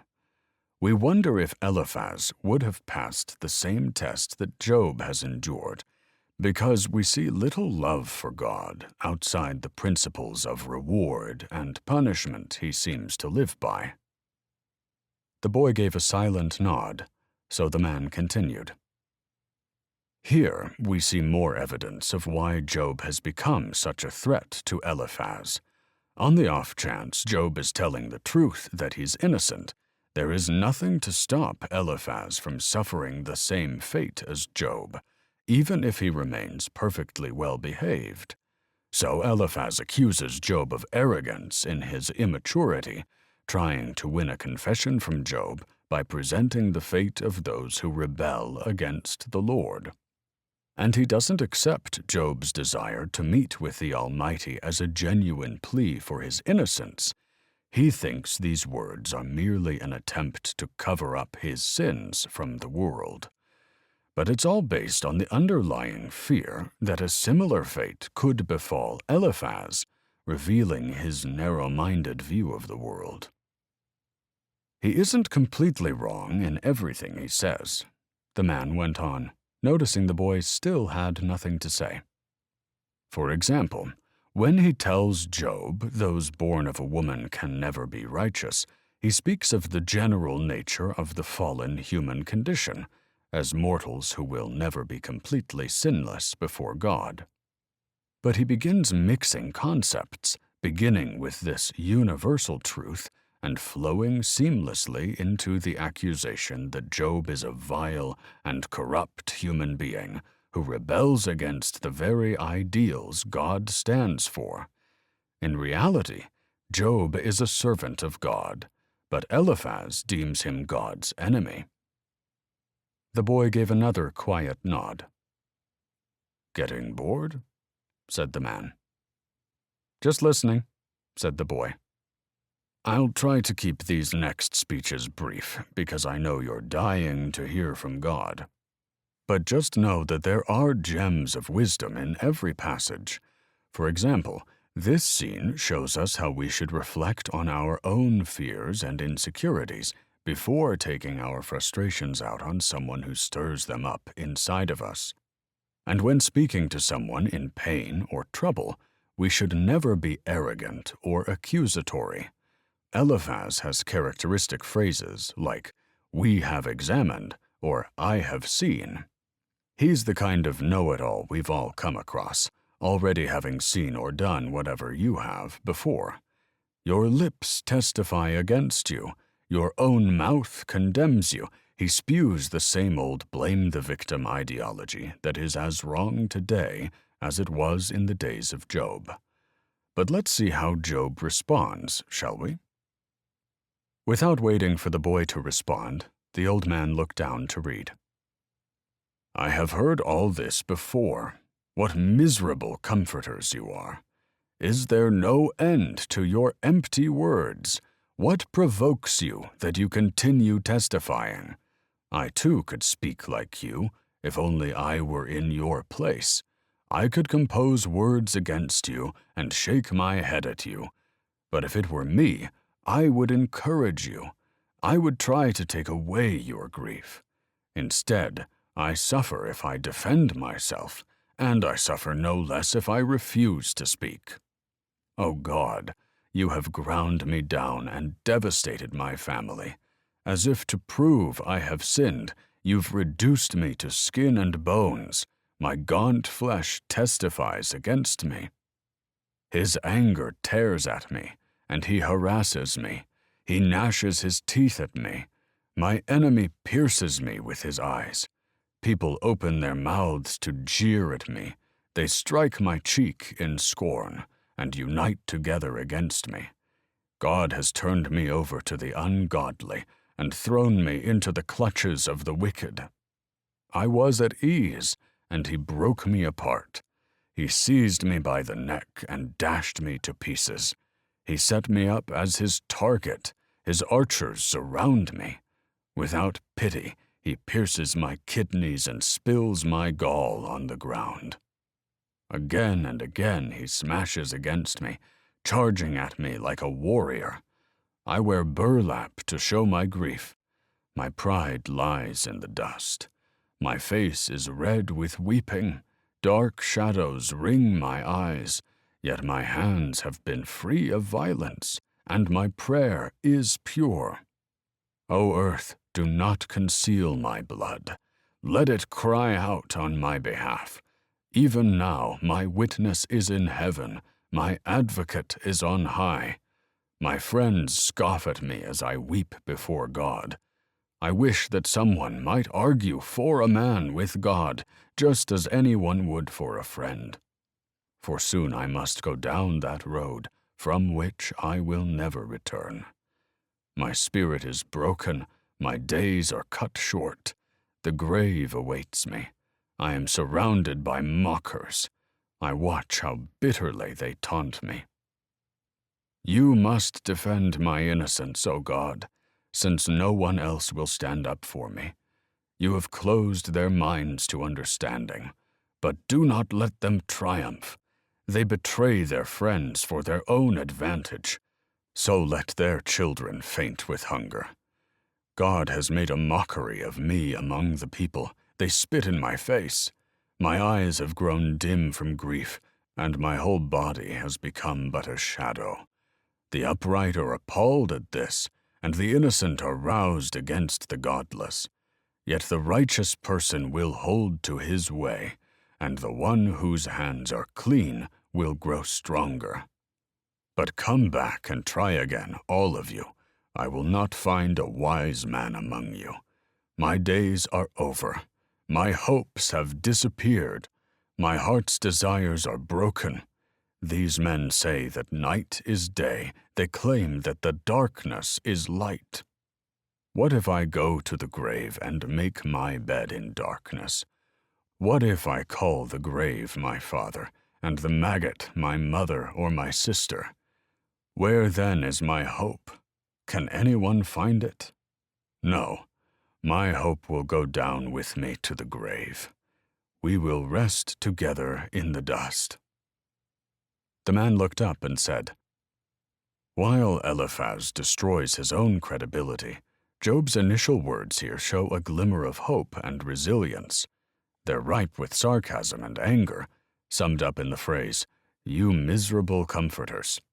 It's a powerful oxymoron slapped together as hard as they're meant to slap his friends in the face. People who are graceless and insulting can't take a hint, so sometimes a firm, verbal blow is the only way to respond before people walk all over you. Job has had enough of these cruel and judgmental allegations, so he calls on God to step in and defend him, even though he charges God with sending these archers to spill his gall on the ground in the first place. But while that glimmer of hope and resilience is amazing to see from someone who's been tortured beyond comprehension, it's only a flash in the pan. Job proceeds to lament on his condition as he regresses into the kind of darkness that requires no further commentary. His hope, as he puts it, will go with him to the grave. "Anyway," said the man, "let's hear how his friends respond to Job's challenge to try him again." Turning the page quickly, in fear of losing the boy. Job 18 through 19. Bildad versus Job, Round 2. God has blocked my way, so I cannot move. He has plunged my path into darkness. Job 19:8. "You don't have to rush," said the boy. "I'm still listening. I get the pacing of the story. I just don't have much to say anymore. But I understand that if Job had lost everything and God brought his family back to life a few hours later, it wouldn't have been much of a test. And if Job didn't have to deal with these shitty friends ragging on him for so long, then it wouldn't be a story about endurance. You don't have to rush to the end. I get it." "Well, how patient of you," said the man, looking relieved in his surprise. "Patience is, of course, a major lesson in the book of Job, but we'll keep it moving along." And with that, he looked down to read Bildad's next line. "How long will you hunt for words? Show understanding, and then we can talk. Why are we regarded as cattle and considered stupid in your sight? You may tear out your hair in anger, but will that destroy the earth? Will it make the rocks tremble? The lamp of a wicked man is snuffed out. The flame of his fire stops burning. The light in his tent grows dark, and the lamp beside him is put out. The vigor of his step is weakened. His own schemes throw him down. For his own feet lead him into a net, and he strays into its mesh. A trap seizes him by the heel. A snare holds him fast. A rope is hidden for him in the ground, a trap for him in the path. Terrors frighten him on every side and harass him at every step. Calamity is hungry for him. Disaster is ready for him when he falls. Parts of his skin are eaten away. Death's firstborn consumes his limbs. He is torn from the security of his tent and marched off to the king of terrors. The homes of the wicked will burn down. Burning sulfur rains on their houses. Their roots will dry up, and their branches will wither. All memory of their existence will fade from the earth. No one will remember their names. They will be thrust from light into darkness, driven from the world. They will have neither children nor grandchildren, nor any survivor in the place where they lived. People in the West are appalled at their fate. People in the East are horrified.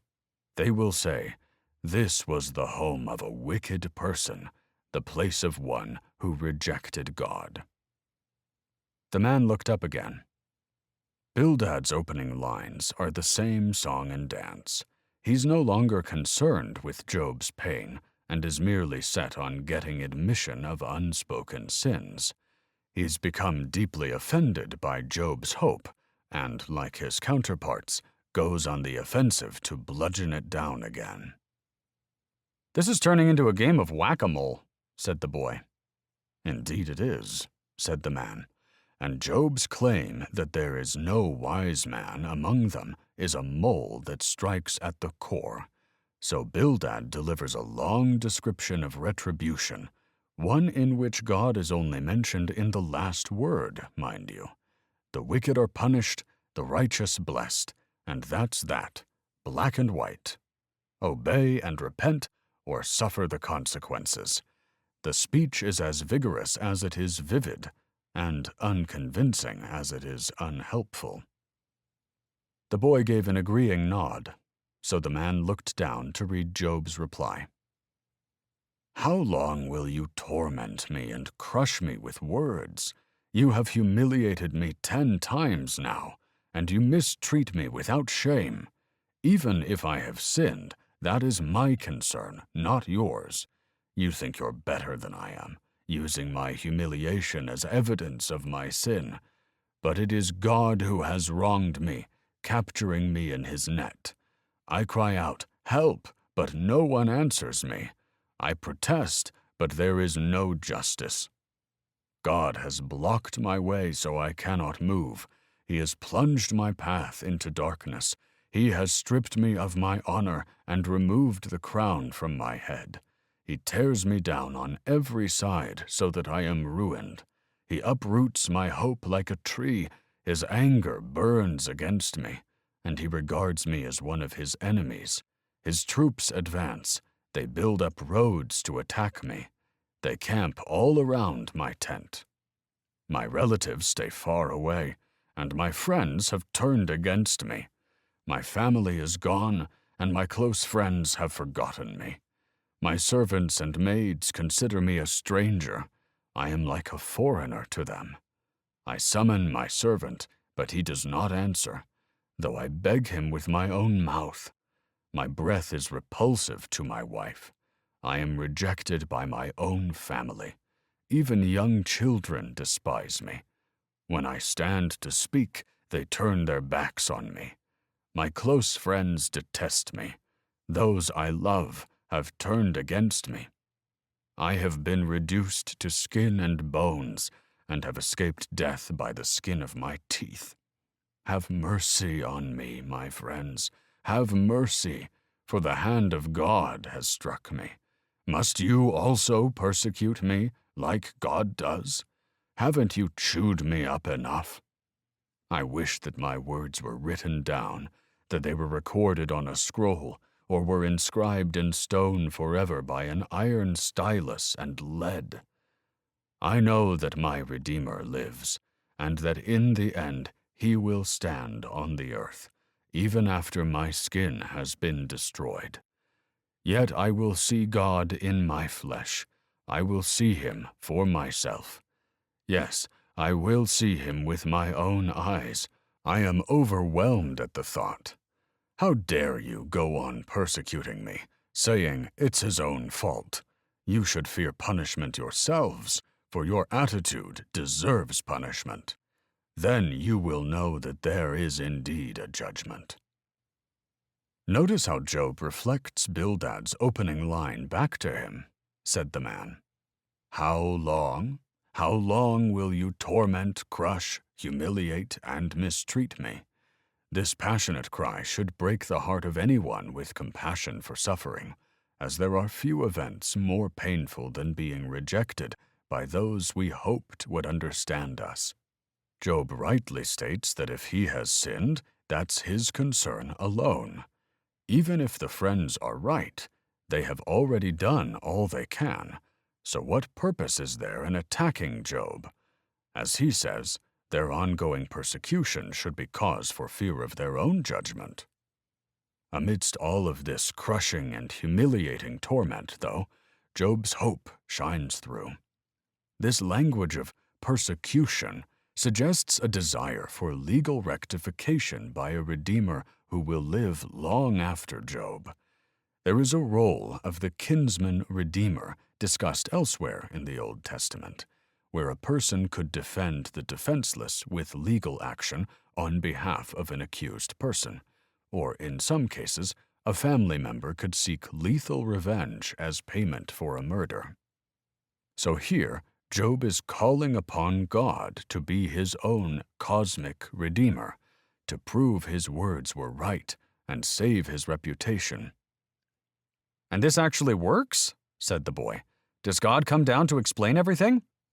Let's not skip ahead just yet, said the man. We're almost there. All right, said the boy. But I'm just trying to point out that Job is only concerned with his reputation, not God. What? Said the man, looking puzzled. What do you mean? Job is calling for God to fix his reputation when he's no longer around to defend himself. He's not concerned about a relationship with God. He's concerned about what he can get out of God.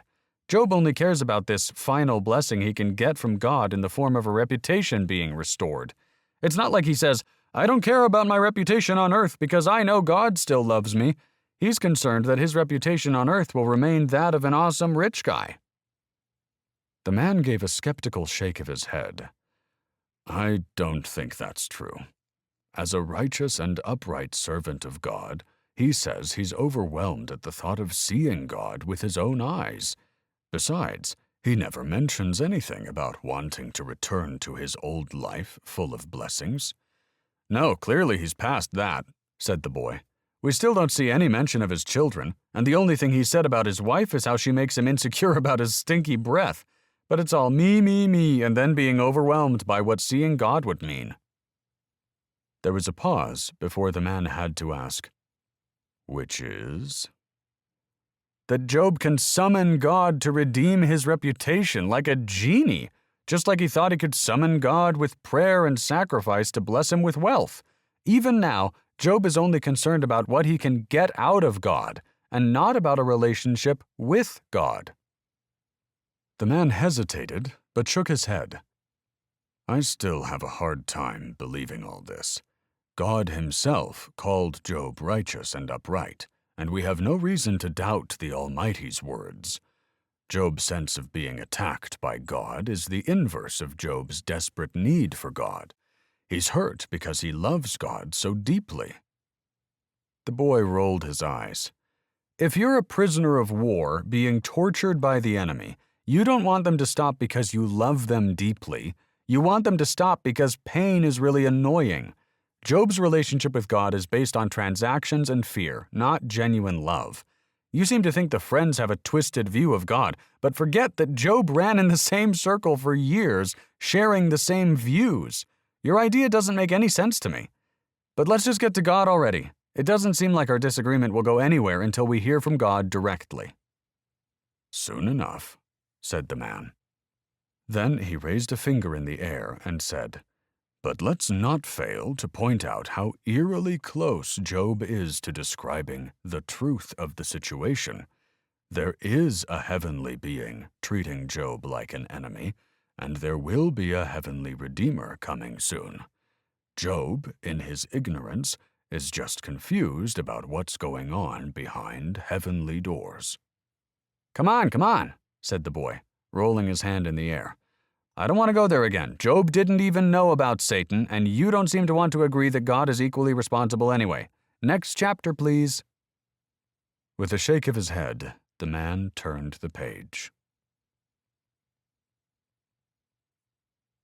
Job 20 through 21.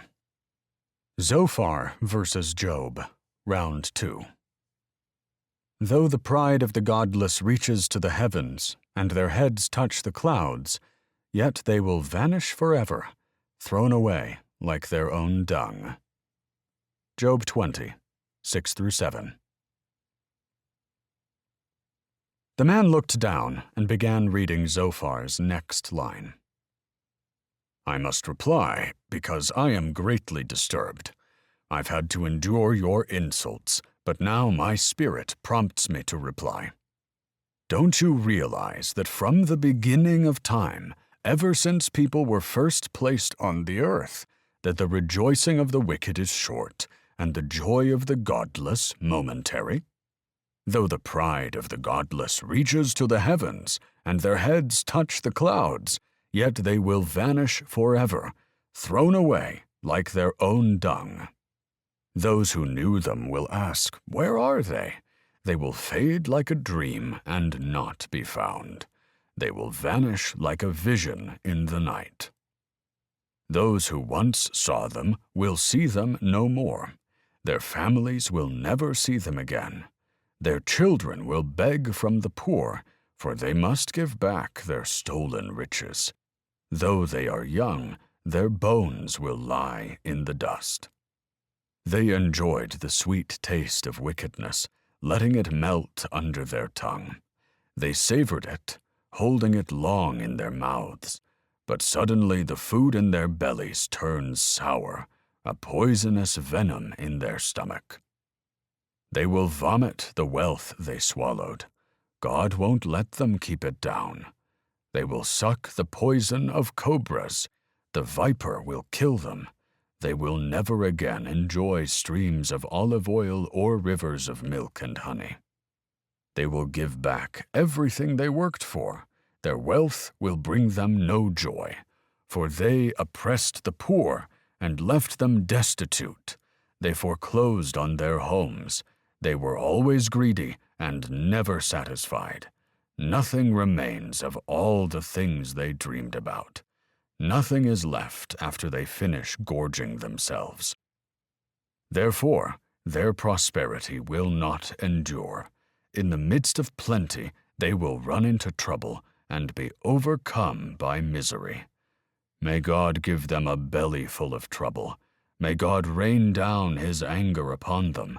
When they try to escape an iron weapon, a bronze-tipped arrow will pierce them. The arrow is pulled from their back, and the arrowhead glistens with blood. The terrors of death are upon them. Their treasures will be thrown into deepest darkness. A wildfire will devour their goods, consuming all they have left. The heavens will reveal their guilt, and the earth will testify against them. A flood will sweep away their house. God's anger will descend on them in torrents. This is the reward that God gives the wicked. It is the inheritance decreed by God. Sensing the boy's lack of enthusiasm, the old man didn't bother looking up from his Bible. As he turned the page, he said, "Zophar predictably offers nothing new. But even in this case of three unrelenting forces pounding on one immovable object, we get the sense that Job, Eliphaz, and Bildad might have all looked at Zophar, wondering who said anything about envying the wicked. Perhaps these stares of befuddlement are what shut Zophar up, because this is the last we hear from him. I can't say we'll miss him. I think, for any reader, the thought is more along the lines of good riddance." And with that, the old man carried on with Job's response. "Listen closely to what I am saying. That's one consolation you can give me. Bear with me while I speak, and after I have spoken, mock on. My complaint is with God, not with people.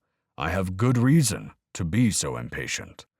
Look at me and shudder. Put your hand over your mouth. When I think about this, I am terrified. Trembling seizes my body. Why do the wicked prosper, growing old and powerful? They live to see their children grow up and settle down, and they enjoy their grandchildren. Their homes are safe from every fear, and God does not punish them. Their bulls never fail to breed.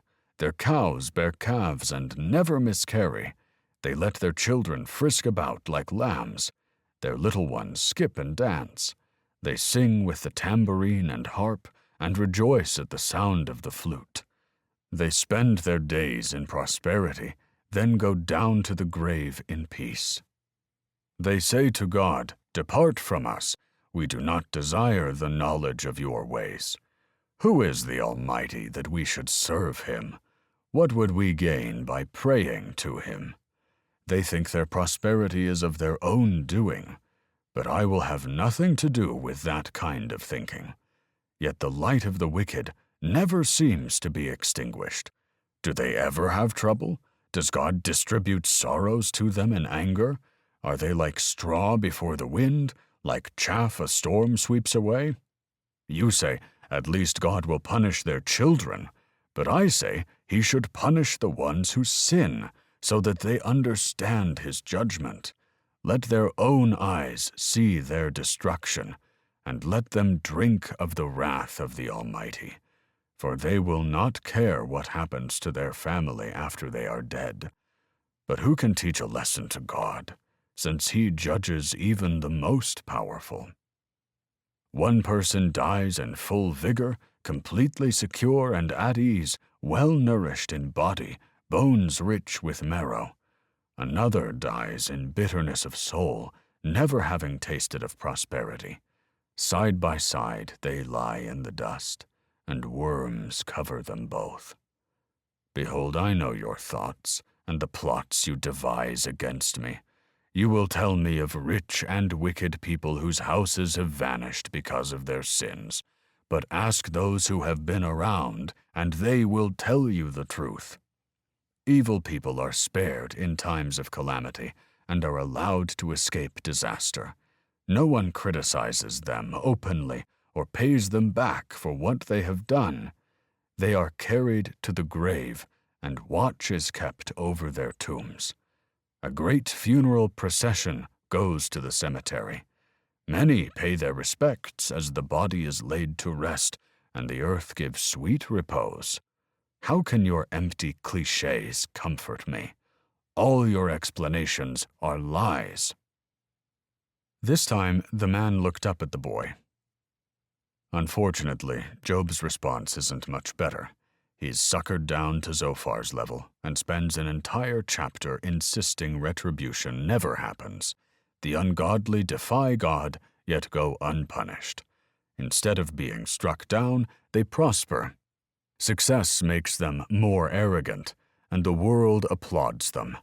And while these observations seem as true today as they did in those times, it leaves us wishing Job could have stuck with hope in a Redeemer, instead of trying to beat Zophar at his own game. But alas, we know as time passes, conflicts tend to get more complicated instead of simpler. Expecting comfort, Job receives platitudes. Hoping for sympathy, he gets theology. And broken down by round after round of speeches, we see Job stooping down to envy the wicked himself. The friends have grown colder. Job's tipping over the edge of despair, and unfortunately for you, my dear boy, we still have one more round of dialogue to endure. Job 22 through 31. Friends versus Job. Round 3. But he knows where I am going, and when he tests me, I will come out as pure as gold. Job 23:10. Now, I'd like to preface this final round of dialogue by saying the structure and content of the debate seem to be breaking down. Job and company are running out of things to say, while the issue of morality and justice in God's universe still stands. There are neighboring verses attributed to one participant or another that contradict what has already been said in previous chapters. There is an argument among scholars as to who said what, some even claiming Zophar's missing speech can be found within Job's last. But what you can be certain of is that this final round of debate is confusing and solves nothing. Personally, I like to imagine the frustrations boiling over, the scrambled structure representing each man shouting over the next to drive home a useless point as all hell breaks loose among the friends. "All right," said the boy. "This should be good then." Yes, well, let's begin with a speech we believe belongs to Eliphaz and go from there. With that, the old man looked down and read. Can a man be of any use to God? Can even a wise man be of use to him? What pleasure would it give the Almighty if you were righteous? What would he gain if your ways were blameless? Is it because you're so pious that he accuses you and brings judgment against you? No, it's because of your wickedness. There is no limit to your sins.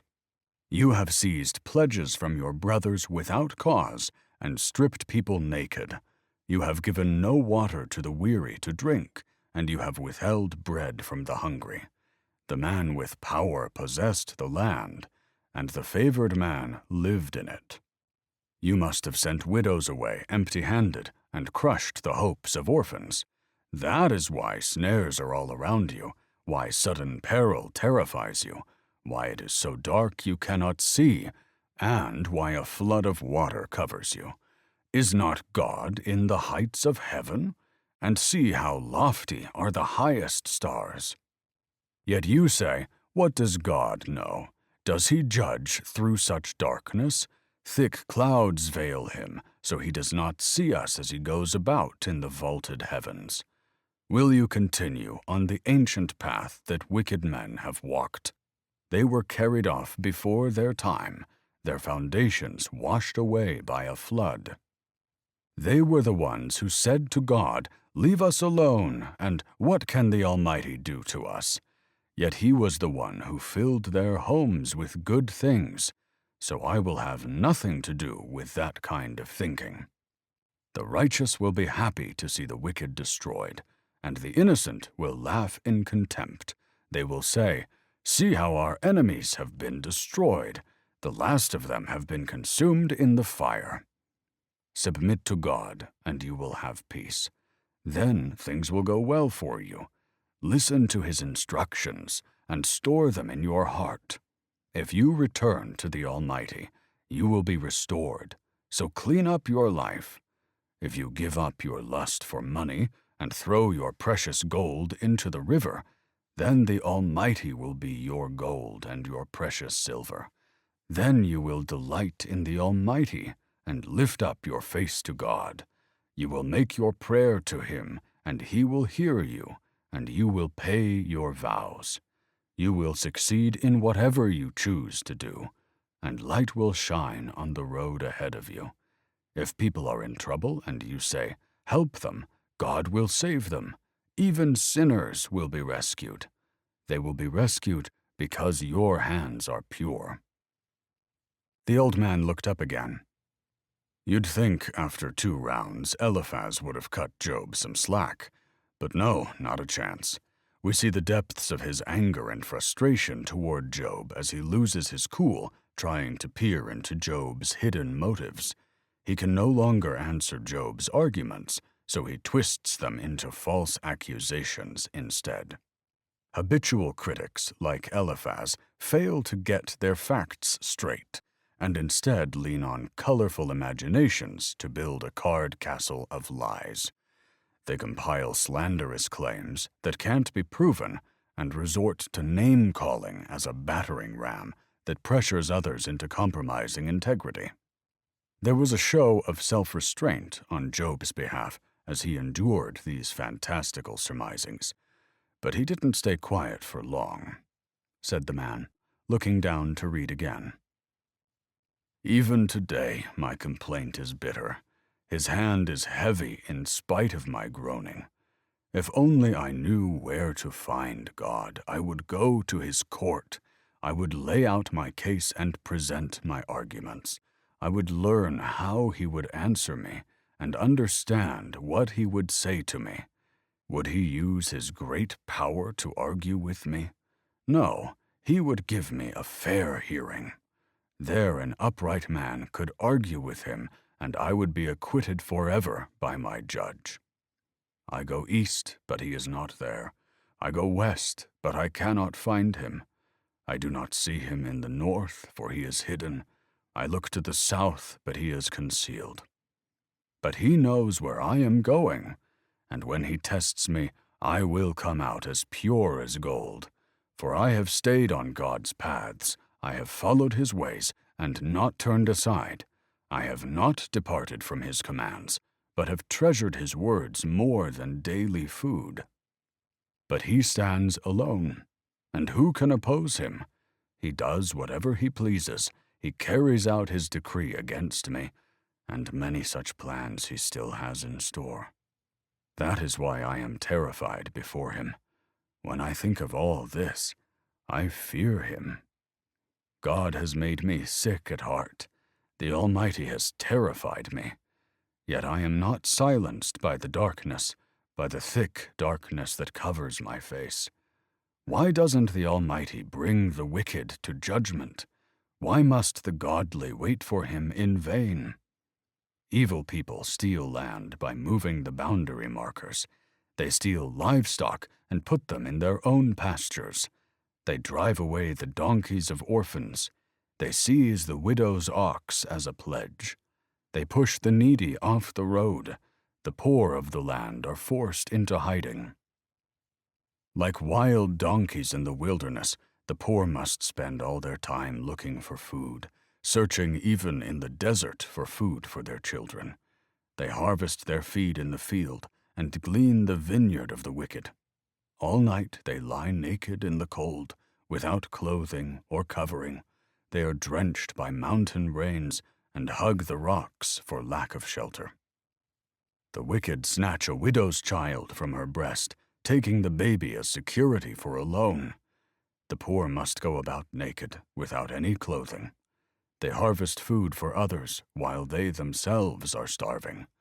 They press out olive oil without being allowed to taste it, and they tread in the winepress as they suffer from thirst. The groans of the dying rise from the city, and the souls of the wounded cry out for help. But God charges no one with wrongdoing. The wicked are those who rebel against the light. They do not recognize its ways or stay in its paths. The murderer rises at dawn to kill the poor and needy, and by night he becomes a thief. The adulterer waits for the twilight, saying, "No one will see me then." He hides his face, so no one will know him. Thieves break into houses at night and sleep in the daytime. They are not acquainted with the light. The black night is their morning. They ally themselves with the terrors of the darkness, but they disappear like foam down a river. Everything they own is cursed, and they are afraid to enter their own vineyards. The grave consumes sinners, just as drought and heat consume snow. Their own mothers will forget them. Maggots will find them sweet to eat. No one will remember them. Wicked people are broken like a tree in the storm. They cheat the woman who has no son to help her. They refuse to help the needy widow. Yet God prolongs the life of the mighty by his power. They rise up when they despair of life. They may be allowed to live in security, but God is always watching them. And though they are great now, in a moment they will be gone like all others, cut off like heads of grain. Can anyone claim otherwise? Who can prove me wrong?" The old man looked up and said, "Job is either unimpressed by the words of Eliphaz, or these friends are beyond the point of addressing whoever spoke before them. Instead, he mixes pessimistic criticism of God with optimistic faith in him. He questions why the wicked aren't punished, yet circles back to a belief that God will cut their heads off like grain. Assuming they're Job's, these last few lines seem to contradict themselves as well as other things Job has said prior.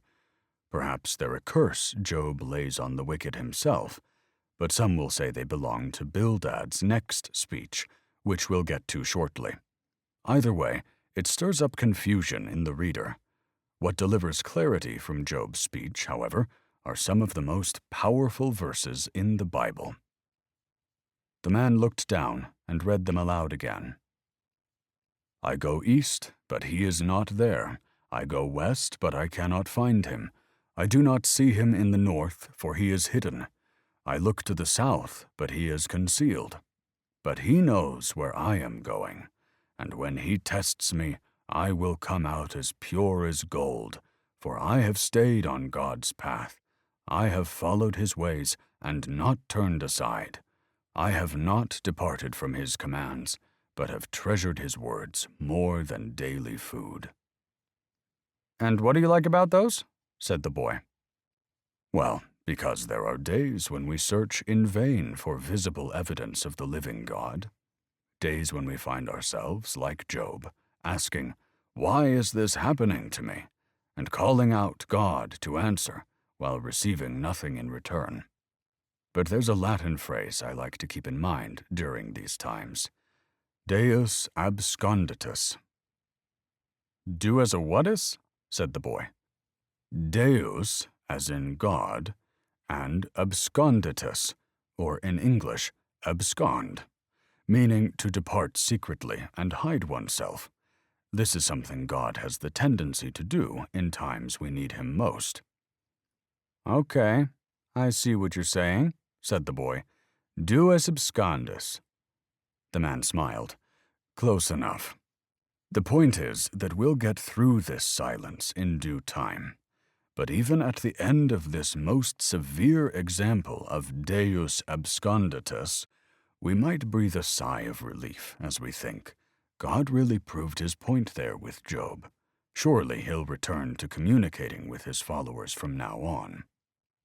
But if you read the rest of the Bible, or if you walk the earth as long as I have, you'll find that Deus absconditus is a universal test of faith. It is the kind of test where God seems to value those who develop faith in times of silence. These verses remind me of an art form my wife used to perform. It's called reverse painting, where you paint an image on a glass frame. As you layer paint strokes over one another, creating globs of blurry confusion, the image looks distorted. But if you have the patience to wait until it dries, when you turn the glass over, there's a beautiful image on the other side. I feel this analogy fits the way I see God unfolding our path before our very eyes. If we have the patience to trust the process, we'll eventually see the beautiful image of our lives that God had in store all along. Wow, that actually sounds kind of nice, said the boy. Yes, and as Job reminds us, though we may look and not find him, he knows where we are. And through our trials, if we stay on God's path, we'll come out deeper and richer than gold. In the end, it's God's words that must be valued more than daily food. The boy gave a nod. As much as I appreciate what you're saying, it'd be golden if we could get to God's words sooner than later so I can get some food. We already missed lunch and my stomach's growling. All right, let's move along then, said the man, looking down to read Bildad's next line. God is powerful and dreadful. He enforces peace in the heavens. Who is able to count his heavenly army? Doesn't his light shine on all the earth? How then can a mortal be righteous before God? How can one born of woman be pure? God is more glorious than the moon. He shines brighter than the stars. In comparison, people are maggots. We mortals are mere worms. There are two kinds of people in this world, said the man, looking up again. Those who have something to say, and those who have to say something. Job's three friends are the latter, saying the same thing over and over again. Here, Bildad's speech is unusually short. Not that I'm upset about it, probably because even he has nothing left to say. What little he does is merely the same tactic of opening up a can of insults. Or worms in this case, said the boy. Or worms, yes, said the man. God is powerful, which no one ever argued, and no one is pure before him, which we already know, blah, blah, blah. It's no surprise this line of philosophical generalities ends with the ultimate kick in Job's, well, maggots, said the boy. Sure, let's go with that, said the man. Let's just be clear that God's word never goes nearly as far as to refer to mankind as maggots outside of these brutish insults. These men left their homes and traveled far to comfort Job, but in the end, all they did was judge, accuse, and bully him. If there is any lesson to take away from Bildad's final speech, it's that a put-down is never the way to lift someone up. Agreed, said the boy with a nod. So, finally, we hear from God now?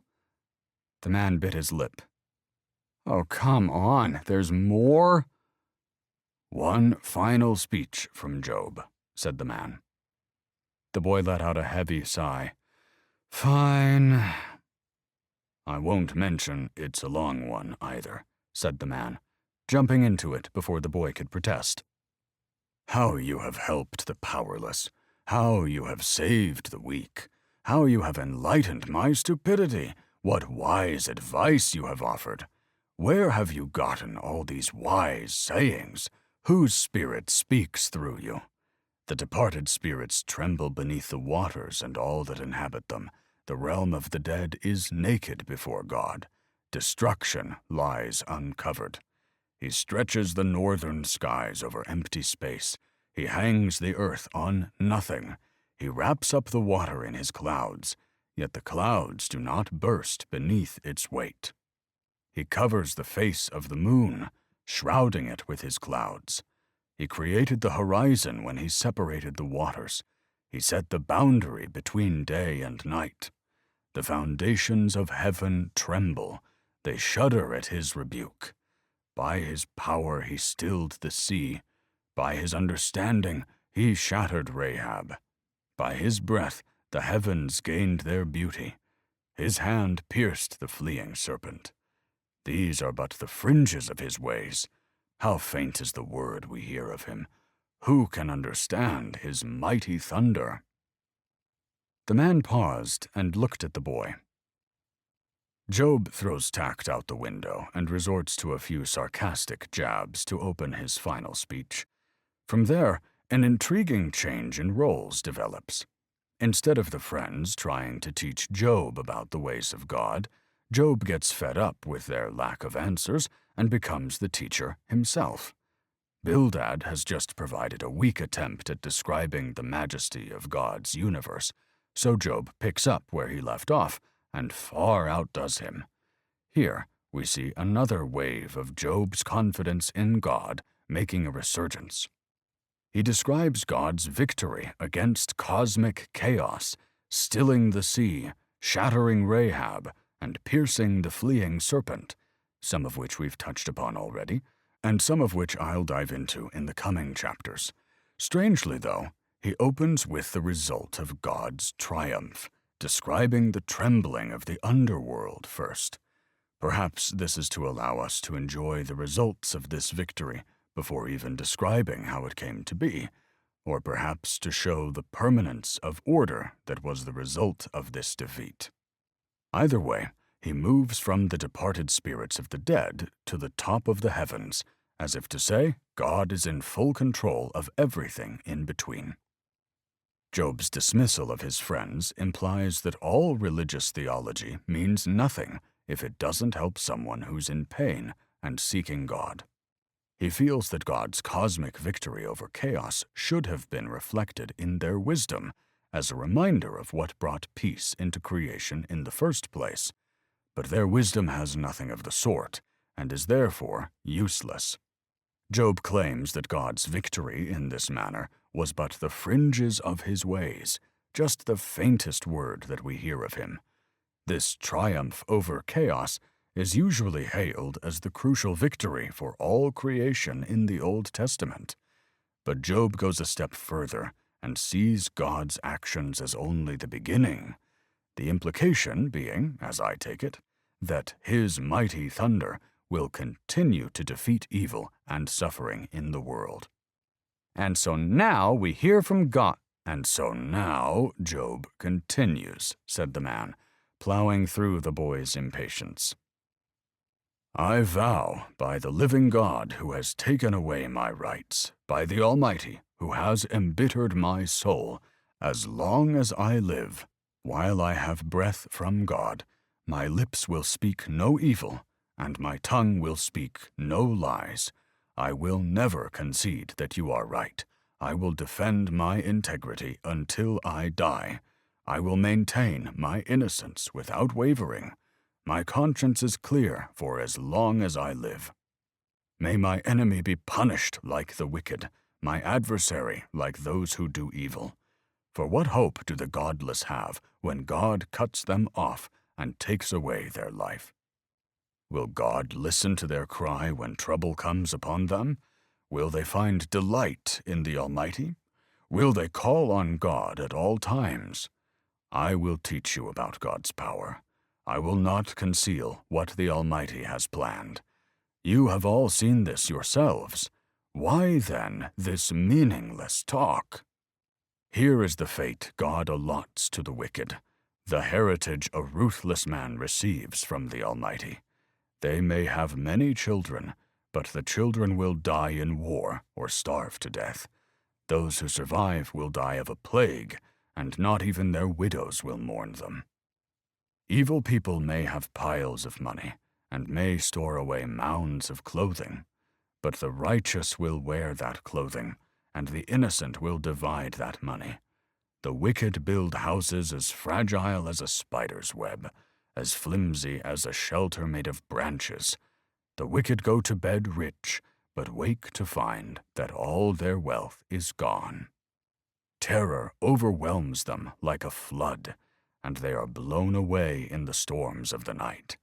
The east wind carries them away, and they are gone. It sweeps them away. It whirls down on them without mercy. They struggle to flee from its power, but everyone jeers at them and mocks them. The man paused. Given the inexcusable things they've said, Job understandably moves toward criticizing his friends. Well, I suppose we can admire a man determined to defend his truth at all costs. We can't help but wish he'd turn his focus of God's almighty reign toward the redemption of himself, rather than the punishment of those he now deems his enemy. Alas, here we are, as Job turns the same arguments his friends made against them, warning about the fate of evildoers and their children who are destined for war or starvation.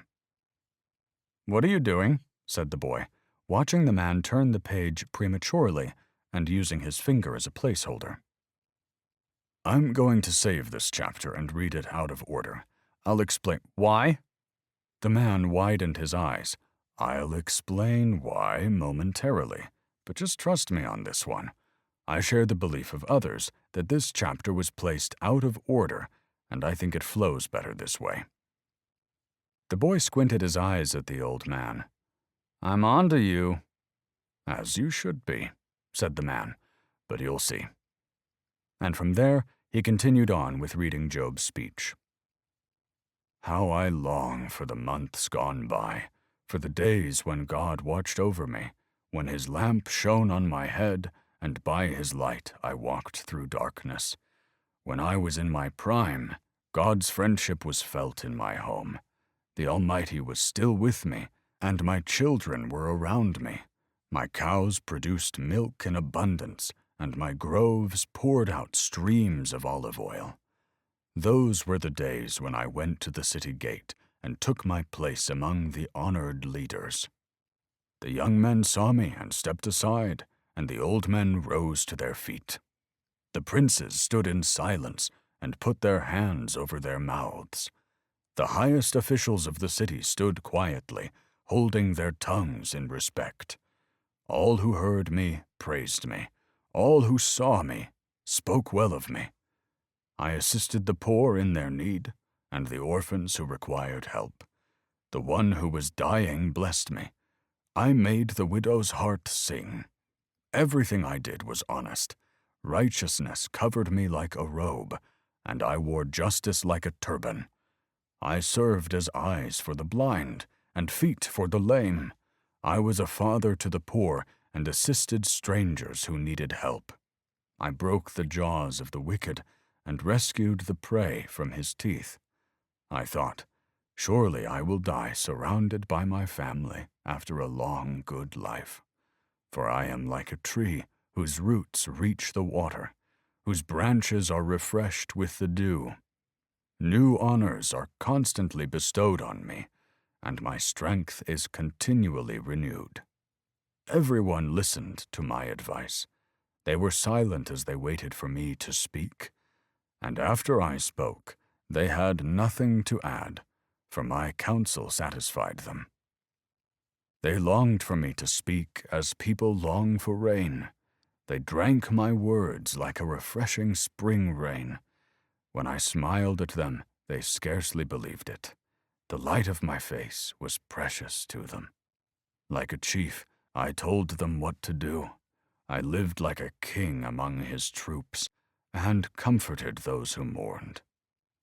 But now I am mocked by people younger than I, by young men whose fathers are not worthy to run with my sheepdogs. Of what use was the strength of their hands to me, since their vigor had gone from them? They are gaunt with hunger, and flee to the deserts, to desolate and gloomy wastelands. They pluck wild greens from among the bushes and eat from the roots of broom trees. They are driven from human society, and people shout at them as if they were thieves. So now they live in frightening ravines, in caves and among the rocks. They sound like animals howling among the bushes, huddled together beneath the nettles. They are nameless fools, outcasts from society. And now those young men mock me in song. I have become a byword among them. They despise me and won't come near me except to spit in my face. Now that God has unstrung my bow and afflicted me, they throw off restraint in my presence. These outcasts oppose me to my face. They send me sprawling and lay traps in my path. They block my road and do everything they can to destroy me. They know I have no one to help me. They come at me from all directions. They jump on me when I am down. I live in terror now. My honor has blown away in the wind, and my prosperity has vanished like a cloud. And now my life seeps away. Depression haunts my days. At night my bones are filled with pain, which gnaws at me relentlessly. With a strong hand, God grabs my shirt. He grips me by the collar of my coat. He throws me into the mud, and I am reduced to dust and ashes. I cry to you, O God, but you don't answer. I stand before you, but you don't even look. You have turned against me with cruelty. You harass me with your strong hand. You throw me into the whirlwind and destroy me in the storm. And I know you are sending me to my death, the destination of all who live. Surely no one lays a hand on a broken man when he cries for help in his distress. Have I not wept for those in trouble? Has not my soul grieved for the poor? So I looked for good, but evil came instead. I waited for the light, but darkness fell. My heart is troubled and restless. Days of suffering torment me. I walk in gloom, without sunlight. I stand in the public square and cry for help. Instead, I am considered a brother to jackals and a companion to owls. My skin grows black and peels. My body burns with fever. Therefore my harp is turned to mourning, and my flute to the sound of those who weep. I made a covenant with my eyes not to look with lust at a young woman. For what has God above chosen for us? What is our inheritance from the Almighty on high? Isn't it calamity for the wicked and misfortune for those who do evil? Doesn't he see everything I do and every step I take? Have I lied to anyone or deceived anyone? Let God weigh me on the scales of justice, for he knows my integrity, if I have strayed from his pathway, or if my heart has lusted for what my eyes have seen, or if I am guilty of any other sin. Let someone else eat what I have sown, and let my crops be uprooted. If my heart has been seduced by a woman, or if I have lusted for my neighbor's wife, then let my wife belong to another man. Let other men sleep with her, for lust is a shameful sin, a crime that should be punished, for it is a fire that consumes down to Abaddon. It would destroy my entire harvest. If I have been unfair to my male or female servants when they brought their complaints to me, how could I face God? What could I say when he questioned me? For God created both me and my servants. He created us both in the womb. Have I refused to help the poor, or crushed the hopes of widows? Have I been stingy with my food and refused to share it with orphans? No. From childhood I have cared for orphans like a father, and all my life I have cared for widows. Whenever I saw the homeless without clothes, and the needy with nothing to wear. Did they not praise me for providing wool clothing to keep them warm? If I raised my hand against an orphan, knowing the judges would take my side, then let my shoulder be wrenched out of place. Let my arm be torn from its socket. That would be better than facing God's judgment. For if the majesty of God opposes me, what hope is there? Have I put my trust in money, or felt secure because of my gold? Have I gloated about my wealth and all that I own? Have I looked at the sun shining in the skies, or the moon walking down its silver pathway, and been secretly enticed in my heart to throw kisses at them in worship? Then these also would be sins to be judged, for I would have been unfaithful to God on high. Have I ever rejoiced when disaster struck my enemies, or become excited when harm came their way? No, I have never sinned by cursing anyone or by asking for revenge. My servants have never said, "He let others go hungry." No stranger had to spend the night on the street, for I opened my door to the traveler. Have I tried to hide my sins like other people do, concealing my guilt in my heart? Have I feared the crowd or the contempt of the masses, so that I kept quiet and stayed indoors? If only someone would listen to me. Look, I will sign my name to my defense. Let the Almighty answer me. Let my accuser write out the charges against me. I would face the accusation proudly. I would wear it like a crown, for I would tell him exactly what I have done. I would come before him like a prince. If my land cries out against me, and its furrows weep together, or if I have stolen its crops or murdered its owners, then let thistles grow on that land instead of wheat, and weeds instead of barley. The old man looked up to find the boy shaking his head. That was a long one, I know, so I'll move through it quickly. Job's speech is divided into 3 chapters. First, he paints a nostalgic picture of the past, one where he still walked with God, and in his relations with his fellow man, he served them in godly ways. Unsurprisingly, it was a time of blessings, for surely this is what it's like to be righteous in God's eyes. Then he shares a wistful lament of the fall from grace that robbed him of happiness.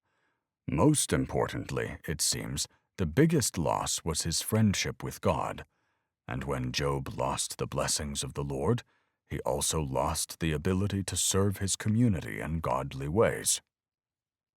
The 3rd chapter uses legal language to present a catalog of potential sins, but maintains a protest of innocence.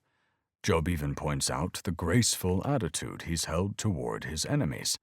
But in a moment of dramatic tension, Job throws down the gauntlet in the court and challenges God to lay out his charges against him and prove that he deserves such treatment. He puts the reader in an uncomfortable position because he practically says, "If I'm guilty, then put me to death, and if I'm not, then the world will know I've been falsely accused by God." This moment, where Job in effect says, "The defense rests," is a turning point in the book that breaks us out of the fruitless cycle of speeches between friends. The stakes of the case have now risen to a larger proportion than the fate of one man, because the Almighty has now basically been summoned to an impeachment tribunal, because if Job is found innocent, then God must be guilty. The boy began blinking dramatically. "Yeah, I'm not too worried about that." "What do you mean?" said the man. "I get the whole gauntlet thing, but I don't know where you're getting some of that earlier stuff you said about Job. It's like we're not even reading the same book sometimes." "Which stuff?" said the man. "The nostalgia? What's not to get?" "Yeah, exactly," said the boy. "You paint this picture about the biggest loss being his friendship with God, which I'm just not buying into. His opening lines are basically, 'I long for the days when God watched over me, because my cows produced a lot of milk and my olive groves lots of oil.' It's this instant feeling that his relationship with God was based on blessings, just like Satan said it was. And it only goes downhill from there. The hypocrisy, for starters, my God, I was like a father to the poor, yet I only just remember my own children are worth a mention. God created both me and my servants in the womb like equals, yet I own these people as slaves. One minute he claims he's never cursed anyone by asking for revenge, the next he's saying he broke the jaws of the wicked. He says he's never been excited by harm coming someone's way, yet a few minutes ago he was calling his own friends enemies, saying their heads should be cut off like grain. How are you going to tell me this guy doesn't belong in a straitjacket on the first train to Crazy Town? He claims innocence, but isn't wrath one of the 7 deadly sins? And he greedily talks about wealth. He envies dead kings and princes. He pridefully brags about everything he's done. Man, it's like boom, boom, boom, checking them all off the list at once. I don't know how you're not seeing any of this. Well, all I hear is, I was like a chief, I was like a king, I was a prince, status, status, status. Look how important I am. He carries this attitude like, look how powerful I am, breaking jaws and feeding the poor. This is what God should be doing because that fits my theology.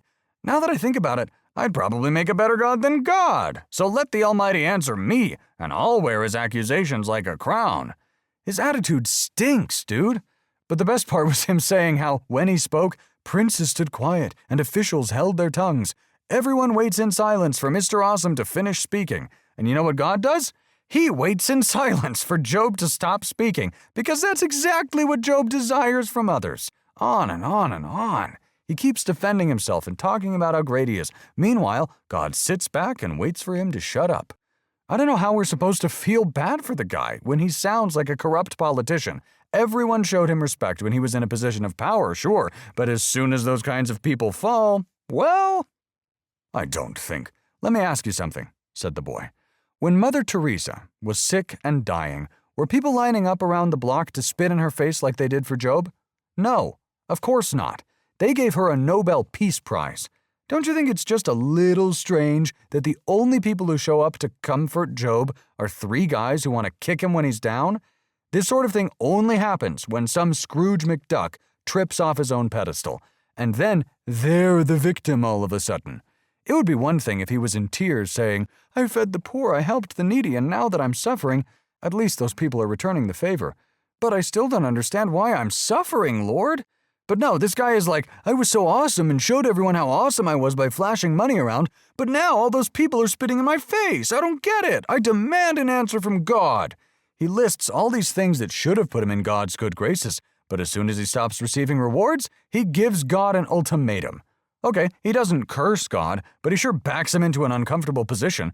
Don't even get me started about him saying he's never looked at another woman lustfully. If Job's got the kind of sex drive to put 10 buns in the oven, there's not a chance he didn't sneak a peek or two while his sons were throwing parties. It's classic denial, man. I'd better sacrifice in case they sinned. Meanwhile, it's a cover-up for his own secret desires. Probably told his wife, honey, I'd better go out back and pray in case our sons had any lustful thoughts about those whores last night. Horny little bastards. I don't know where they get it from. God's got to be looking down like, give me a break, pal. I'm the one who planted lust in human nature in the first place. Probably as a test to weed out the self-righteous liars like Job. That's why I think his original description of Job was sarcastic. It was more like, check out the most righteous and upright prick in all the land. Job lives in a delusion, thinking he's perfect and doesn't deserve to suffer, but God sees right through all his surface-level bullshit.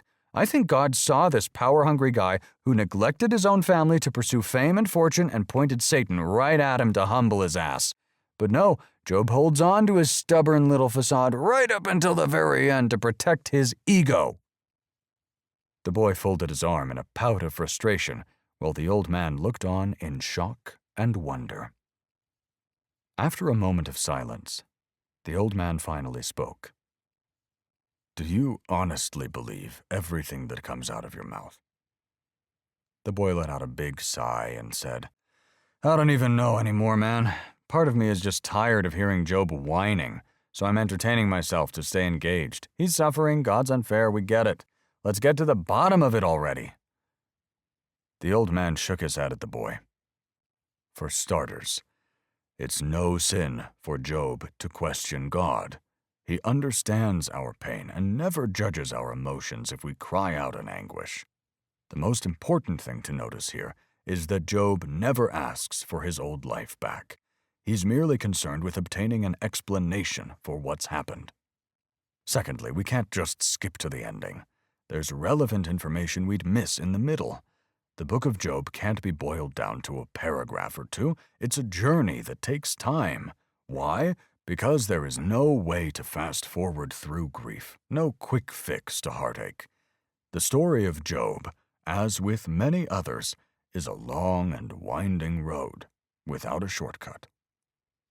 I know. It's not you, said the boy, letting out a sigh. It's Job. We're almost there, though. I'm with you. The old man stared at him for a moment longer.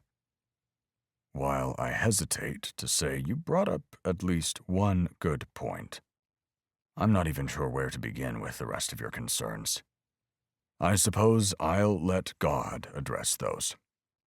But before we get there, I'll agree Job did spend quite a long time justifying himself to others when God is the only true judge of our character.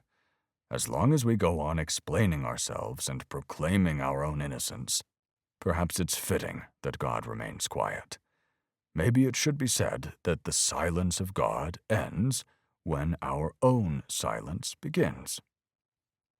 I think you might be trying to fit God into another theological box there, said the boy. But I hear what you're saying. Fair enough, said the man. Then, with a wink, he added, But it sounded good, didn't it? Job 28. Interlude. Where then does wisdom come from? And where is this place of understanding? Job 28:20. Now we get to experience a rather strange chapter in the book of Job, said the man, flipping back to the page he was on before. Based on its position in the middle of Job's final dialogue, it often gets attributed to Job. But compared to the passionate and energetic speeches that surround it, the lack of smooth transition and context, and the calm and measured tone of which this poem is delivered, it feels rather out of place to me there. I've even heard the speculation this piece of writing was accidentally mixed in with the Book of Job altogether. Apparently, it was found alongside the rest of the scrolls and inserted in the final cycle while piecing together the disorganized conclusion. At least that's how the legend goes. But I've found it sums up the overarching themes so nicely that I think it belongs, just out of place, or at least misattributed. I say this because it's difficult to imagine this serene and peaceful voice coming from Job's current state of emotion. I like to think of it as a brief interlude instead, like in a Greek play, when some chorus from the background invites the listener to see the overall themes of prior acts sewn together in a string of imagery. Okay, said the boy. But an interlude for what? Why, to lead us into the grand finale, said the man. The moment you've been waiting for.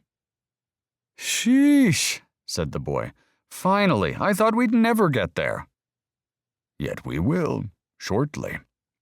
But there's much to cover here first.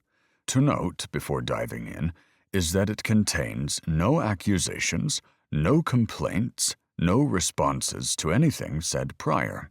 It doesn't advance the debate, it merely comments on what's been spoken about so far.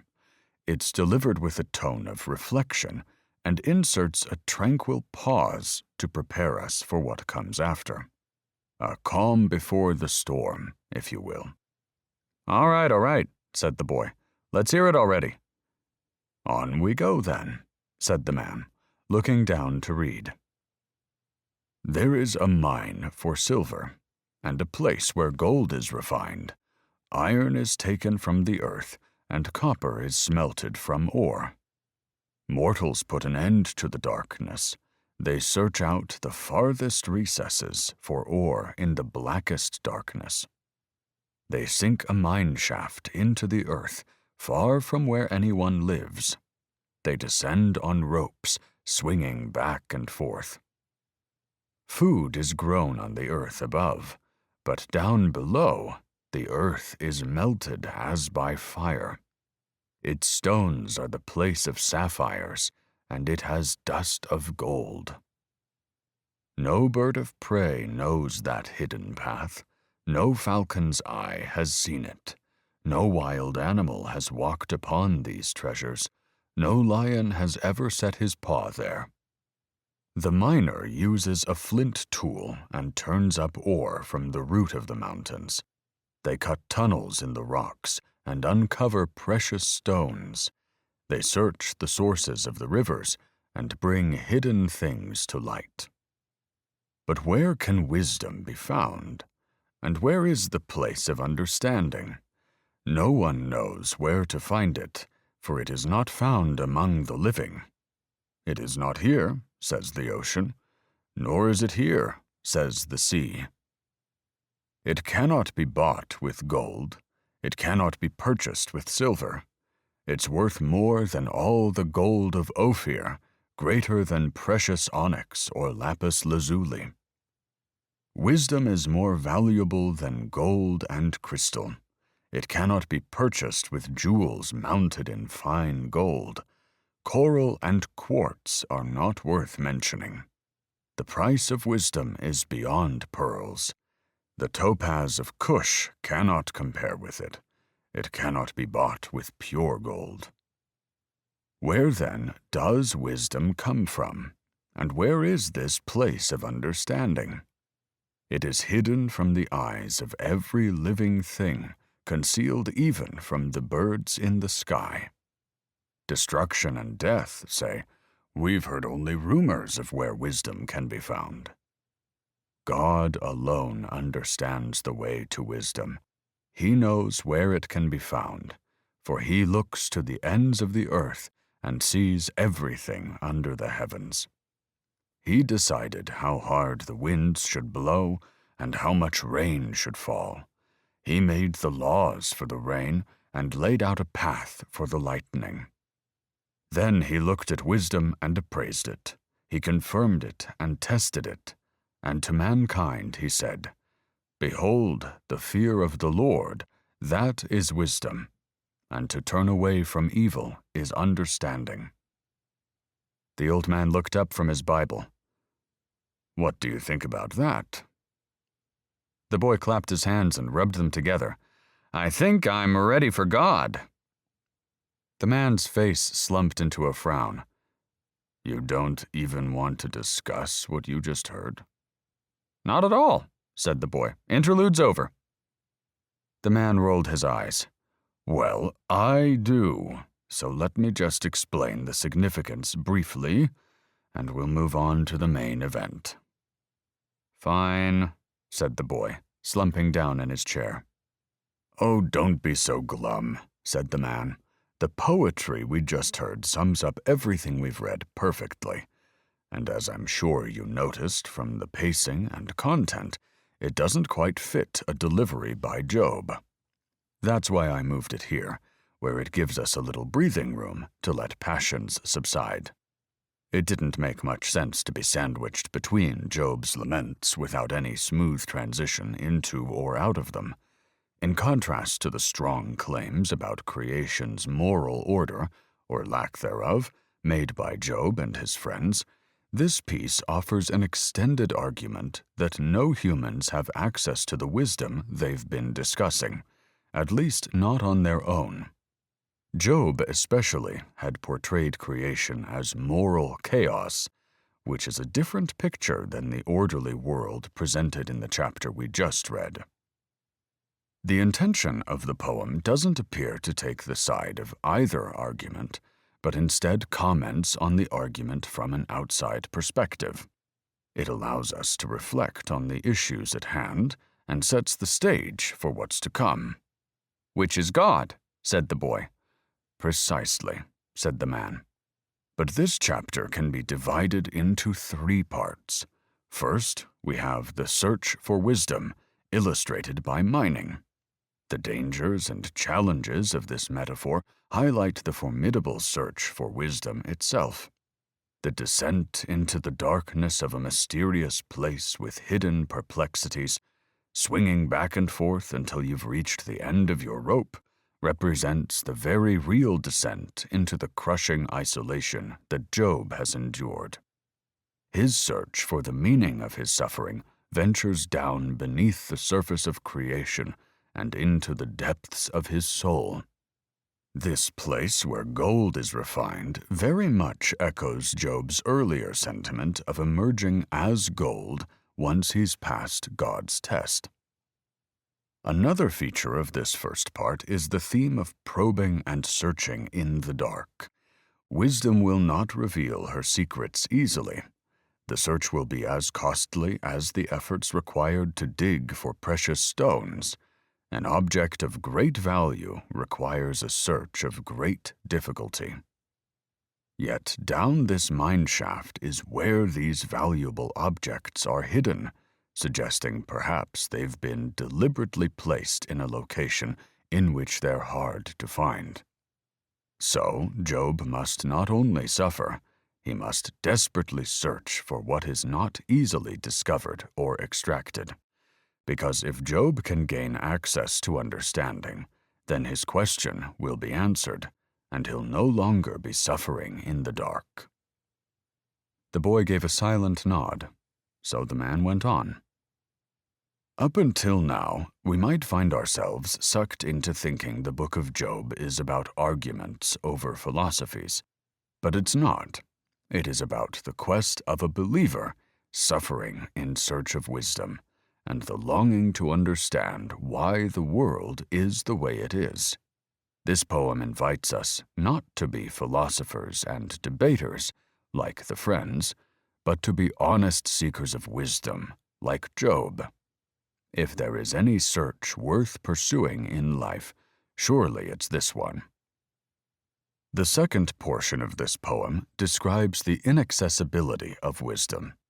Neither the falcon with his pristine eyesight, nor the lion with his valiant strength have pursued this cause. This search for this unmatched value is only pursued by those prepared for pain and isolation. But the poem tells us that wisdom and understanding cannot be found in the earthly realm, revealing how even with all our strength and determination, they elude us through human limitation. We can dig into the earth for precious metals, but even with all the gold and jewels we can scrounge, wisdom and understanding can never be purchased. They can't be found in the bottom of the sea, nor inside textbooks, nor within the greatest human minds. There is only one path to wisdom. Let me guess, said the boy. As you suspect, said the man, the third section begins, God alone understands the way to wisdom. Then it highlights the rain, the wind, and the lightning to illustrate the riddle of God's ways, using more things that elude our understanding. The theme at the heart of the book of Job is that any wisdom received by mortals is a gift from God and requires the revelation of God Himself. The final line is a reminder that our message is larger than merely for Job alone. It tells us that the fear of the Lord is wisdom, and to turn away from evil is understanding. What does that mean exactly? Said the boy. Well, first, let's understand theology is a necessary step toward grasping wisdom and understanding, but it's not enough on its own. As we saw through all our discussions among the Friends, we haven't gotten very far in dissecting life's biggest questions.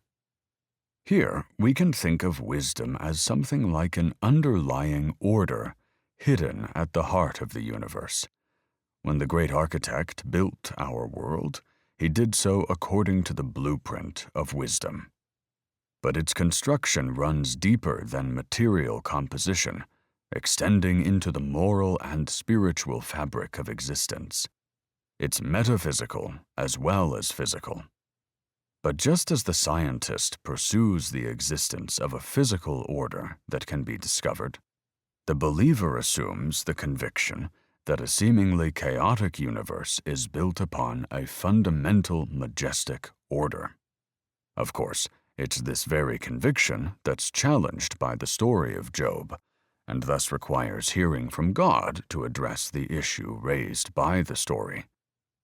"Which we'll get to sometime today," said the boy. The man gave a nod. "But in order to behold wisdom, we must fear the Lord. And fearing God is not a matter of theology, but rather a deep respect and reverence for the Almighty. That's why we are never told the location of where to find wisdom, but instead directed toward the one who is the source of wisdom. Or, if you will, our attention is drawn away from the architecture and toward the architect himself. If you wish to live in this world as a person of wisdom, you mustn't seek wisdom for its own sake, but seek the Lord." "Don't think, just embrace," said the boy, rolling his hand in the air impatiently. "Got it." "Exactly. No matter how many PhDs you acquire, you'll never gain a fear of the Lord through higher education. The only source of wisdom is through God and God alone. Now, the flip side of that coin is understanding." The boy's head dropped to the table. "Which comes from turning away from evil. This means to exist in faith and trust by turning to God, living as He would have us live, with righteousness and integrity. As we prepare ourselves to hear from God in the coming chapters, let us not forget how Job was introduced as a man who fears God and turns away from evil. And after all his philosophical discussions, in the end, he seeks God, which is the right move. This is why, hopefully, our spirits have been lifted by the interlude, even though the question of why Job's suffering still hangs in the air." The boy's head popped up again. "I know you keep saying that, but I'm still convinced Job only appeared to fear God and turn away from evil. I think there was something going on underneath that Satan was trying to reveal. But let's see how it all shakes out." "All right, then," said the man. "Next stop, God." Job 38 through 39. God answers Job. "Who is this that questions my wisdom with such ignorant words?" Job 38:2. The old man flipped the page forward again. Remember how I mentioned the interlude was a calm before the storm? Well, here God is introduced as answering Job from the whirlwind, which I'll talk more about shortly, said the man, looking down to read. "Who is this that questions my wisdom with such ignorant words? Brace yourself like a man. I will question you, and you shall answer me. Where were you when I laid the foundations of the earth? Tell me, if you know so much, who marked off its dimensions? Surely you know. Who stretched a measuring line across it? What supports its foundations? And who laid its cornerstone as the morning stars sang together and all the angels shouted for joy? Who kept the sea inside its boundaries as it burst from the womb, and as I clothed it with clouds and wrapped it in thick darkness? For I locked it behind barred gates, limiting its shores. I said, this far and no farther will you come. Here your proud waves must stop. Have you ever commanded the morning to appear, and caused the dawn to rise in the east? Have you made daylight spread to the ends of the earth, to bring an end to the night's wickedness? The earth takes shape like clay under a seal. Its features stand out like those of a garment. The light disturbs the wicked, and stops the arm that is raised in violence. Have you traveled to the sources of the sea, or walked in the depths of the oceans? Do you know where the gates of death are located? Have you seen the gates of utter gloom? Have you understood the expanse of the earth? Tell me if you know all this. Where does light come from, and where does darkness go? Can you take each to its home? Do you know how to get there? Surely you know, for you were already born. You have lived so many years. Have you entered the storehouses of the snow, or seen the storehouses of the hail, which I reserve for times of trouble, for days of war and battle? Where is the path to the source of light? Where is the home of the east wind? Who cuts a channel for the torrents of rain, and a path for the thunderstorm, to water a land where no one lives, an uninhabited desert, to satisfy a desolate wasteland, and make it sprout with grass? Does the rain have a father? Who gives birth to the dew? From whose womb comes the ice? Who gives birth to the frost from the heavens when the waters become hard as stone, when the surface of the deep is frozen? Can you bind the chains of the Pleiades? Can you loosen Orion's belt? Can you direct the sequence of the seasons, or guide the bear with her cubs across the heavens? Do you know the laws of the universe? Can you use them to regulate the earth? Can you raise your voice to the clouds and cover yourself with a flood of water? Can you make lightning appear and cause it to strike as you direct? Who gives intuition to the heart and instinct to the mind? Who has the wisdom to count the clouds? Who can tip over the water jars of the heavens when the dust becomes hard and the clods of earth stick together? The man looked up and said, "Well, what do you think so far?" The boy let out a long sigh. "Maybe I don't understand it yet, but quite honestly, I find it a bit disappointing. Seems like this is just a sympathy play. Like all day long, millions of people are crying out, 'Why am I suffering, God?' And finally God just snaps and says, 'Look how complicated this shit is. Why don't you give it a shot, Mr. Smarty Pants?'" The man stroked his beard as he thought about it. "Let's break it down from my perspective and see how you feel. Is that fair?" "Take it away," said the boy, offering his palm toward the man. The man cleared his throat and began. For many chapters, Job and his friends have been going back and forth on theoretical contemplation of the nature of God. But it seems the wisdom of the ancients has been spent, and the mystery remains. But then, from the whirlwind, these men get to experience the presence of God himself.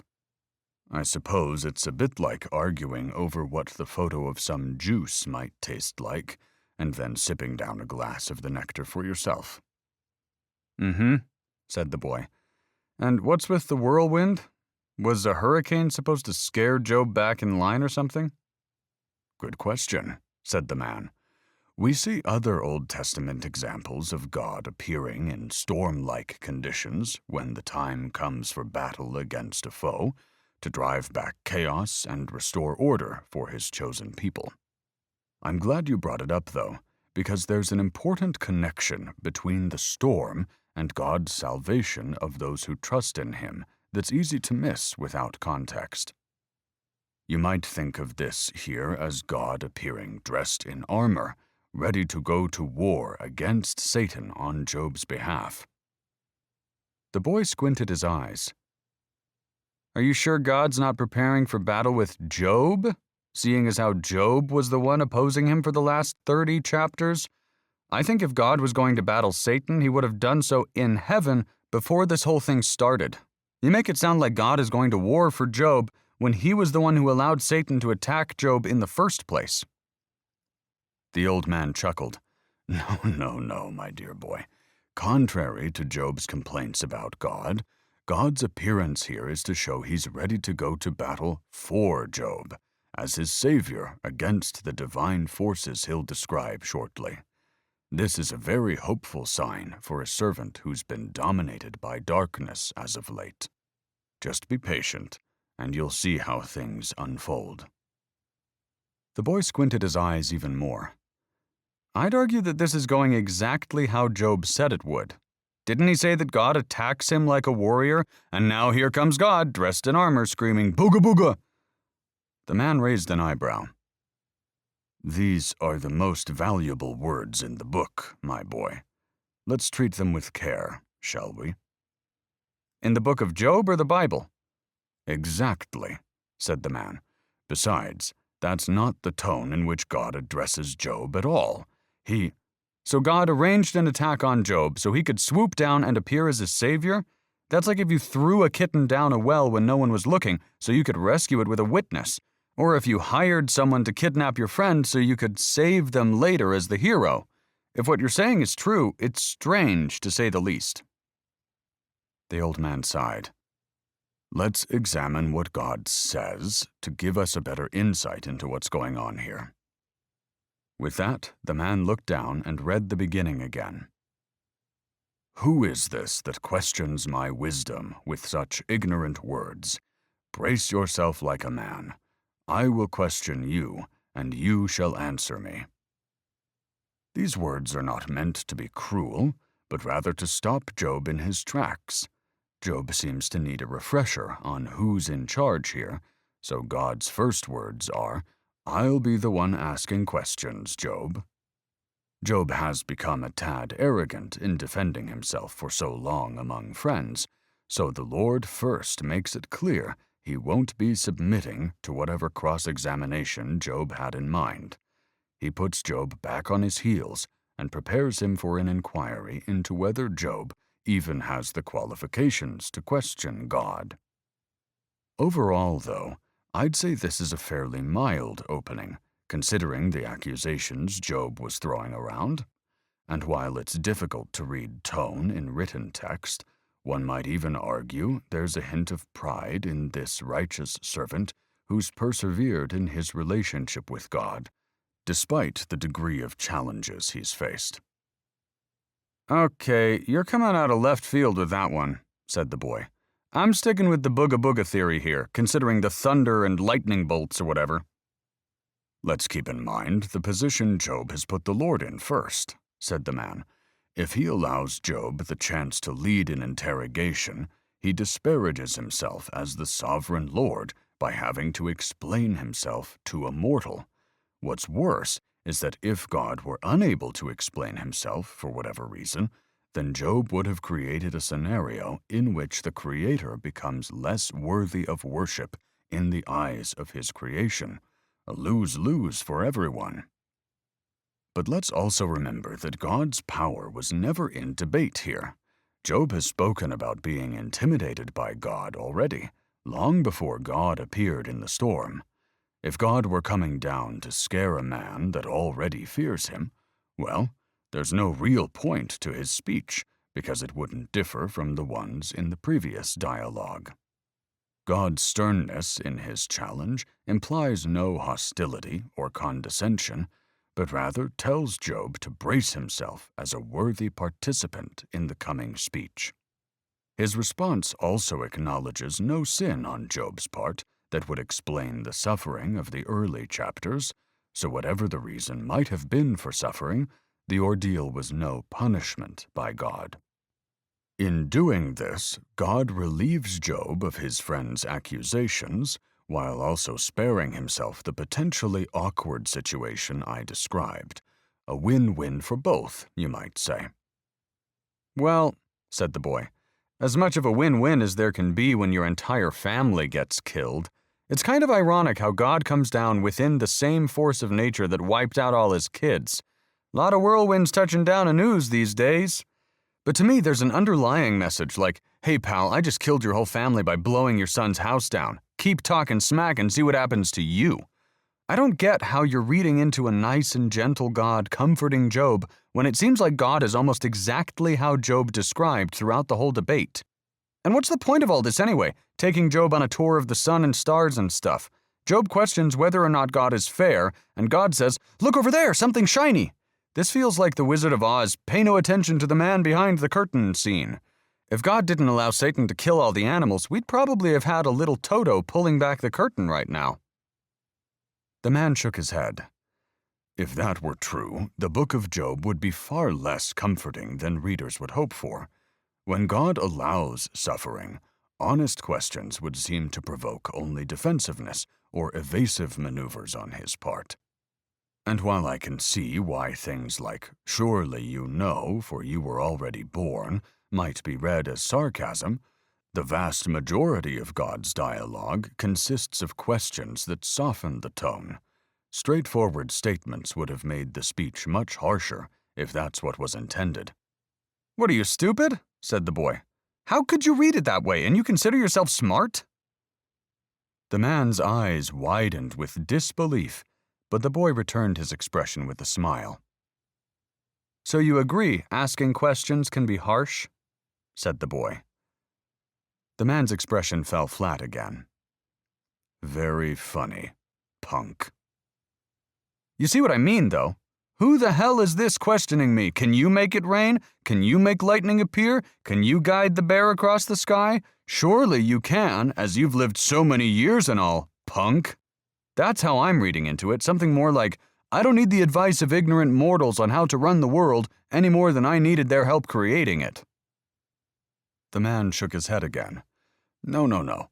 I believe the questions here are meant to draw Job in, to participate in the knowledge the questions are meant to provoke, to help the student grow, to pass on the wisdom of the master.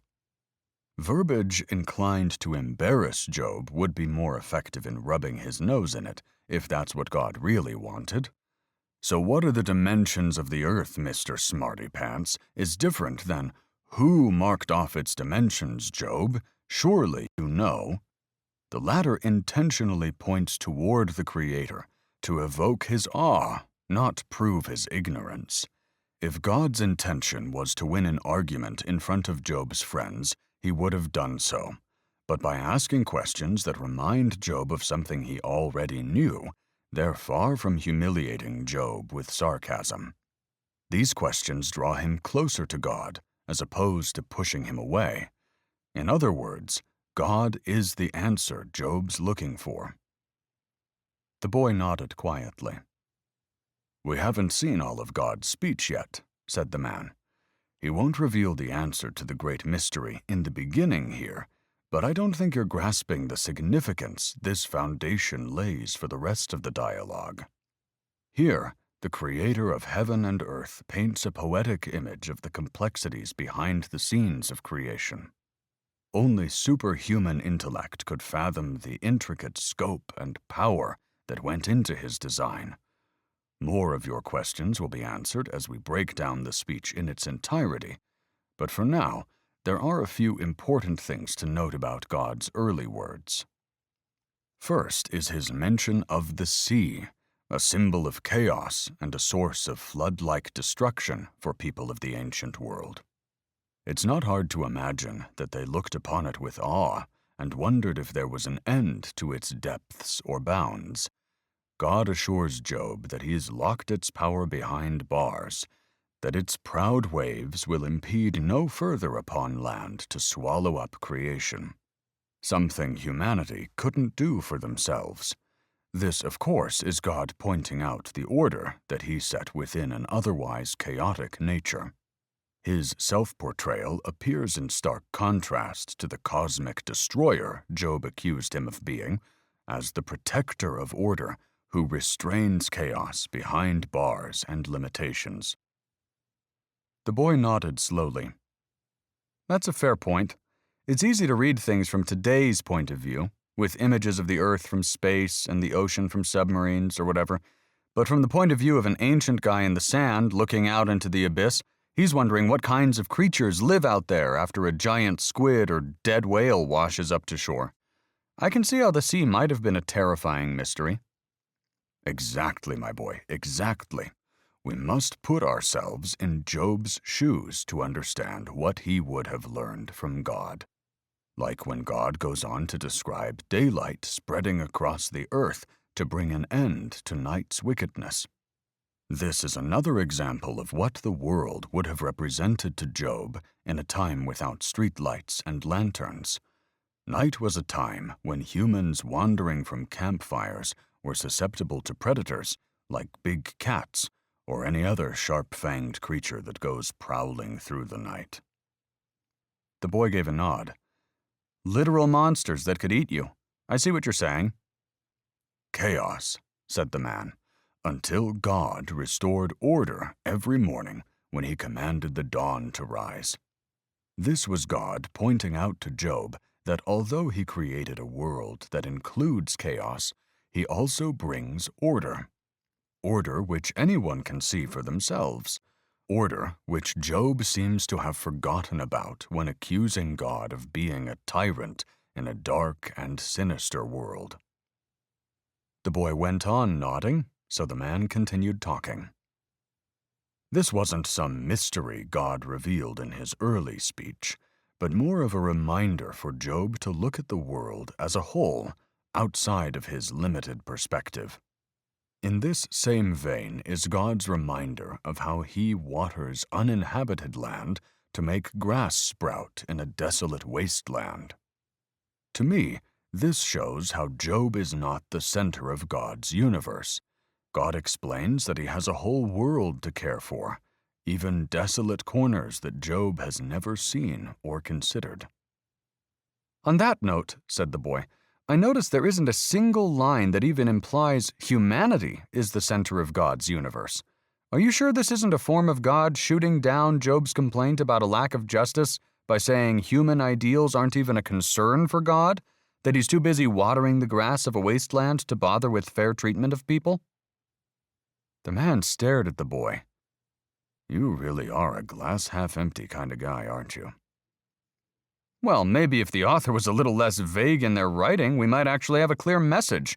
We don't know if God's angry or gentle, scolding Job or sharing wisdom. It's not my fault these people couldn't put together a compelling story. The man shook his head with a smile. Maybe it's a little of both. And maybe this style is by design. The boy rolled his eyes. And maybe God sharing how he makes the desert habitable isn't a show of indifference towards humanity, but rather a display of his greater goodness, to counter the sweeping generalizations Job made about him being an immortal dictator who allows the wicked to overrun the earth. What we have here is God making the point to show Job that both chaos and order exist in his world, and that sometimes there's darkness in the light, and other times there's rain in the desert. I suppose so, said the boy, but this doesn't exactly comfort Job about his situation. No, said the man, but it does humble Job into seeing that God cares for all of his world equally, and that the world is not a perfect paradise, but rather a place that contains disorder, and Job is no exception to receiving special treatment in this world God created. If God were to explicitly address his care for Job alone, it would be something like a parent trying to pacify a child throwing a tantrum. And God could not declare a reward system for his faithful servants, because doing so would align his speech uncomfortably close to that of the friends.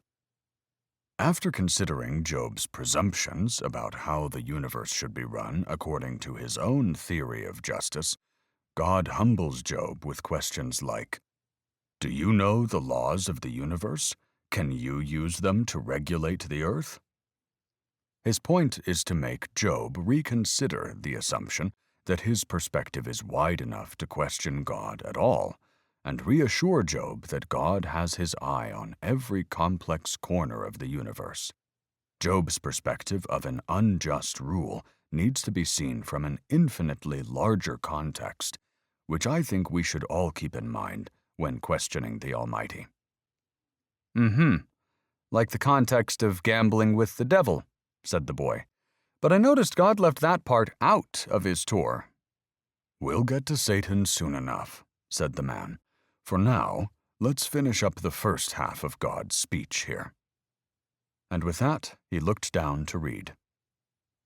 "Can you hunt prey for a lioness, or satisfy the appetite of young lions when they crouch in their dens or lie in wait in a thicket? Who provides food for the ravens when their young cry out to God and wander about in hunger? Do you know when the mountain goats give birth? Do you watch when the doe bears her fawn? Do you count the months till they bear? Do you know the time they give birth? They crouch down to give birth to their young and deliver their offspring. Their young grow up in the open fields, then leave home and never return. Who let the wild donkey go free? Who untied its ropes?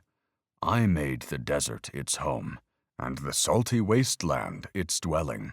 It scoffs at the noise of the village and never hears the shouts of a driver. It roams the mountains for its pasture land, searching for anything green. Will the wild ox consent to serve you? Will it stay by your manger at night? Can you hitch a wild ox to a plow? Will it plow a field for you? Can you depend on it because its strength is great? Would you leave it to do your hard work?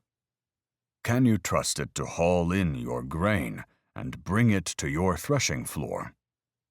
The wings of the ostrich wave proudly, but are they the pinions and plumage of love? She lays her eggs on the ground and lets them warm in the sand, unmindful that a foot may crush them, that some wild animal may trample them. She treats her young harshly, as if they were not her own, with no fear that her labor may have been in vain. For God did not endow her with wisdom or give her a share of good sense, but whenever she jumps up to run, she passes the swiftest horse with its rider. Do you give the horse his might? Do you clothe his neck with a mane? Do you make him leap like a locust? His proud snorting fills one with terror. He paws in the valley and rejoices in his strength. He charges into battle. He laughs at fear and is not dismayed. He does not turn back from the sword. A quiver rattles at his side, along with a flashing spear and a javelin. He charges ahead with trembling rage. He cannot stand still at the sound of the ram's horn. When the ram's horn blasts, he snorts defiantly. He smells the battle from a distance. He hears the officers' shouts and the battle cry. Is it your wisdom that makes the hawk soar and spread its wings toward the south? Is it at your command that the eagle rises to the heights to make its nest? It lives on a cliff where it spends the night. Its stronghold is on a rocky crag. From there it hunts its prey, keeping watch with piercing eyes. Its young gulp down blood. Where there's a carcass, there you'll find it. Then the Lord said to Job, Do you still want to argue with the Almighty? You are God's critic, but do you have the answers?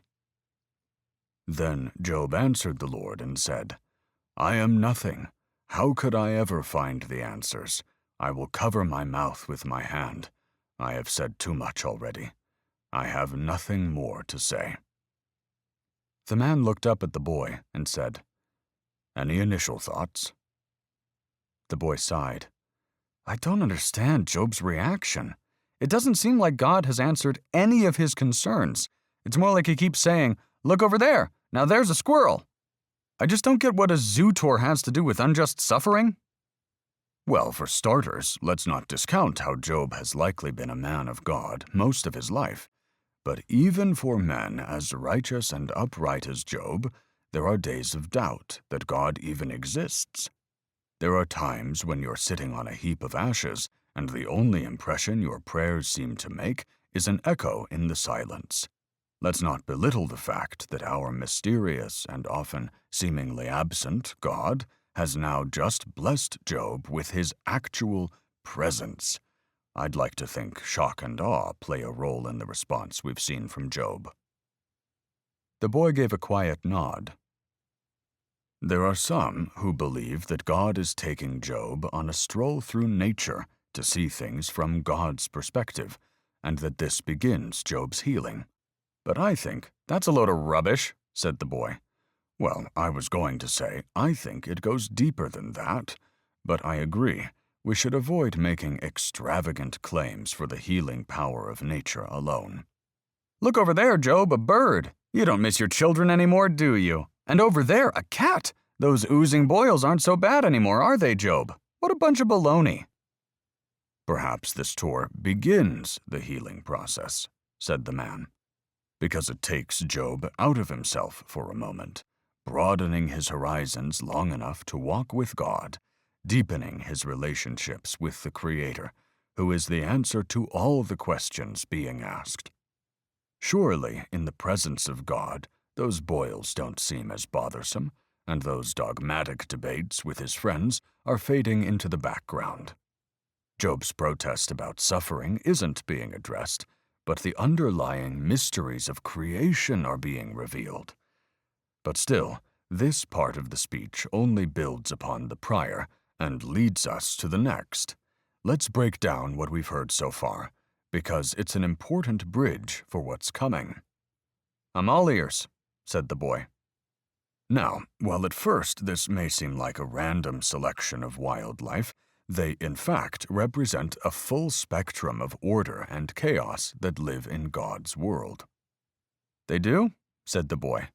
They do, said the man. We begin with the lion, who must kill to feed her young.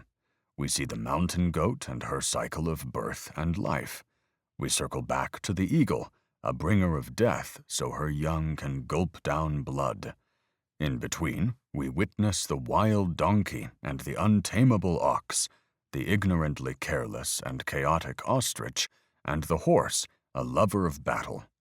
In God's animal kingdom, all the elements of chaos and order, wild and tame, death and life exist. A world that He oversees, feeding the hungry raven, watching over does bearing fawns. But ruling this world is not as simple as the theology of a just rule. Instead, it is an intricate balance of order and chaos that exists in God's care. Let's not miss how this addresses Job's critique of God ruling the world in an amoral way. It's not that God is indifferent or hostile toward human ideals of justice, but that God cares for all chaos and order just the same. Said the boy. Okay, maybe I can see why he covered his mouth then. Precisely, said the man. Much like the first half of this speech, the point here is the same in directing us toward God. Job recognizes that he cannot care for these animals, but God very much can and does. Divine sovereignty is emphasized, yes, but also the goodness of God's sovereignty in a very complex world. Also noteworthy is the opposition of Job's standards for an ideal world. God's world has pockets of disorder that exist within a larger order. Not some utopia without any aspect of danger or threat of death.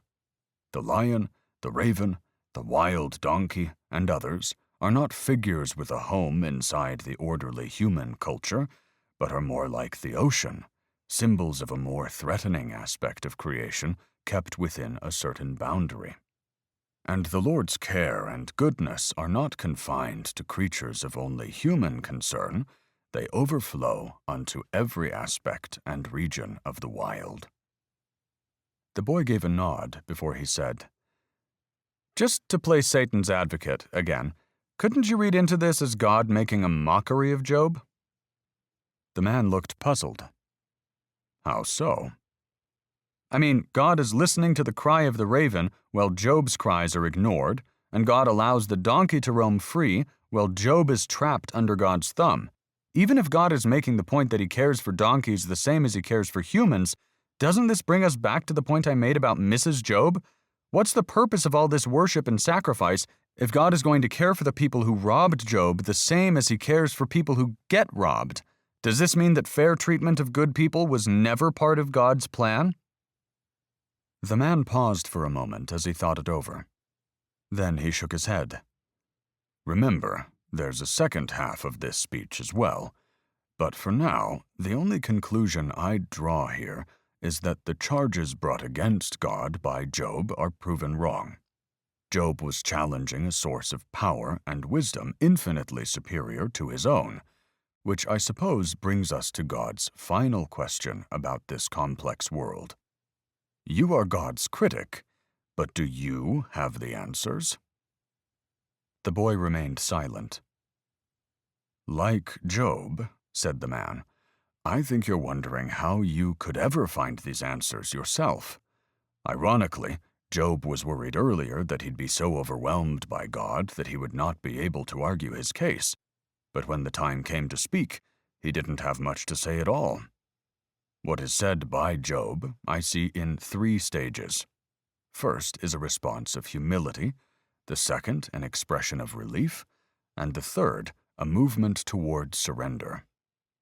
And that's all God wanted to hear. God wasn't looking for answers to his own questions. He already knew the answers. He just wanted Job to acknowledge that he never fully understood the mysteries of God's universe and to turn to God as the answer. The Lord knows that when we are broken and at our ends, the best thing we can do is not seek logical answers to difficult questions, but instead to embrace God and understand that his plans and reasons are deeper and broader than we'll comprehend. Okay, said the boy. I get all that. The world has chaos, and God showed he has to care for chaos. Job took back what he said about God being strictly an evil tyrant. But I have to imagine part of Job is still unsatisfied. I mean, his children are dead. It's nice to know that the sea is contained and all, but this is a bit of an anticlimax in the resolution department. I agree, said the man. So we have to keep in mind 3 things when considering God's first speech, and how those 3 things carry us into his second speech. It's foolish to imagine Job being healed by the beauty of nature alone as some kind of antidote for dead children. And to focus on God saying, I know more than you, Job, so stop questioning me, or boiling the world's beauty down to, things go well most of the time, but I guess this wasn't one of them, collapses the meaning of the speech and leaves no reason for Job to retract his charge of injustice. But the combination of Job's ignorance of the intricate workings of the world, the fact that God allows some chaos to exist in his universe, and God's overarching goodness set the stage for what we're about to hear next. So let's move on there, shall we? The boy gave a nod and offered his palm toward the Bible. Job 40. Behemoth. His strength is in his loins, and his power in the muscles of his belly. He makes his tail stiff like a cedar. The sinews of his thighs are knit together. Job 40, 16 through 17. Then the Lord answered Job again from the whirlwind, said the man, looking down to read. Brace yourself like a man. I will question you, and you shall answer me. Would you really challenge my justice? Would you declare me guilty to justify yourself? Are you as strong as God? Can you thunder with a voice like his? Then adorn yourself with glory and splendor, and clothe yourself in honor and majesty. Unleash the fury of your wrath. Look at all who are proud, and bring them low. Look at everyone who is arrogant, and humble him, and trample down the wicked where they stand. Bury them in the dust. Imprison them in the world of the dead. Then even I would praise you, for your own strength would save you. Behold, Behemoth, which I made as I made you. He eats grass like an ox. His strength is in his loins, and his power in the muscles of his belly. He makes his tail stiff like a cedar. The sinews of his thighs are knit together. His bones are tubes of bronze. his limbs like bars of iron. He is the foremost of God's works. Only his Maker can draw the sword against him. Indeed, the mountains bring him food, and all the animals of the field play there. Under the lotus plants he lies, in the shelter of the reeds and in the marsh. The lotus plants cover him with shade. The willows of the brook surround him.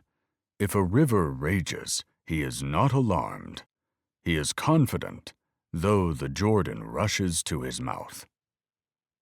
The man looked up and said, Then the last line asks if anyone can catch him off guard and pierce his nose with a snare, perhaps to lead him away or take him captive. But I wanted to mention something about the line right before that, because the verbiage is slightly different in some older translations I found. Rather than confidence in the face of a raging river rushing to its mouth, these older translations say he will drinketh up a river, and hasteth not, and that he trusteth he can draw up the Jordan into his mouth. Now, many advocate for this creature here to be a hippopotamus, which admittedly I was in the camp of once before. But there were a few lines in this description that never sat right with me. First was the line about mountains, because obviously there aren't many hippopotami running around the mountains. I tried to force some kind of explanation, like the streams of mountains all flowing down into the river where the hippopotamus lives, therefore feeding it, in a sense, with any kind of vegetation that falls into the streams and gets carried down to the beast. But that idea was my own creation, and I always thought it was a stretch. Next was the line about the tail, which, if you look at the hippopotamus, its tail is not very impressive at all. But neither is the tail of the elephant, which is the other creature that receives much attention for this description. But do you recall the euphemism I described in Genesis when Abraham's servant put his hand under his, thigh? You mean his balls, said the boy. The man squeezed his eyes shut for a moment. His future seed was how I put it, I believe, said the man. But yes. Anyway, this image of a cedar tree to describe the tail of either animal doesn't quite fit the description. A brontosaurus, said the boy, excitement lighting up his eyes. No, said the man, no dinosaurs. The light from the boy's eyes faded again. You're missing the point about the euphemism, said the man. The boy scrunched his face in a fruitless effort. I got nothing. It refers to the, male apparatus, if you will. Apparatus? Said the boy. Speak English, man. How do I put this? Said the man, scratching his temple.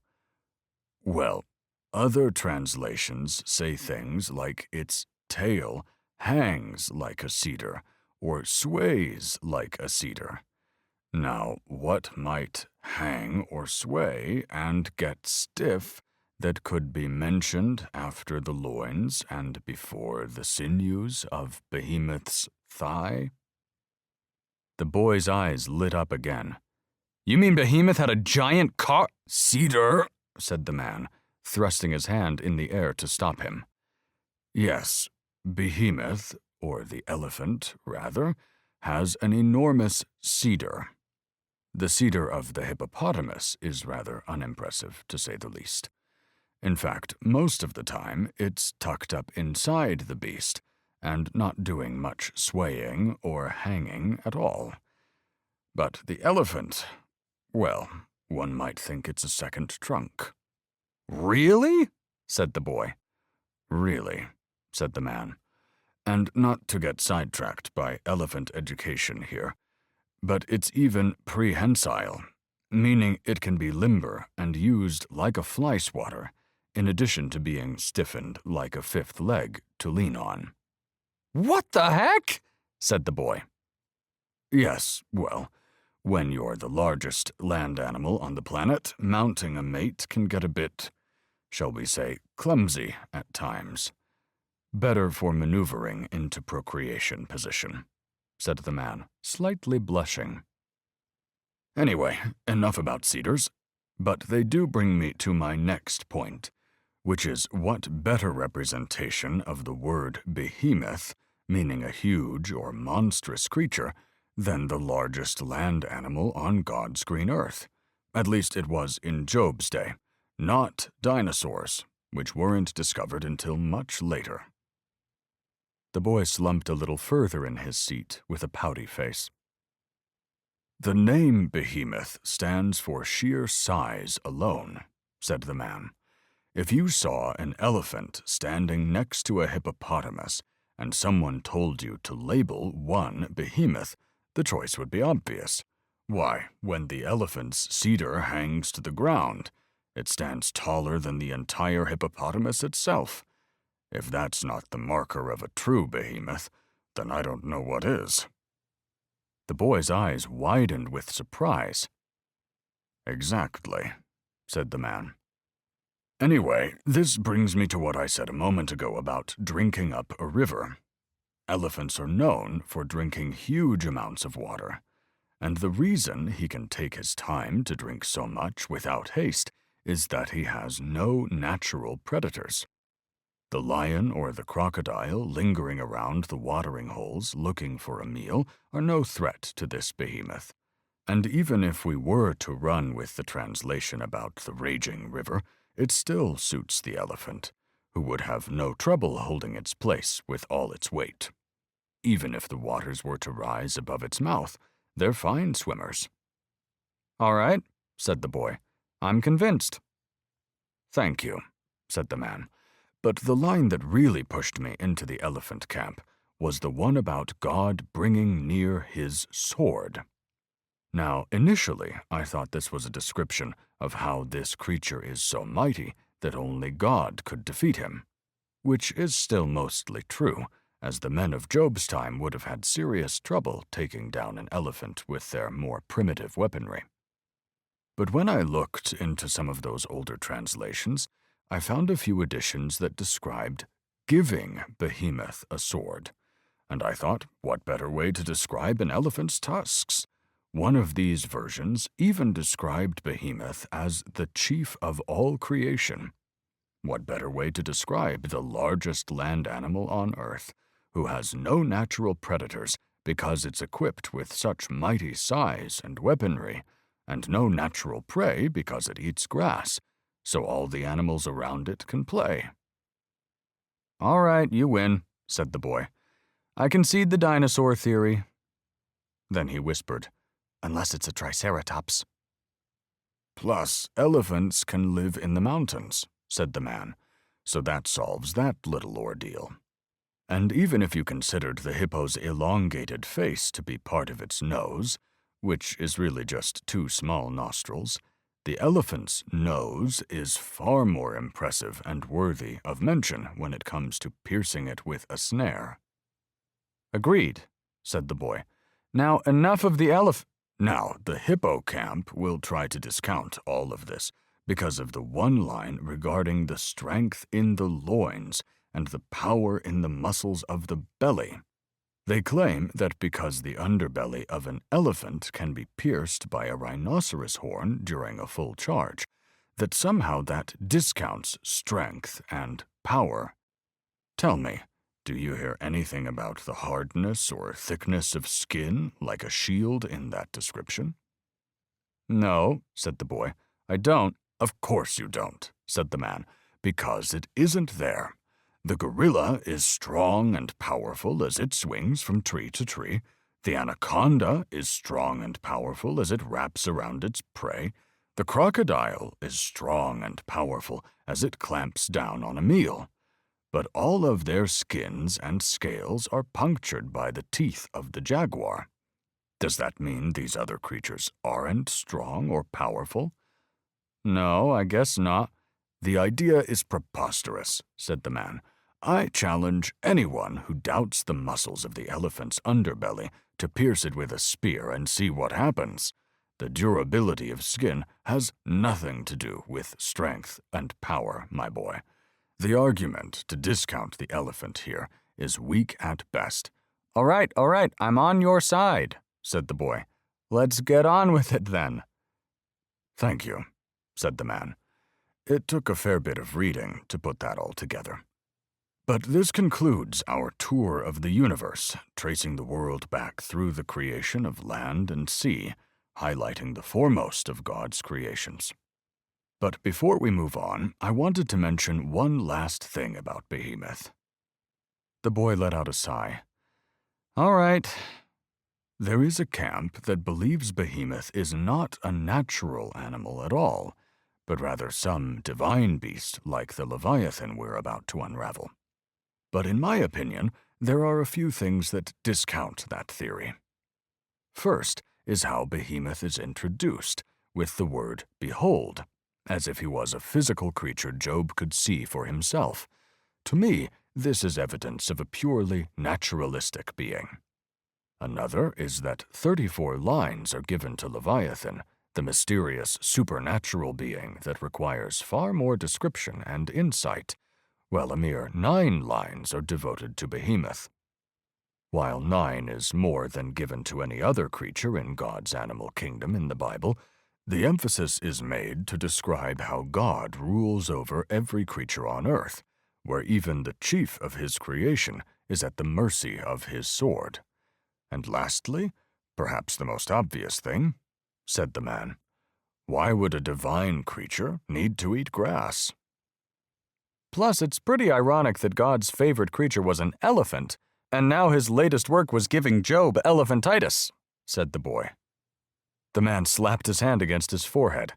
Brilliant! I wonder if anyone's ever made that connection before. Or if there's any connection with Job being God's foremost servant at the time. Bingo, said the boy, snapping his fingers into a gun.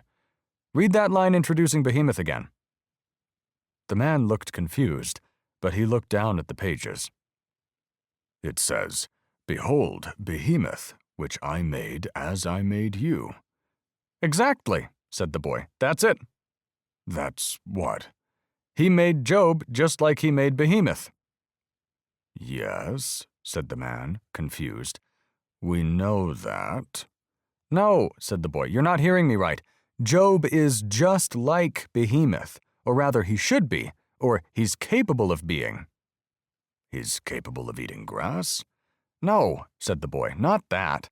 I mean metaphorically, Behemoth is God's foremost creation, like Job is God's foremost servant. He made Behemoth strong just like he made Job strong, but when the going gets tough, Behemoth stands up to the river raging in his face. But when the going got tough for Job, he just plopped down in a heap of ashes and started playing with pottery. God is telling Job that he made him like Behemoth, capable of standing up to the raging river of life. The light bulb clicked on for the man. My boy, that's genius. I know, said the boy, brushing off his shoulder with a smile. And listen to the other similarities. The land provides food for Behemoth, just like it did for Job. Behemoth is comfortably sheltered, just like Job was. Behemoth isn't alarmed because he trusts he can drink up a river. But I think God is telling Job that he shouldn't be alarmed because if he trusts in God, he can endure this river of life flowing at him, and maybe that God has already equipped Job with the sword he needs to fight this battle. A huge grin grew across the man's face as he looked skyward. Then he looked down at the boy again and said, Kid, I could kiss you right now. And let me just add that the word for nose in Hebrew can also mean anger, meaning Job's resilience shouldn't be pierced by snares that could make him angry. He should be more like Behemoth in the metaphorical sense, invulnerable to the kinds of snares Satan laid out for him. God tells Job to behold a natural example of his creation who stands up to the forces working behind the scenes. Then God goes on to explain the force that's causing the raging river in Job's life using supernatural terms. So the next part actually helps Job understand why he's being treated this way? "We'll get there shortly," said the man.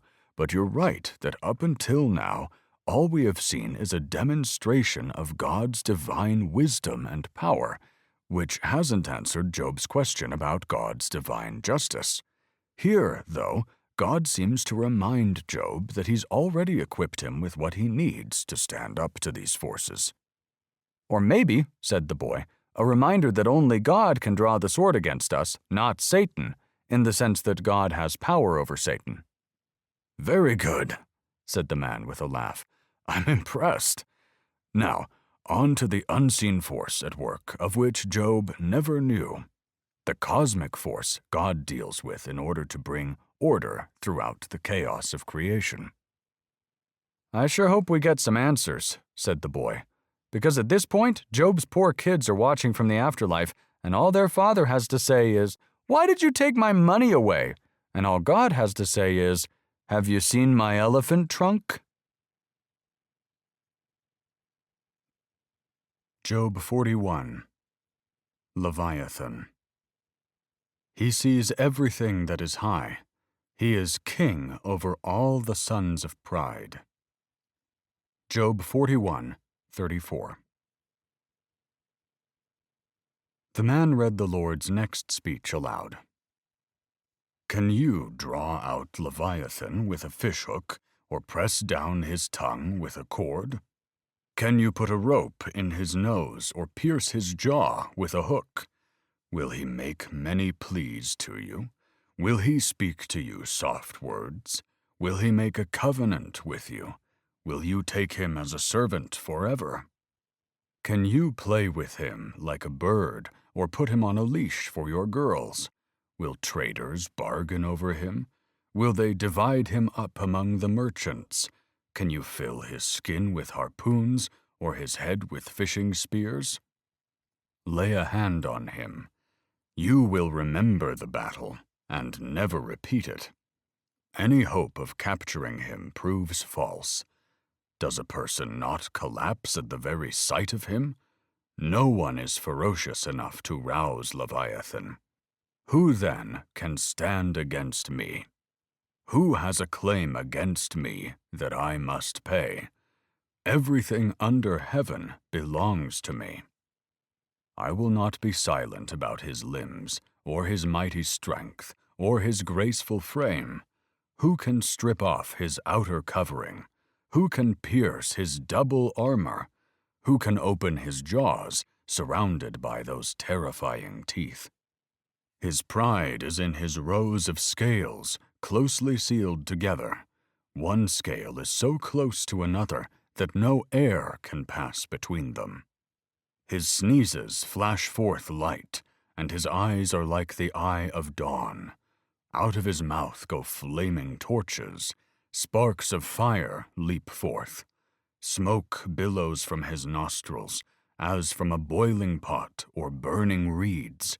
His breath kindles coal, and a flame comes forth from his mouth.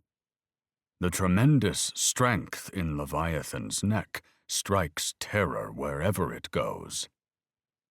The folds of his flesh are joined together, firm and immovable on him. His heart is hard as a stone, hard as the lower millstone. When Leviathan rises, the mighty are terrified. They withdraw because of his thrashing. The sword that reaches him cannot prevail, nor the spear, the dart, or the javelin. Iron is nothing but straw to that creature, and bronze is like rotten wood. No arrow can make him flee. Sling stones become like stubble to him. Clubs are like a blade of grass, and he laughs at the swish of javelins. His belly is covered with scales as sharp as glass. His plows up the ground as it drags through the mud. He makes the deep boil like a pot. He makes the sea like a pot of ointment. He leaves a shining wake behind him. One would think the deep had gray hair. He has no equal on earth, a creature devoid of fear. He sees everything that is high. He is king over all the sons of pride. Then Job answered the Lord and said, I know that you can do anything, and no plan of yours can be thwarted. You asked, Who is this that questions my wisdom with such ignorance?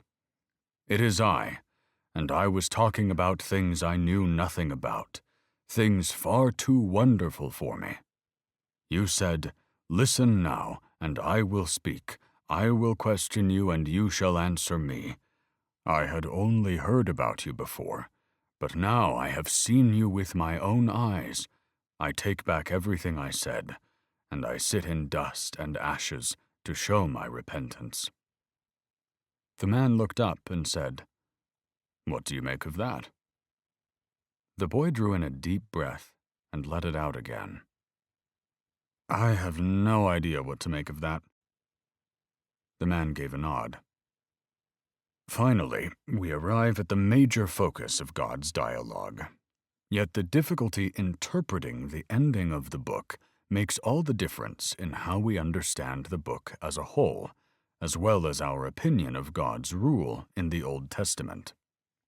Now, I've explored a few theories over the years where widely differing and incompatible interpretations are given, but let me first tell you who Leviathan is not, and why those theories don't explain why we see Job go from defiant criticism to wholehearted worship.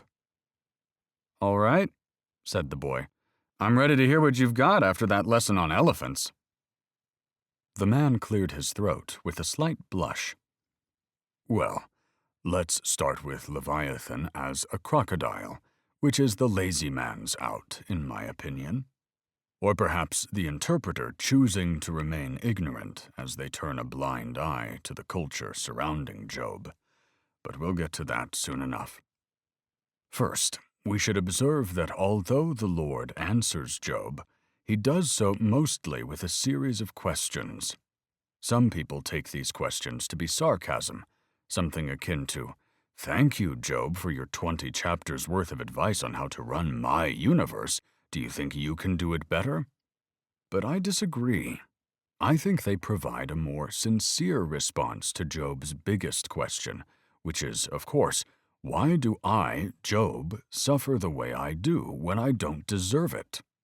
We have to ask ourselves if responding to Job's question like this can be satisfying when interpreting Leviathan as a crocodile. Pay attention to how the force of the rhetorical questions collapses if God says, Look there, Job, at yet another normal animal, like I've already listed numerous of. Can you hook him with a fishing rod? Can you penetrate his scales with spears? Will traders bargain for him? Huh? What's that? Your neighbors in Egypt have already been doing those things as far back as the historical records go? Why, I guess I hadn't realized that, and feel ill-prepared. Please spare me the embarrassment and worship me anyway, after providing an answer that doesn't make any sense at all. And maybe we can throw this story into the Holy Bible so everyone can witness my blunder while we're at it. The boy smiled. I see your point. So it really was a dinosaur. Hold your horses, kid. I'll get to that soon enough. First, we have to get past how, if I ask God about unjust suffering, the response of, Can you catch a lizard, might possibly satisfy me. The arguments I've heard are things like, God fashioned creatures that are ugly and dangerous by human standards, making the point that he isn't bound by human standards of aesthetics or security. Or that Job wasn't comforted by what God said, but he was simply comforted by the presence of God in general. According to these interpreters, the description of this run-of-the-mill reptile shows the power and wisdom of God's creation, and they are so impressive to a man who is powerless to understand or control them that he's awestruck into trusting God and drops his concern about injustice. The lesson here would be something like, God isn't our heavenly bellboy waiting to answer our questions as we please. Instead, he's the sovereign maker of heaven and earth, and reptiles to whom we should pray. And while that might be true, God's sovereignty was never in question for Job.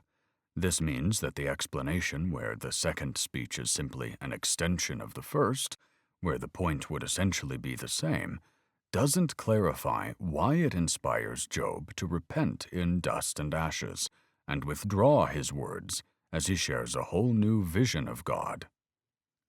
I see what you're saying, said the boy. Job's response probably would have been more like, "Yeah, God, you already mentioned some animals. Can I go now?" Precisely, said the man. Now, I have seen commentators take this interpretation and use it to make some sinister implications for the Lord. They say the description of the crocodile is a denial of justice, that the speech doesn't address whether God was just to let Job suffer because he refuses the topic of dialogue altogether, simply dodging the question of a just rule. In this case, the speech concerns divine power alone, never addressing justice, meaning God merely overwhelms Job and does nothing to address the problem of evil. Like my booga booga theory, said the boy. Right, which would be a fair conclusion if Job did nothing but cower in fear. But that wasn't the case here. Therefore, we have to look for clues as to what Leviathan could be, so Job's response makes sense. I'm ready, said the boy, rubbing his hands together with a grin. Let's start with the name Leviathan, which even sounds like more than a natural monster, wouldn't you agree? I would, said the boy. Jurassic, even. So what does it mean? It comes from a root in Hebrew that means to twist, turn, or coil, which brings a serpent-like creature to mind, does it not? The boy gave an eager nod. Isaiah confirms this imagery when he refers to this creature as a fleeing serpent and describes it as twisting or coiling, depending on the language we see from different translations. We'll return to that language momentarily, but Isaiah also refers to this creature as a dragon, a title supported by numerous translations, and mentions it living in the sea. The Psalms also support this idea of Leviathan living in the vast and spacious ocean, which, to me, discounts the semi-aquatic crocodile, who dwells in places where land is always in reach. Now, there is another section of the Psalms that refers to the heads of Leviathan, plural. Some people take this to mean that Leviathan was a multi-headed dragon of sorts, but my opinion is that Leviathan in that particular passage is used as another analogy for Egypt, just like we discussed with Rahab earlier. I say this because there is a parallel mention of splitting the sea right before the line. It mentions crushing the heads of Leviathan, meaning the heads of Egyptian men chasing after God's chosen people.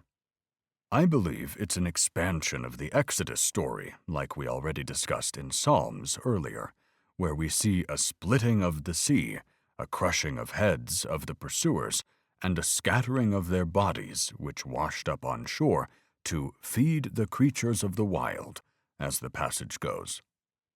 So that leaves us with the poetic imagery confirming Leviathan was, indeed, a sea dragon. A single-headed sea dragon, in my opinion, but a dragon nonetheless. Or a dinosaur, said the boy. Listen, kid. Dinosaurs weren't discovered until the 1600s. I looked it up because the idea crossed my mind as well. I hate to break it to you, but this story was written a couple of thousand years before that. No, said the boy. Fossils weren't recorded until the 1600s. But why do you think the idea of dragons exist all over the world? Do you think Asians, Americans, Africans, and Europeans all came up with separate mythological dragon stories on their own? Or do you think maybe, just maybe, it has something to do with the fact that giant reptile bones were laying in the ground in all those places? The boy paused and tilted his head as the man mulled it over. Oh, come on, said the boy. You think just because some schlub wrote it down in the 1600s, he was the first guy to stumble upon a fossil? Humans have been roaming the earth and digging holes for who knows how long before that.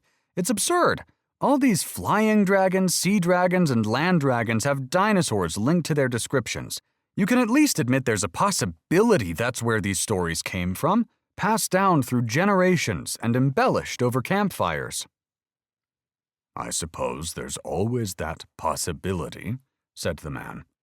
But we seem to be getting away from the point I'm trying to make, which is how evidence for a dragon-like Leviathan existed in the folklore of cultures that surrounded Job. Fine, said the boy, crossing his arms. The point I'm trying to make is that whether or not there existed some kind of creature that could have inspired Leviathan, the idea of Leviathan himself had a resounding presence in the cultures around Job. Now, some Christians believe that studying these other religions may be a kind of sin, but I never saw doing so as a threat to my own faith. I think there's a fear that the existence of one myth in the Bible would open the door to arguing the entire Bible is mythology. But I don't care what other people might think. I know what I believe in my heart. Anyway, as I mentioned before, Job wasn't a Jew in this story anyway, so his beliefs weren't limited to the scripture that didn't exist yet. In order to get into the mind of Job, we need to know what he might have known, and his knowledge of Leviathan would have come from the stories of the surrounding cultures at the time. We don't exactly know what Job believed in this regard, but we do know that he knew who Leviathan was. So, in order to have a better understanding, I did a little reading into Leviathan-like myths that may have surrounded Job. There was a Canaanite god, Baal, who defeated a sea monster named Lotan, which translates to Leviathan in Hebrew. The biblical stories also resemble a Babylonian epic in which their god Marduk defeats a sea monster and goddess of chaos. There is even a story with similar language used, like what I mentioned with Isaiah, regarding a fleeing and twisting serpent. People are afraid to think that the biblical authors may have stolen their stories from these other cultures, but I don't think that's the case here. I believe the same name and language were used on purpose to say, no, it wasn't your polytheistic God that defeated this chaos monster, but the one and only Yahweh who created the monster of which you speak. It was a tactic to diminish surrounding religions, to send a message to pagan nations saying, your gods are nothing, our God is everything. They weren't stealing from neighboring cultures. The story of Leviathan was their culture. That's my opinion anyway. That makes sense, said the boy. From Job's point of view, this chaos monster, mythical beast or based in reality, was likely who Job believed Leviathan to be. That is why so much text is dedicated to this creature, because of the significance of the surrounding cultural context. Not some common animal the Egyptians had been killing for years, something some people keep as pets, for goodness sake. That's what I meant about the crocodile being the lazy man's out, for those who never cared or were afraid to dig into the surrounding cultures of the past, said the man. Not to mention, Leviathan laughs at spears and can speak soft words. That would be some crocodile. David Attenborough never mentioned them spitting fire either, said the boy with a smile. The man pointed at the boy and said, now you're catching on. Commentators try to chalk that up to water reflecting sunlight at the right angle as they sneeze or some such thing, but that seems like a far reach to me. If anything, the only inspiration based in reality might have been the spitting cobras, who can blind a man if the burning venom gets in the eyes, which again would support the serpent-like imagery. But I'll never understand why we'd force modern ideals onto a perfectly good explanation surrounding Job's culture. People seem to refuse to read these stories in the context of their times, ignoring the fire-breathing dragon that would have existed in Job's mind. Leviathan was a chaos monster, a pictorial representation of the unseen forces of evil at work in the universe. Which brings me to my next point. "There's more?" said the boy. "Oh, we're just getting started," said the man. Now, with today's conception of an unseen force of chaos, you might think of spitting fire as a metaphor for evil words. "Words?" said the boy. "Words," said the man. So let me ask you something. Who has been whispering evil into Mrs. Job's ear? Who had the silver tongue in the Garden of Eden? It all clicked for the boy, in a way the man could see. "Oh, so you think the serpent in the garden and the serpent in the sea are both Satan?" Precisely, my boy, precisely. Satan was cast out of paradise and into the sea, metaphorically speaking, that is. As we saw in the beginning of our story, Satan is free to roam the earth as he pleases. But we see further support for this in Revelation, where the author says something along the lines of, "The great dragon, the ancient serpent called the devil, was thrown down to the earth." But we must keep in mind the depiction of a demon with a tail, and horns is an image we're familiar with in the modern world, but this dragon-like creature is the poetic representation of chaos our ancestors would relate to. The point is that we finally see the supernatural evil that has so terribly afflicted Job's life now arriving at the foreground of God's speech. "About time," said the boy. Yes, well, this is one reason God's speeches are separated by the repeated challenge for Job to brace himself, to mark the transition where God shifts his focus from the natural world to the supernatural world. But let me refresh your memory on something in the previous chapter after God does this, said the man, flipping back a page. "Are you as strong as God? Can you thunder with a voice like his?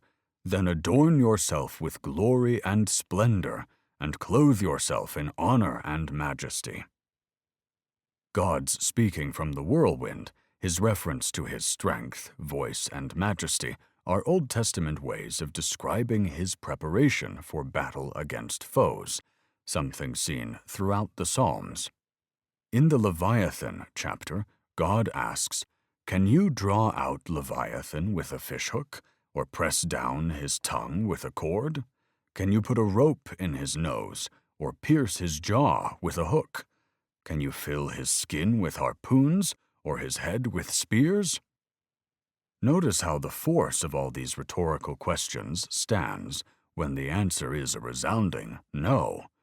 The purpose is not to humiliate Job, as some interpreters suppose, but rather to show that no one is ferocious enough to rouse Leviathan, so who then can stand against me? The reason Leviathan has no equal on earth is because he lurks on God's side of the metaphysical divide. Therefore, only the Lord is capable of subduing or summoning a monster that Job couldn't even touch, which, if you noticed, God did at the beginning of our story here, bringing our poem to a satisfying full circle to address what happened in chapters 1 and 2. "Good," said the boy. "I've been waiting for this." "Of course you have," said the man. "The point here, though, is that since Job is powerless to defeat this force using the kinds of tools one might use to kill, say, a crocodile, he must trust that God has everything under control." The boy smiled. "I see what you did there." The man winked and went on. Now, God does this without offering any kind of apology, which would have been problematic for Job and everyone else around. "How so?" said the boy. The man frowned and tilted his head to the side.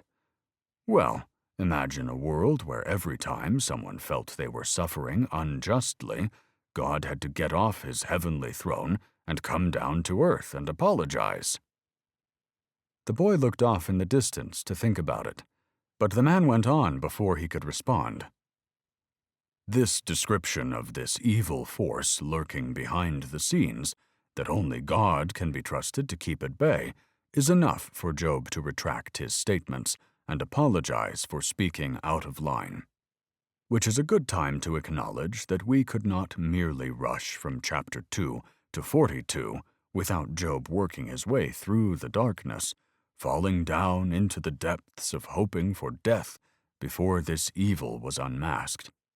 Only at that point could he reascend into the trust and faith he should have had in the Lord all along. Now, to begin this speech, God asked Job if he would condemn him, to declare him guilty to justify himself. We saw that Job had some distant notion of this cosmic force of chaos, but mostly his opinion was that only he and God were involved in his suffering, leading him to the assumption God was some kind of cruel tyrant who cares nothing for personal integrity or faith. But clearly, God's description of Leviathan brought it all home in a manner in which Job didn't think about prior, and so he's reconciled to both God and the universe he created, even though it sometimes includes unimaginable pain. So it wasn't unfair for God to ask, "Would you really challenge my justice?" Because by the end, we saw this drastic change in Job. Now tell me, what kind of crocodile warrants that? None, I suppose, said the boy. Of course, none, said the man. And if you needed any more convincing, just take a look at the last line, where God tells Job that Leviathan is king over all who are proud. Wherever you see vanity, arrogance, and egotism, you see the spirit of Leviathan. Whenever the pursuit of power, status, and wealth endures, you can attribute them to Satan's dirty little paws. The boy narrowed his eyes. Isn't that what I've been saying all along? The man chuckled. You've been saying that Leviathan represents Satan as the king of the proud all along? No, not exactly, said the boy. But I think you can give me a little credit in that after every one of Job's speeches, I said he was only concerned about himself and money and status. His dialogue is nothing but envy and ego. I think God was being ironic when he told Job to look on every proud person and humble him. I think that was more like a, take a look in the mirror, Job. The line you just mentioned points out the issue that Job needs to resolve. Plus, the whole story makes a lot more sense if there's a deeper lesson for Job to take away from his suffering. The man chuckled again. I think you've just been reading into things that aren't there. God confirmed in the beginning that Job is blameless and upright. The boy rolled his eyes. But you can still be blameless and upright and arrogant at the same time. Sure, Job looks good on paper, but under the surface, his worship was never genuine. God gave him everything he needed to stand up to the raging river, but Job had turned around and started floating downstream with Satan. So God came down to put a stop to it, pointing out how Job spoke of rousing Leviathan instead of trusting in his own creator, which, said the boy, means Satan won your bet. What? Said the man, a skeptical smirk sliding across his lips. Satan, said the boy. He won the bet, if that's the way you're looking at things. I don't think so, said the man, raising an eyebrow. No? Well, Job never cursed God to his face. Job had even questioned who else could be responsible for his suffering besides God, and now he sees this other force revealed. Although their relationship was marked by pain and anger in Job's confusion, we saw that God never let go of Job, and Job never let go of God. Their relationship was unbreakable, as hard as Satan tried to break it. Which is another good lesson the book of Job teaches. God's requirements when undergoing this kind of suffering are surprisingly minimal. Even if we say some things we may regret in the end, all he wants us to do is hold on. Oh, come on, said the boy. You're going to let the fact that Satan was right slide on a technicality? If anything, God kind of cheated. Cheated, said the man. How can you accuse the good Lord of cheating when everything under the heavens belongs to him? So I've heard, said the boy. But this bet didn't take place under the heavens, it took place in the heavens. My point is that God interfered with the wager, if it was a wager at all. How so? Said the man. What are you even referring to? I'm saying the bet was, take away everything he owns and he'll curse you. It wasn't, take away everything he owns and then right when it looks like he's about to curse you, swoop down and blame everything on me. If God had let Job sit on the ash heap any longer, I bet we would have seen him curse God. Well, clearly Job was under the wrong assumption of who caused his suffering, said the man. Job accused God of attacking him like a warrior, so God deliberately describes Leviathan wearing armor, unmasking the real enemy who attacked Job. God had every right to point out the truth. The truth? Said the boy. But who was the commander of this warrior? Who gave Leviathan the go-ahead to attack Job? The truth is that God proposed Job in the first place when Satan was minding his own business. Sure, God proved Job loved him genuinely, but he did so by blaming someone else for Job's suffering without disclosing he was the real cause. The man drew in a long breath. Well, when it comes to the question of why there is suffering in God's world, no, God doesn't explain why. He says we live in a very complex but amazing world that at this point isn't designed to prevent suffering. Job challenged God's justice, so God responds by saying Job doesn't have sufficient knowledge to make that claim. Job demanded an explanation, so God asked Job for trust in his wisdom and character. Job responds to these things with humility, saying he overstepped his bounds. The moral of the story is that God is always in control, especially when it comes to the forces of evil and suffering. Yeah, but God didn't exactly describe that, did he? Well, his control over Satan was implied through all the rhetorical questions we covered, and Job's response is even more moving because he remains ignorant of the true cause of his suffering. Job's last line, taking back everything he said and sitting in dust and ashes to show repentance, seems to be a metaphor, meaning Job was comforted by everything the Lord has said, enough so to remain in his current state of affairs, yet hold on to his relationship with God. This goes a step beyond what Job had said after the first speech about covering his mouth and the admission he's said too much already. This expresses the worth of knowing God over every material blessing he had ever received. Notice how Job at no point asked for his old life or blessings to be restored.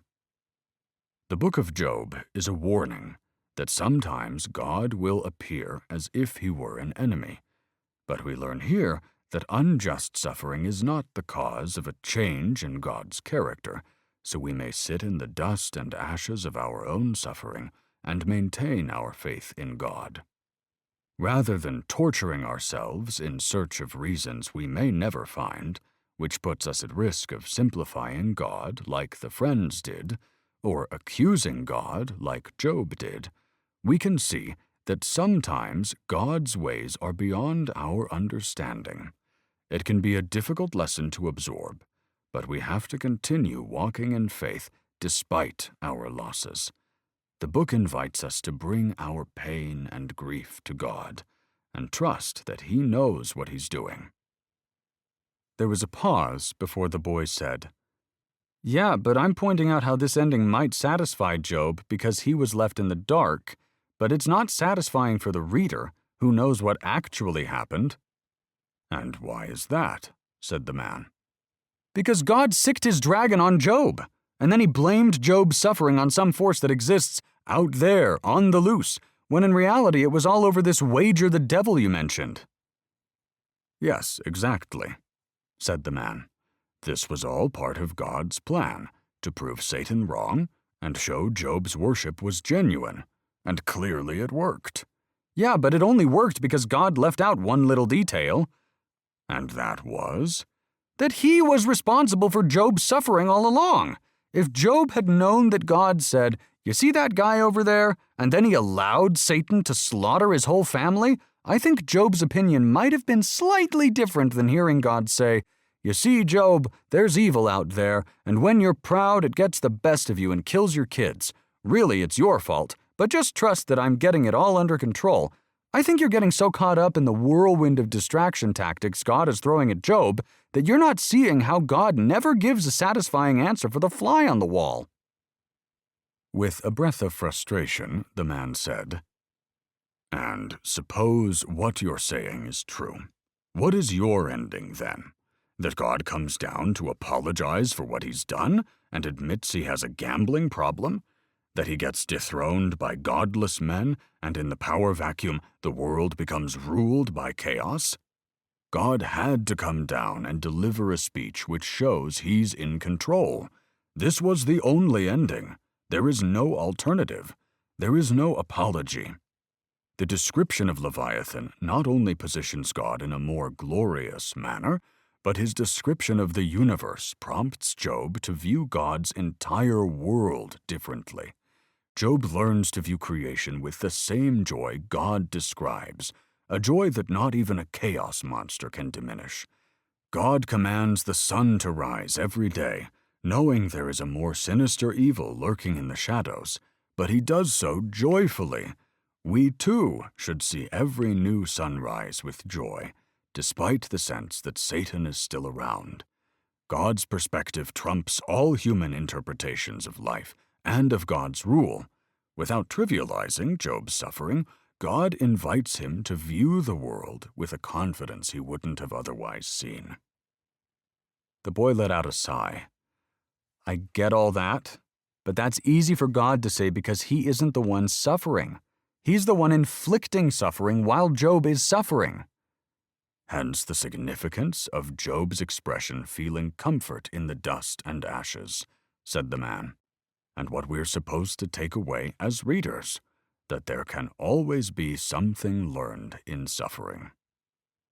Yes, but all that ignores the false pretense under which Job said that to begin with. The man let out a frustrated sigh.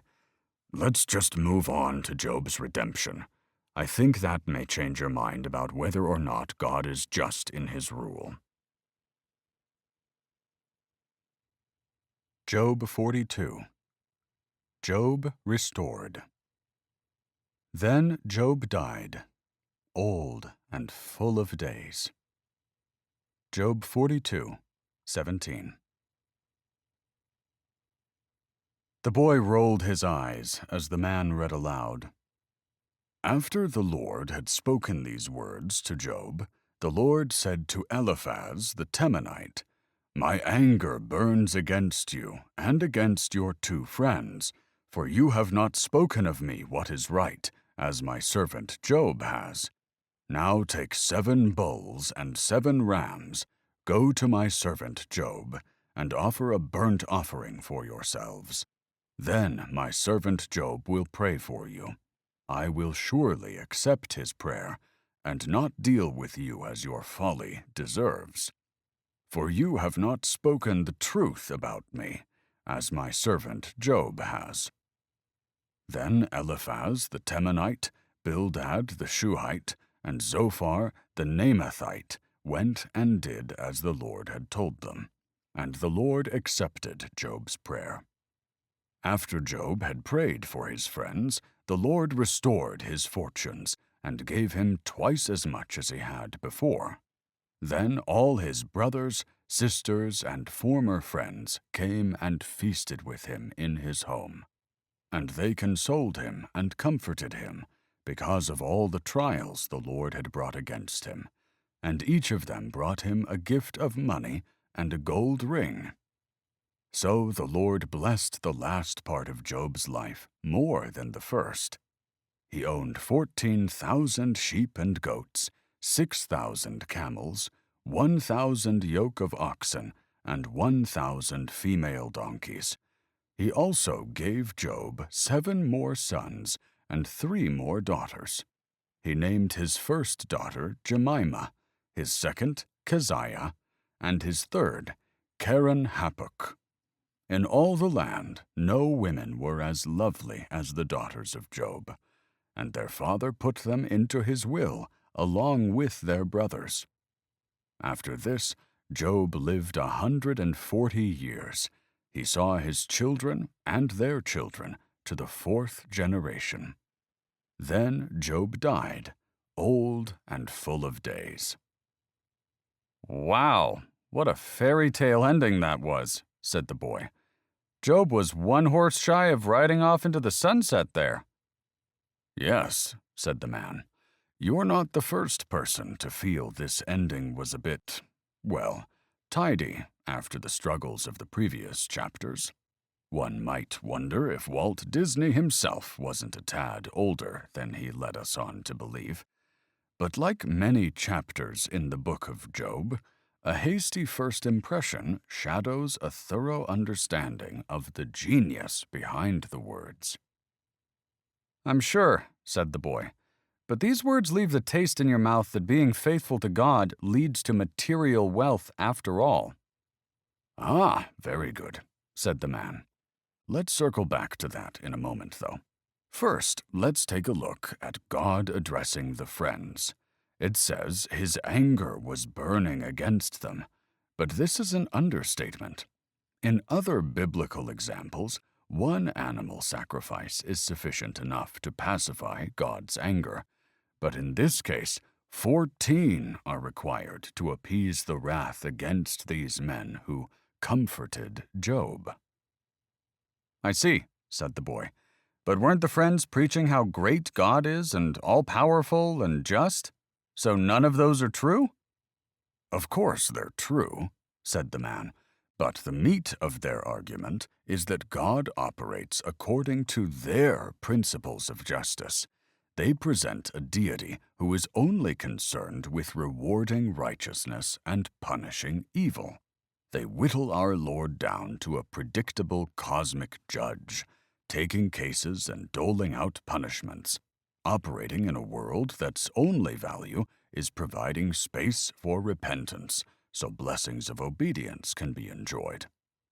The Lord has become some kind of genie where you rub the lamp the right way and all your desires come true. But God showed us his world and wisdom are more complex than these simplistic ideals. Despite this story, however, many Christians still think like these men today. They declare punishment will come the moment anyone steps out of line and promise reward in return for good behavior. They think they have the Lord figured out so they can predict his ways. But these folks leave out room for compassion and mercy, mystery and wonder. They live their lives as good people, feeling entitled to God's blessings. But when God acts in a way these people don't expect, there's no accounting for it. That's because instead of a faith in God, they have faith in religious dogma. There's an element of faith in the way they live, but it's a weak element at best. They believe in a reasonable and rational Lord confined to their box of theology, not in the way God operates in the real world. But instead of reshaping their theology to fit reality, they prefer to reshape God to fit in the box. The boy gave a nod. Imagine how devastating it would have been for guys who lived their entire lives obeying the rules of their culture, defending God the best they could, only to have the Lord come down and say, "You're wrong." What a blow to their pride that must have been, said the man. Their well-kept illusion of God must have been shattered. If we put ourselves in the friend's shoes, I think we would have felt the rug was ripped out from underneath us. But they never expressed any encouragement to Job to have a real relationship with God, beyond what their formulas described. There wasn't any talk of prayer and yearning to speak with the Almighty. No, they were content with the rules of engagement that their system upheld. But wasn't this Job's view as well? Said the boy. That's why he was so upset, because God violated the expectations that he and his friends all shared. Job only started thinking differently after his make the right sacrifices at the right times scheme broke down. The man shook his head. Job's argument was that he was innocent and that his suffering was not a divine punishment at all, both of which are true. Remember, God himself said Job was blameless and upright. Job declared that God must not run the world according to his friend's view of justice. And although Job may have said some ill-advised and inaccurate things, overall, he came honestly before God with his emotions and pain, exposing himself to God's potential scrutiny or wrath. That's why God never reprimanded Job for asking tough questions. His reprimand was reserved for Job's so-called comforters because they tried to provide simplistic answers to life's tough questions. But God's vindication of Job and reprimand of the friends need not be taken as total approval or rejection of everything each of them said. His response does, however, show the right way to process through struggle is with prayer and dialogue with God himself. He is far kinder to any honest seeker than he is to those self-appointed spokesmen who take refuge in theories about the Lord. The boy scrunched his brow. I can't tell if you're doing this on purpose or if you're saying what I'm saying without actually seeing what I'm saying. Job only did those things after he was suffering. Up until he lost everything, he believed exactly what the friends believed. The friends were saying Job violated their interpretation of God's rule, and he was being dealt with accordingly. But Job was saying, no, it's God who is acting outside of our expectations. That's why the friends got upset, because Job's mindset shifted away from the one that they all shared. And yes, Job is blameless, meaning he hasn't murdered anyone or committed any crimes. Yes, he's upright, meaning he does and says all the right things to praise God. Yes, he feared God and stayed away from evil, but you can still be blameless and upright and fear God and not be evil while not having a genuine relationship with God. That's what Satan was getting at from the start. Job was rubbing the genie's lamp by making sacrifices and became wealthy doing so. He only questioned his beliefs when they no longer worked to reward him. We never saw Job speak directly to God before that. He said nice things about God, like the Lord giveth and the Lord taketh away, but he never had a direct relationship with God. He just rubbed the lamp the way he heard he was supposed to until it stopped working. And then his frustrations got the best of him. Then he dropped the righteous facade and actually said what was on his mind, to God. Which ties into what I was saying about Mrs. Job before. She had a genuine reaction to what happened. Anger, fire, feelings. Job just stuck to the book about what to do. Say nice things about God on the surface, even though you're obviously in pain underneath, and hopefully he'll restore you again. But after Job developed a genuine relationship with God out of frustration by expressing his true emotions to God, he took back all his canned theology. The man stroked his beard as he more or less spoke to himself. I'm just not sure how this aligns with Job being blameless and upright from the start. Job never confessed to any sin when taking back all he said, and God continually refers to Job as my servant, a title Job never lost throughout the story. This is only applied to those who walk closely with God. Job was never being punished, said the boy. None of this was about punishment, which was the whole argument Job and his friends were going back and forth on. There were 30-something chapters arguing over something that was never the case to begin with. Job was right in that his suffering wasn't a punishment. The whole thing was a test of Job's relationship with God, not a punishment for anything he did or didn't do. And didn't Abraham pimp out his wife? Didn't Moses murder somebody? Being God's servant doesn't mean you're pure by any means. Arguably the opposite. No one's disputing whether or not Job was God's servant, just that God's servant wasn't as perfect as we were led on to believe. The man continued stroking his beard. The boy let out a sigh. Do you have anything more to add about the ending? Otherwise, I want to circle back to what I was saying about Satan. The man snapped his attention back to the conversation. Well, let's first point out that Job could have easily told his friends, "I told you so." But instead, in God's infinite wisdom, he instructed Job to pray for his friends, and only then would God accept their sacrifice. This pushed Job in the direction of shaking hands, offering forgiveness, and letting bygones be bygones, to make everything in the community right again. This restoration of the community shows a public confession of the wrong done to Job, but does so in a manner that didn't allow the friends to walk away in shame or with broken bonds either. Now, it is infinitely important to note that Job prayed for these men before any of the restoration we witnessed. He was still sitting on the ash heap, without knowledge that God would double his blessings. This merciful move came from the bottom of Job's heart. And to the friends' credit, they made their sacrifice immediately, without argument or protest. Then, and only then, was the Lord so pleased that he restored everything for Job twofold. Which takes us to the feast in Job's home. All of a sudden, the clouds are parting, the boils are healing, and Job's brothers and sisters and friends came around to console old Job about the trials the Lord put him through. Yeah. Oh, hey, Job. Sorry we weren't there for you when you were broken, looking like a freak at the dump, but we heard you won the lottery. Can we come in? Typical, said the boy, shaking his head. Yes, well, some of the more cynical observers mention that point of view, said the man. But I like to focus on what these family members did provide, which is the comfort Job's friends failed to.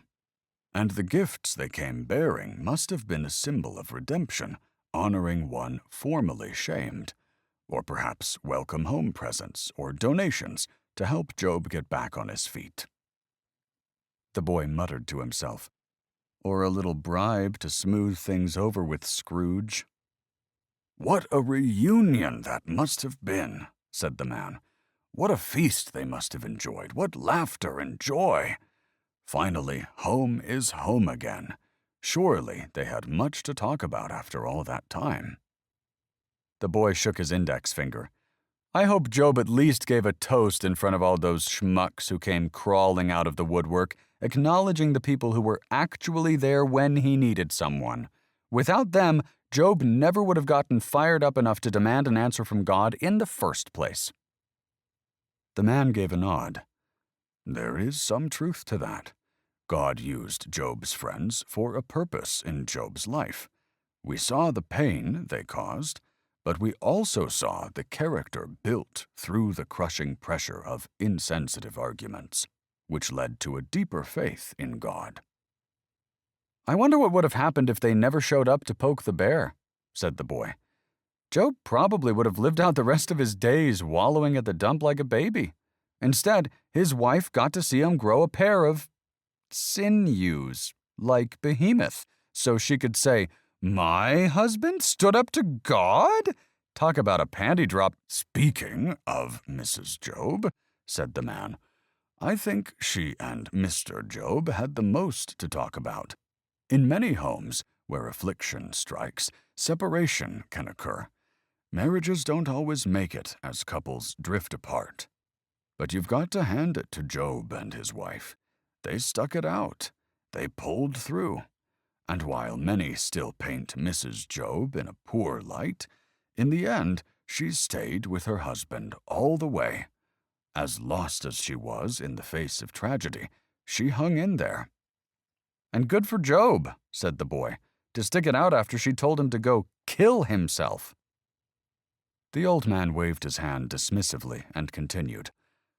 A few weeks after this celebration, perhaps over breakfast one morning, I like to imagine Mrs. Job leaning over the table with a giggle, whispering to Mr. Job that she has some wonderful news. Yeah, she did, said the boy, giving a smirk and a nod.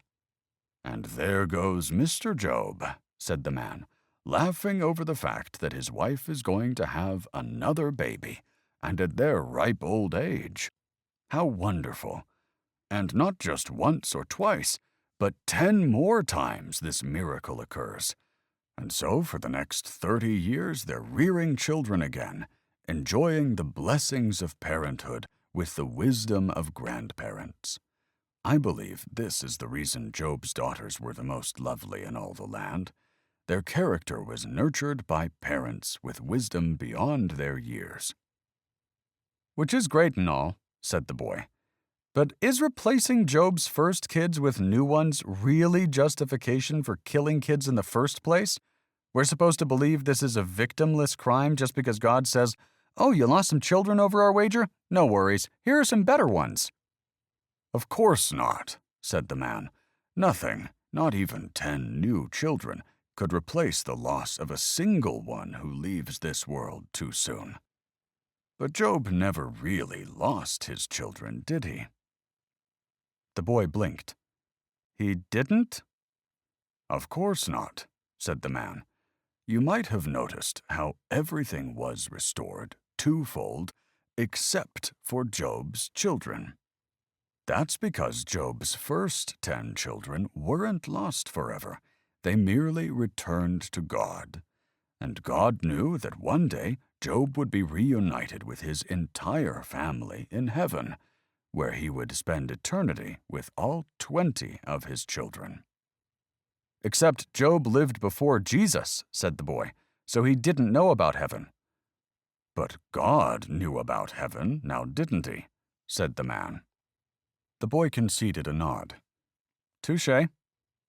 Perhaps it's a morbid justification, but as we discussed earlier, this tale wouldn't have cut as deep if Job hadn't lost his children. Perhaps he never would have been driven to the depths of questioning God as he had been, and therefore the reader could never have derived the lessons from the book of Job that we have. These children may be considered some of God's early lambs, sacrificed for the greater good of humanity. I think Mrs. Job made the real sacrifice here, said the boy. Popping out decuplets in her 70s? Oh, sure, it's a happy ending on paper, but in reality, they're back to square one, changing diapers when they were ready to retire. And I noticed God forgot to replenish Job's servants, so now it's just Mrs. Job chasing around 10 pooping babies, while Mr. Job is busy chasing 10,000 pooping livestock. Put yourself in her shoes after giving birth to a 20th child, and tell me this is a fairy tale ending. And for another 140 years, Job had to listen to her nag about it? The author didn't even have the guts to claim he lived happily ever after. All it said was, "Then Job died." The whole time he was probably thinking the real moral is just listen to your wife. When she says curse God and die, just do it. There was an awkward pause as the old man looked as though he saw a ghost. What, too far? Said the boy. A tad overboard, said the man. Do me a favor, and let's stick to the happy ending narrative, please. And without giving the boy a chance to retort, he continued. As with the prayer and forgiveness of the friends, it must be noticed that Job is restored only after he apologizes to God.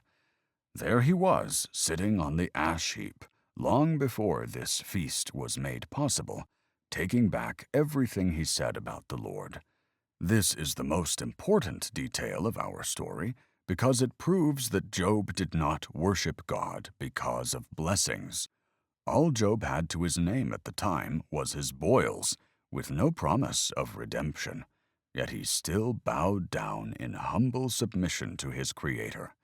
This was the crowning, "Take that, Satan." It was? Said the boy.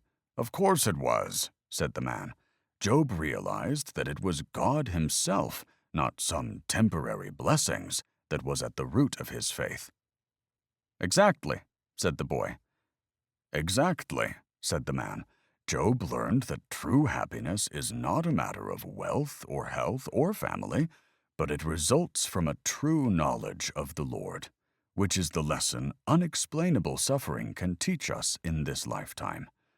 No, I mean exactly, said the boy.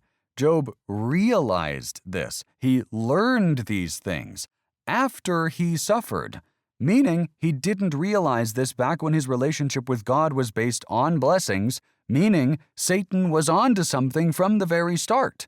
And that, in a way, it was Satan who was the reason Job learned these lessons. All with God's foresight and permission, said the man, opening his Bible to the early pages of the book. But perhaps you bring up a good point. Depending on how you read the passage, maybe it's not so much of a wager at all. Look here, he added, running his fingers down the lines. God asks if Satan considered Job, and Satan says if you take away everything, he'll curse you. So God tells him to go ahead. It's more the allowance of a test than anything, with God using Satan as a puppet for his will. The boy rolled his eyes. Finally, a storyline I can get on board with. Wonderful, said the man, closing his Bible with a smile. Not so fast, said the boy, and the man's smile collapsed again. What I mean is that Satan and God are on the same side. Well, sort of. Ha, said the man. Don't be silly. I'm not, said the boy. I'm serious. The man rolled his eyes this time. This should be good. What if, said the boy, holding up his hands for emphasis, God created Satan to be a hitman of sorts? The old man raised his eyebrows and blinked dramatically. You know, said the boy, like this was the Job job. The Job job? Said the man. Yeah, the Job job. Job was God's servant, right? But he also needed to be taught a lesson about genuine worship and pride. So God drew Satan's attention to Job, knowing fully well that it's in Satan's nature to accuse others. He's a chaos creature, after all, like you said. He's just like the ostrich. Satan is an ostrich? Said the man, a smirk growing across his lips.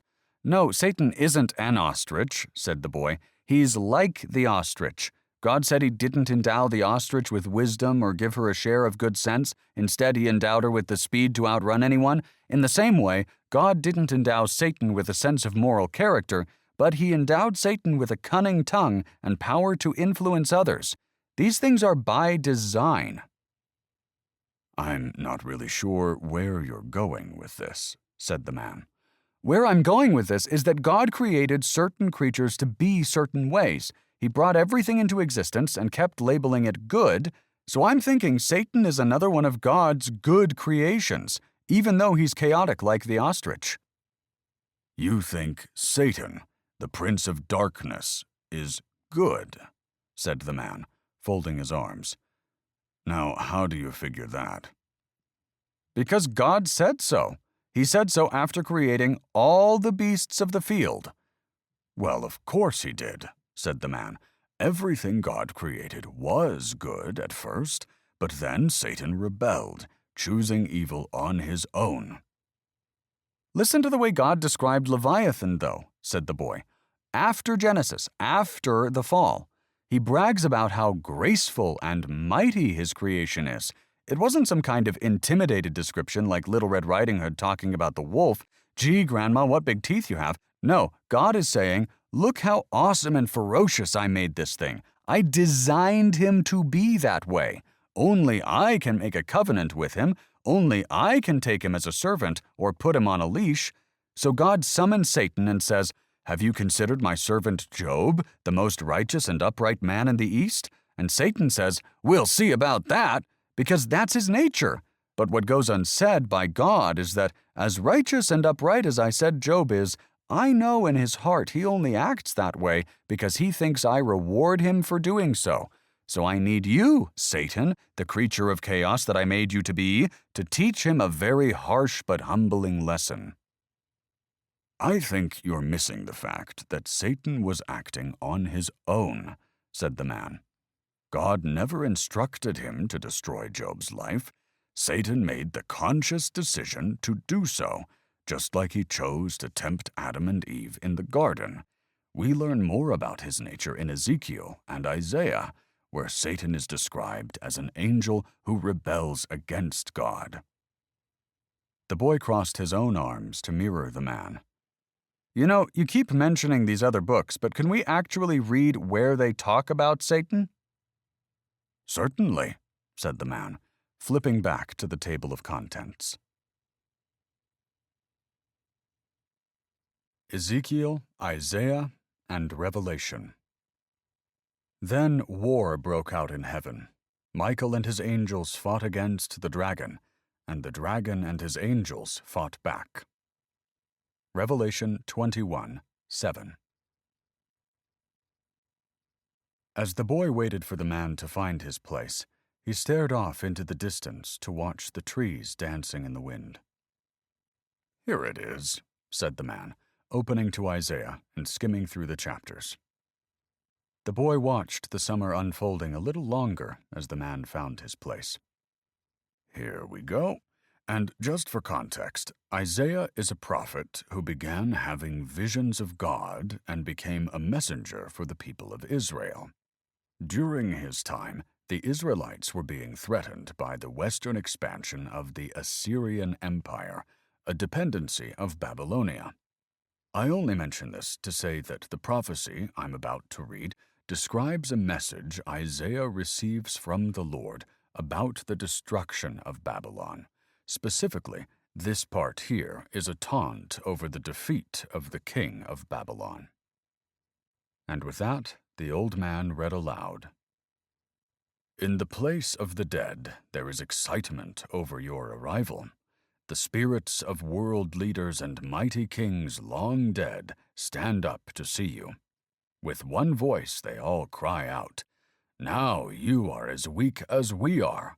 Your might and power were buried with you. The sound of the harp in your palace has ceased.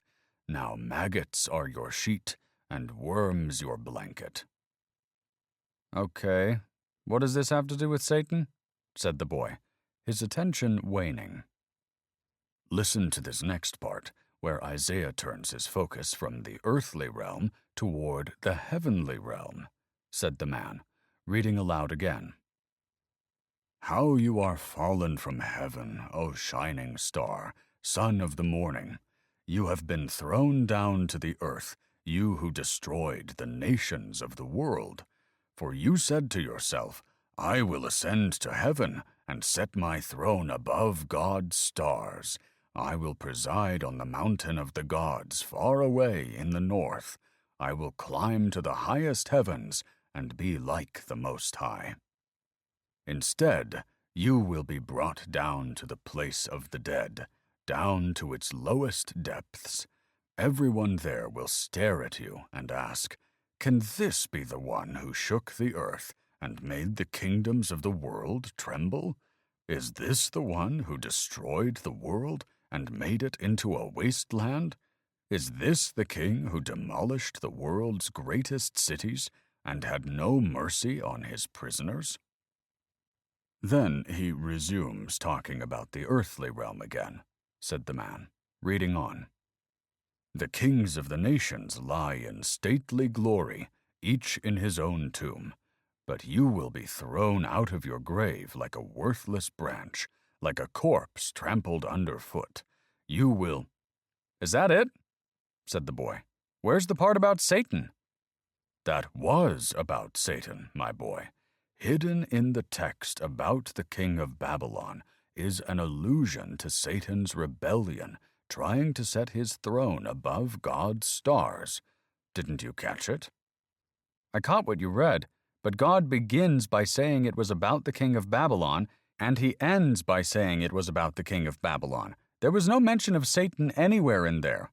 This just seems to be a metaphor for a guy whose ego got so big he considered himself a god, even above God. So the real God brought him back down to earth by killing him off somehow. Yes, well, that's admittedly the feeling of some, said the man. Sure. But many Christians believe this verse is a subtle allusion to the rebellion that took place in heaven before Satan was thrown down to earth, as it says here. The boy raised an eyebrow. But we saw what happened in Genesis. Satan said, "You should try some of that fruit," and Eve said, "Sure, why not?" Then God got upset and kicked everyone out. That's it. The serpent went slithering away on its belly. There wasn't any grand rebellion with other angels mentioned. "Well, it wasn't mentioned there per se," said the man. "But many take this to be a description of unseen, unmentioned events in heaven around the time." "Mm-hmm," said the boy. "And what was the verse in Ezekiel you mentioned? I think we'd better review that one too. With context, please. Clearly it's important when pulling random quotes from other books of the Bible without some background." Of course," said the man, flipping back to the table of contents. "Ezekiel gives us a bit more detail into the rebellion as well." He ran his fingers down the page in search of Ezekiel until he found it. The boy stared back into the trees and felt the breeze on his face, while the man was searching for the verse he intended to read. "Ezekiel was also a priest and a prophet who recorded first-person visions and revelations he received from the Lord," said the man, skimming the chapters to find his place. "What I'm about to read was a vision in which God shows Ezekiel the downfall of Tyre, a neighboring city of Jerusalem. The Lord tells Ezekiel to sing this funeral song for the king of Tyre. Here, listen," said the man, reading aloud again. "You were the model of perfection, full of wisdom and exquisite in beauty. You were in Eden, the garden of God. Your clothing was adorned with every precious stone, red carnelian, pale green peridot, white moonstone, blue-green beryl, onyx, green jasper, blue lapis lazuli, turquoise, and emerald, all beautifully crafted for you and set in the finest gold. They were given to you on the day you were created. I ordained and anointed you as the mighty angelic guardian. You had access to the holy mountain of God and walked among the stones of fire. You were blameless in all you did from the day you were created until the day evil was found in you. Your rich commerce led you to violence, and you sinned. So I banished you in disgrace from the mountain of God. I expelled you, O mighty guardian, from your place among the stones of fire. Your heart was filled with pride because of all your beauty. Your wisdom was corrupted by your love of splendor. So I threw you to the ground and exposed you to the curious gaze of kings. You defiled your sanctuaries with your many sins and your dishonest trade. So I brought fire out from within you, and it consumed you. I reduced you to ashes on the ground in the sight of all who were watching. All who knew you are appalled at your fate. You have come to a terrible end, and you will exist no more." The boy furrowed his brow.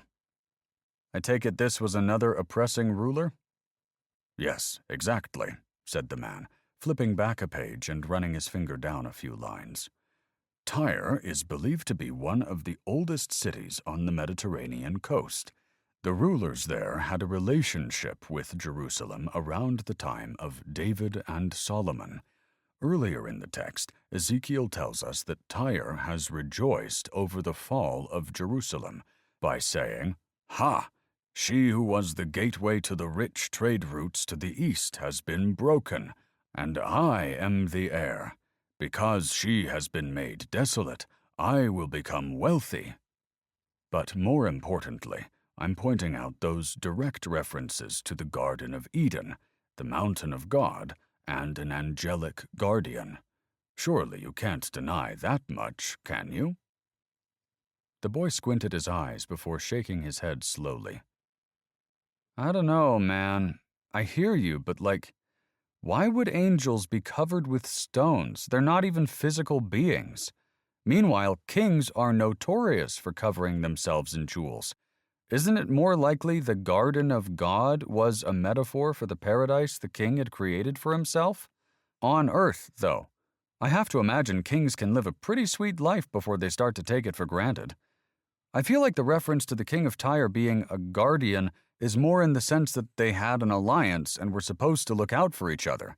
In the beginning, he was blameless in his ways, but then he kicked Jerusalem when they were down and took advantage out of greed. So God was like, "You were on top of the mountain, but then you screwed my people, so I kicked you off." And that line about dishonest trade leading to violence? Who would Satan have been trading with?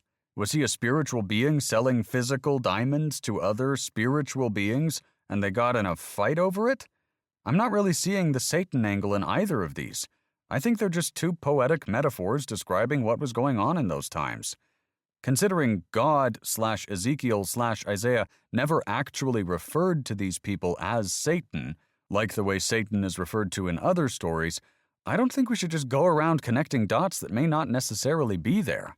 I think that's the danger in referencing different books and connecting dots out of context that look like dots but might not actually be dots, you know? These guys seem to be describing tyrannical kings whose egos blew up so much that they saw themselves as gods, so God humbled them. But that doesn't mean they're alluding to events in heaven. That seems like a stretch of the imagination we're not supposed to make, in my eyes. Well, the man cleared his throat. I'm willing to concede that what I mentioned is an interpretation, but it's another interpretation held by many, I'll say that much. But I've heard your argument as well. To be honest, though, without these two hints into Satan's background, we don't get much information on Satan's story from the Old Testament at all. He makes only two more brief appearances after Genesis and Job. The boy gave a slow nod. Do we need to go over those as well? The man shook his head. Probably not worth the time in those cases. They're brief mentions where his nature is synonymous with what's seen in Job, as an adversary or tempter, but not much more insight into his background is given. The next time we see him appear is in the Gospels, testing Jesus in the wilderness. I will just point out, though, said the boy, that if you're reading these snippets as describing a rebellion based on the relationship between God and Satan we see in Job, Satan would have had to ask permission to throw a rebellion. The man furrowed his brow. What do you mean? Well, we see Satan is bound by the limitations and permissions God grants him when it comes to Job. That's what I meant when it's not a war when one side has to ask permission from the other to attack. I don't see why their relationship would be any different in these other stories, so I don't really understand how we're supposed to read into the whole rebellion thing. Like what, Satan takes his usual seat at a cabinet meeting and he and God have a little back and forth? Then Satan proposes throwing a rebellion and God says, "Okay, but just don't overthrow me." So Satan abides by that rule the same way he did when God said, "Just don't kill Job." Is that how it goes down? It doesn't really add up. I guess I never saw that particular angle, said the man, stroking his beard as he considered his stance. I didn't want to open this can of worms, but I think we'd better visit Revelation. The text clearly spells out a war in heaven there. The boy swallowed as the man flipped back to the table of contents another time. For context, the book of Revelation is probably the most complex book to understand. There are a few differing opinions of what may be unfolding overall, but the gist of it is that it starts off with the author describing a vision of the risen Jesus, who stands among 7 burning candles that represent 7 local churches in Asia Minor. Jesus knows the churches are suffering persecution and need encouragement to persevere, so he calls on John to write letters of encouragement to each of them. The message is that the dangers of compromise in faith are greater than the threat of persecution. But the rewards of remaining faithful to Christ are far greater also. He delivers a promise for a united heaven and earth for those who turn to him, and the damnation of all those who don't. Some believe the book of Revelation contains a secret code that predicts the end of the world, but at its core, it's a message for those facing persecution and hardship that shows how every kingdom will eventually become like Babylon. The book is filled with symbolic imagery that points to the return of Christ as the King of Kings, where he will save his people and usher in the new creation. This promise is meant to inspire generations of God's people to remain faithful amidst the persecution and hardship they may be going through. Now, there are a couple of mentions of Satan between different chapters, so I'll just read the text pertaining to what's relevant here. "All right," said the boy. "I'm listening." And with that, the man began to read. A great sign appeared in heaven, a woman clothed with the sun, with the moon under her feet, and a crown of 12 stars on her head.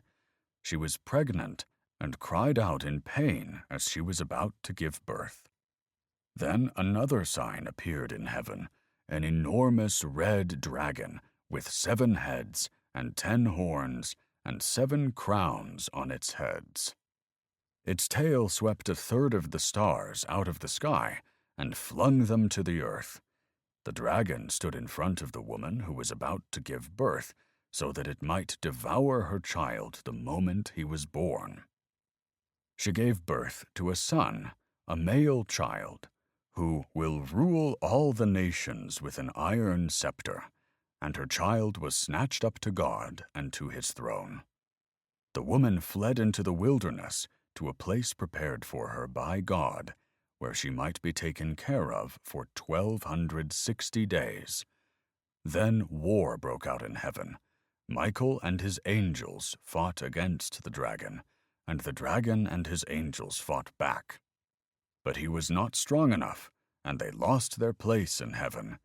The great dragon was hurled down, that ancient serpent called the devil, or Satan, who leads the whole world astray. He was hurled to the earth, and his angels with him. "Wow," said the boy. "Lot going on there.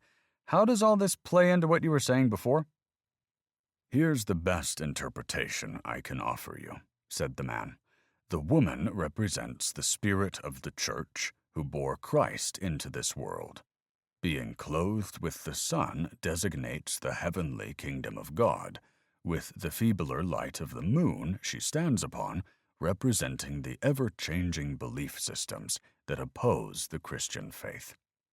The crown of 12 stars upon her head represents the 12 tribes of Israel, while the pain of giving birth depicts the struggles endured by Israel leading up to Christ emerging on the scene.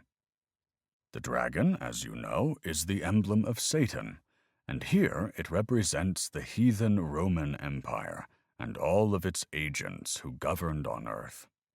It's red for the color of bloodshed, suitable for the characteristic practices of the Roman Empire. The 7 heads, 10 horns, and 7 crowns depict some combination of rulers or provinces of Rome, though who or what exactly each represents is debated. The third of the stars swept down from the heavens shows the persecution or seduction of many of the ministers and teachers of Christianity by pagan officials. The dragon himself keeps a watchful eye on the woman so that it may devour the child the moment it's born. It's a similar theme to the one seen in Exodus, where Pharaoh mandates that all Hebrew boys be killed, or the order Herod gives to execute all children under the age of 2 in Bethlehem in an attempt to kill the son of Mary. I believe the child being snatched up to God here is a reference to the resurrection, in that death hoped to devour Christ, but instead he was restored to God's throne. The war that broke out in heaven is to be understood as those persecutions the primitive church endured in the early years. The pagans were, of course, in the end routed in this battle. Christianity overcame them by preaching the gospel, holding on to faith, and having patience. Eventually, paganism found no place in the same territories where the church resided. So paganism and Satan, who had long governed in Rome, were hurled out of all power and authority, along with all the idol gods who were worshipped, and all of their idolatrous priests and rulers, putting an end to the power of heathen emperors. The boy nodded. Okay, so this was something like a poetic metaphor using a dragon to describe Rome. But these weren't supposed to represent actual events that occurred with the Satan figure we've seen so far. Satan himself didn't lead a rebellion in heaven in the same sense that he slithered into the garden, or that he sat with the divine council, or that he had that little chatsy with Jesus in the desert. The man cleared his throat. Well, I suppose not exactly in that sense, no. But in another sense, it mirrors exactly what was going on in the spiritual realm, as Satan's influence pervaded Rome and was waging war on the spirit of Christianity. Said the boy. In a sense, I kind of see what you're saying, but also there still wasn't an actual war in heaven in the sense that Satan was throwing a rebellion against God. The point I'm trying to make is that Satan is the adversary of humanity, acting in the earthly realm, but he's never been trying to overthrow God. Obviously, there's room for confusion when you read these verses out of context, especially when you weave them with Ezekiel and Isaiah out of context. But as soon as you read them all within the background in which they're written, it becomes clear that Satan has always been playing the role God designed him to play, on earth, under God's influence and control. At least that's what I'm seeing anyway. Well, said the man, he's the adversary of God, in the sense that he's opposing God's chosen people. The boy gave a nod. All right, just do a little thought experiment for me, will you? Sure, said the man. Hypothetically, if you felt so inclined, do you think you could overthrow God? Well, I would never. Of course not, said the boy. How can you overthrow someone that's all-seeing, all-knowing, all-powerful, and exists in and throughout everything and remains unseen to everyone? That'd be like trying to strangle the wind. There's nothing to overthrow. And even if you felt so inclined, the moment you set out to do so, God would see it coming and could remove you from existence with the snap of his fingers. There's no motivation to try and overthrow someone like that. Let's give Satan a little credit in that he's more cunning than any beast of the field. He's got a silver tongue that can infect the minds of even the greatest men. And what's your point with all this? Said the man. My point is that Satan is, at the very least, a pretty sharp dragon. So why would something blessed with that kind of divine knowledge and power be so foolish as to try and overthrow his creator, knowing very well that God could uncreate him with the snap of his fingers? It's suicide. The man gave a slow nod. All right, my turn. Here's a little thought experiment for you. It has to do with Satan's ultimate demise. I'll spare you the reading in place of a summary, but in Revelation, John also goes on to prophesize about a future in which an angel comes down from heaven holding a great chain. He locks that ancient serpent, who is the devil or Satan, as it says, into an abyss for 1,000 years. He'll set him free for a short time after, when Satan will raise up an army, but then fire will rain down from heaven and devour it, and Satan himself will be cast into a burning lake of sulfur. Now my question for you, my boy, is why would our just and loving God, if Satan is merely an obedient ticket cop for the divine council, as you suppose, punish Satan with eternal torture in a lake of fire? The boy raised a finger in the air. Okay, first of all, let me just say that I've changed my stance on the ticket cop theory. Slightly, anyway. That was before I knew Satan was also a dragon and the serpent in the garden. But I do still think he's designed to play a role, and based on the assumption that this angel is supposed to be Christ, am I right there? That's what many presume, said the man. Yes. Well, based on the assumption that Christ was God and this is Christ, then God always had Satan on a chain, just like we saw in Job. Now he's just pulling the chain a little tighter and locking him into this abyss, I think you called it. but that just supports my claim that Satan was never a rebellious threat to God to begin with. God could have yanked that chain into the abyss at any time, but he allowed Satan to roam around for a while, serving his purpose. But I think in order to understand Satan's end, we have to go back to his beginning. Uh-huh, said the man. And where are you going with this? Back to Eden, of course, said the boy. I figured that much, said the man. I meant, where are you going with this? The Fall Guy.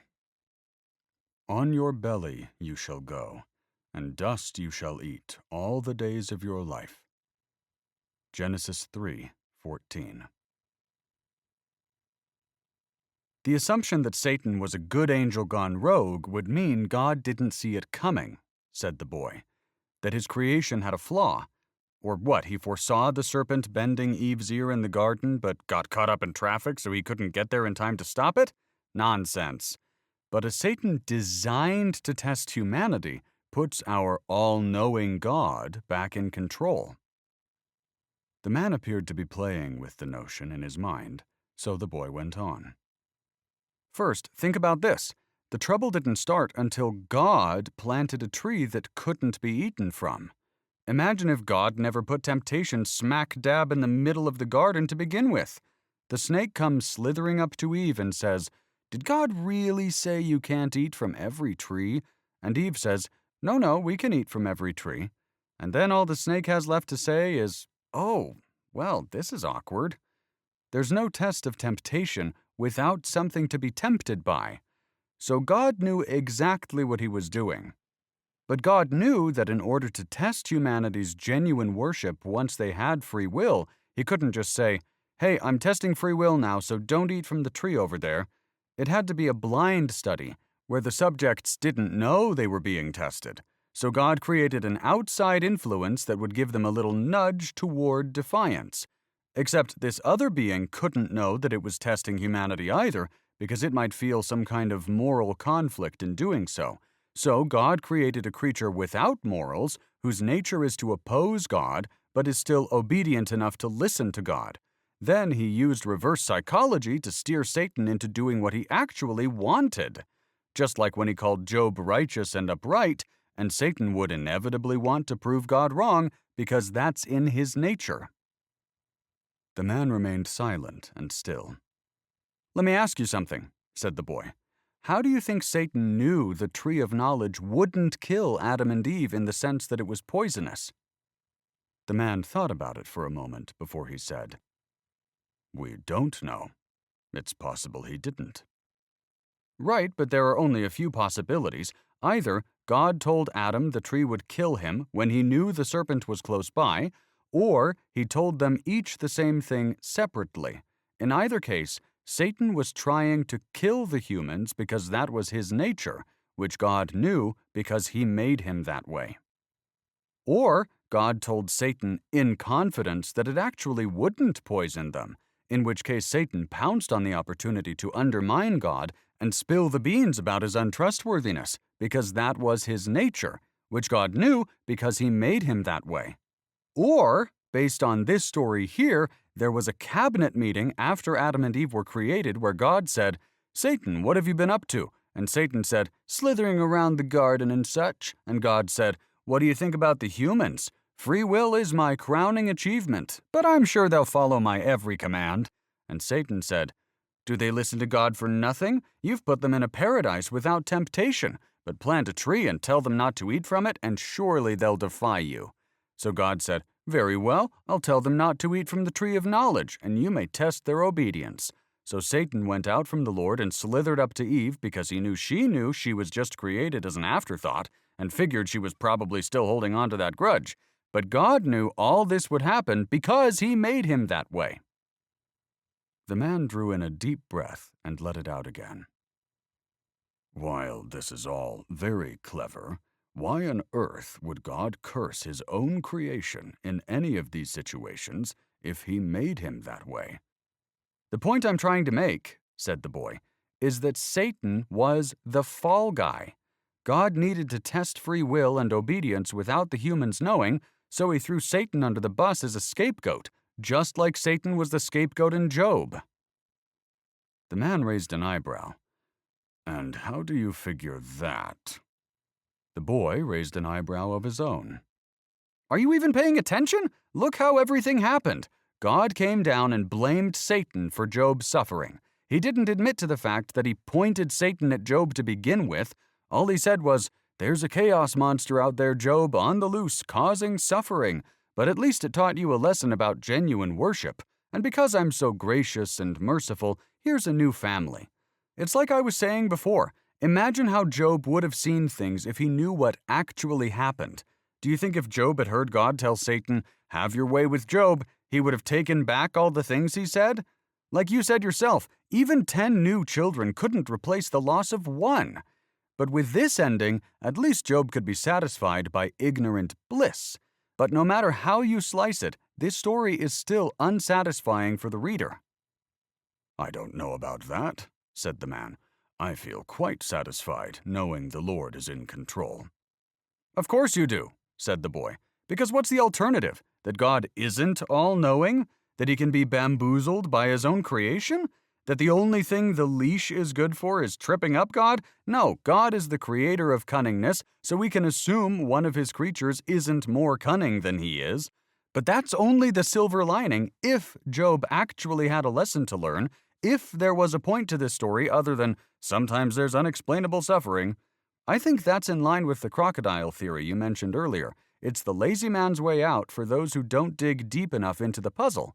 But anyone with a sense of morals still has to question why God allowed Satan to kill Job's family and then blamed it on Satan acting on his own accord. "But Satan was acting on his own," said the man. "That's the reason why sometimes there's unexplained suffering." The boy slapped his palm on his forehead. "You keep trying to separate God and Satan when they're equally responsible. You can't say what Satan did was bad while God remains good." "But God is good," said the man. "Always." "And that's why I'm arguing that Satan is good as well. In a sense, anyway. Satan gets a bad rap because he's the fall guy, but really he's just a hired gun. Or rather, a gun God manipulates to do his bidding, which in your view is always good. But God created this gun and said, 'Aim over there,' knowing it's in the gun's nature to shoot at whatever God points toward. This is the whole guns aren't bad, the people behind the guns are bad argument. A gun is just a hunk of metal, but whoever aims the gun is responsible for what happens next. That's why a mother ostrich leaving her eggs isn't bad. That's just what God designed her to do. The lion killing prey to feed her cub isn't bad. That's just the instinct God gave her. The serpent testing humanity isn't bad. That was just God's aim when he created him. Don't you think if God wanted to, he could have stomped the serpent's head in the garden and nipped the whole problem of suffering in the bud? Of course he could have. But Satan is a necessary part of God's plan, however mysterious that plan is.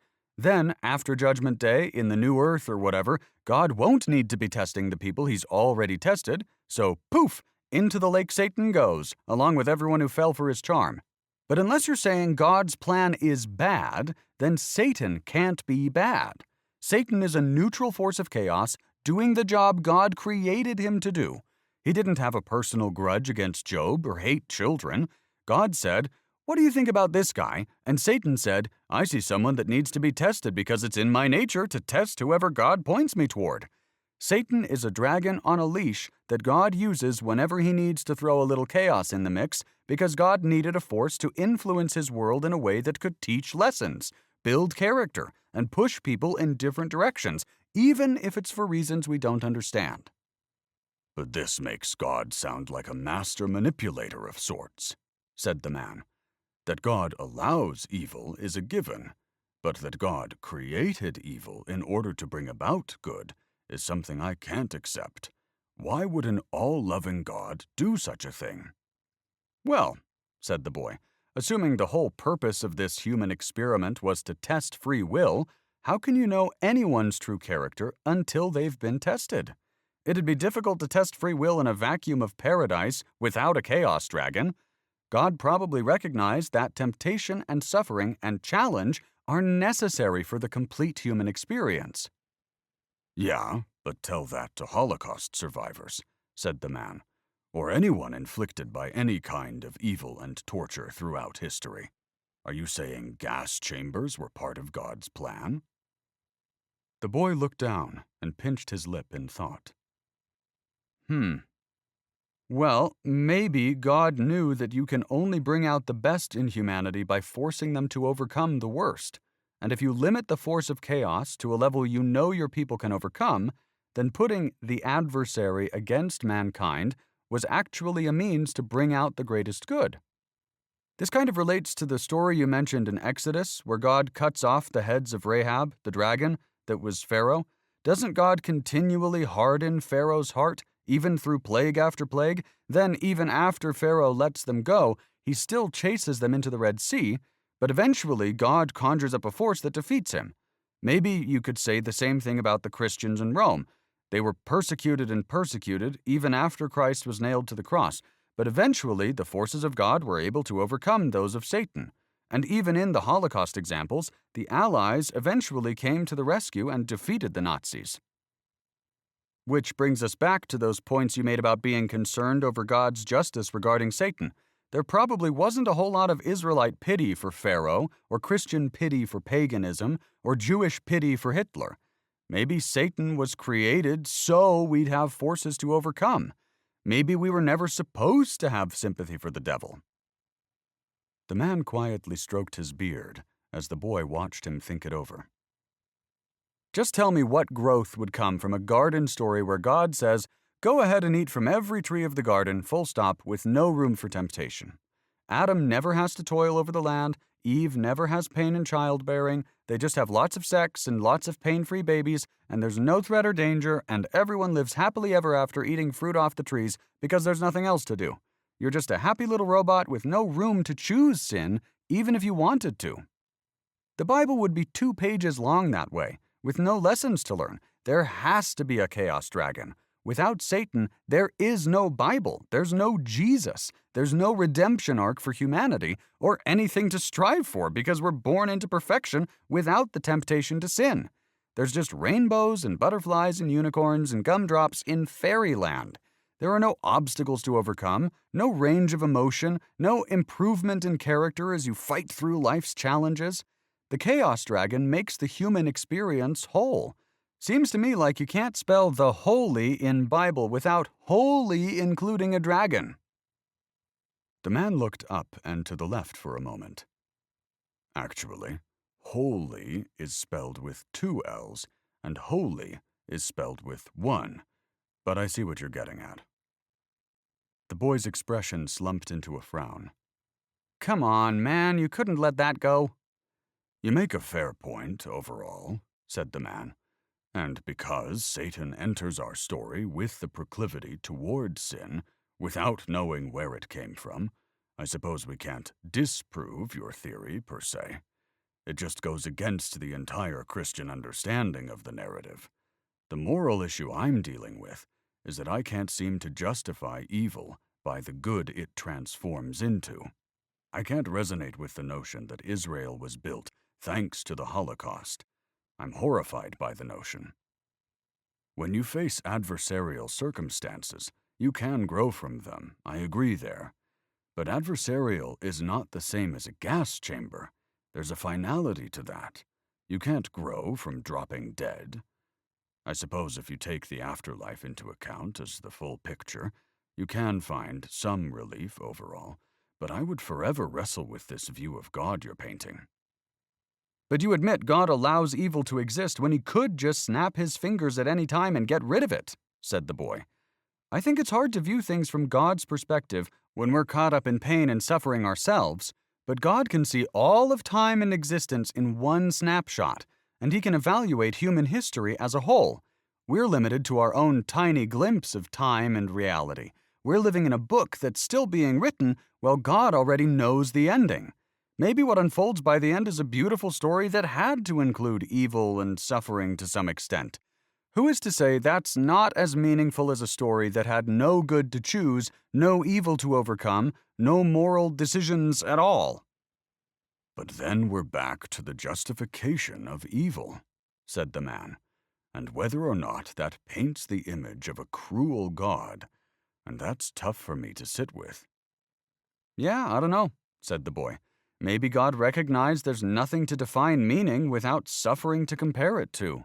And even though he knew we'd be faced with difficulty, it's either give in to sorrow or act in a way that moves us above hell. My point is, there's no evidence that God calls Satan evil or bad. These are human labels on God's creation.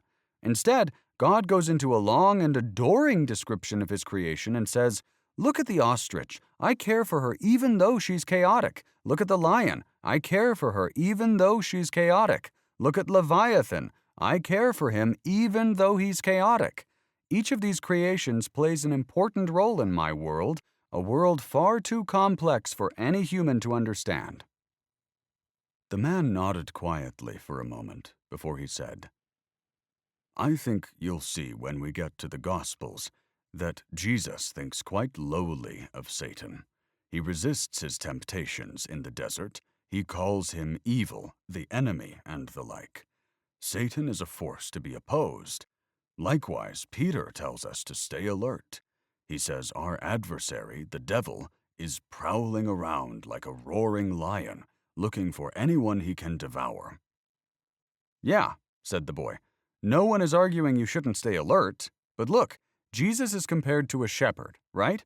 Well, sheep who wander far from the shepherd are more likely to get picked off by a hungry lion. So, people are more likely to stick with God when there are consequences from straying off. I mean, you still have free will, of course. Heck, go out there and be a sheep in lion's clothing if you want.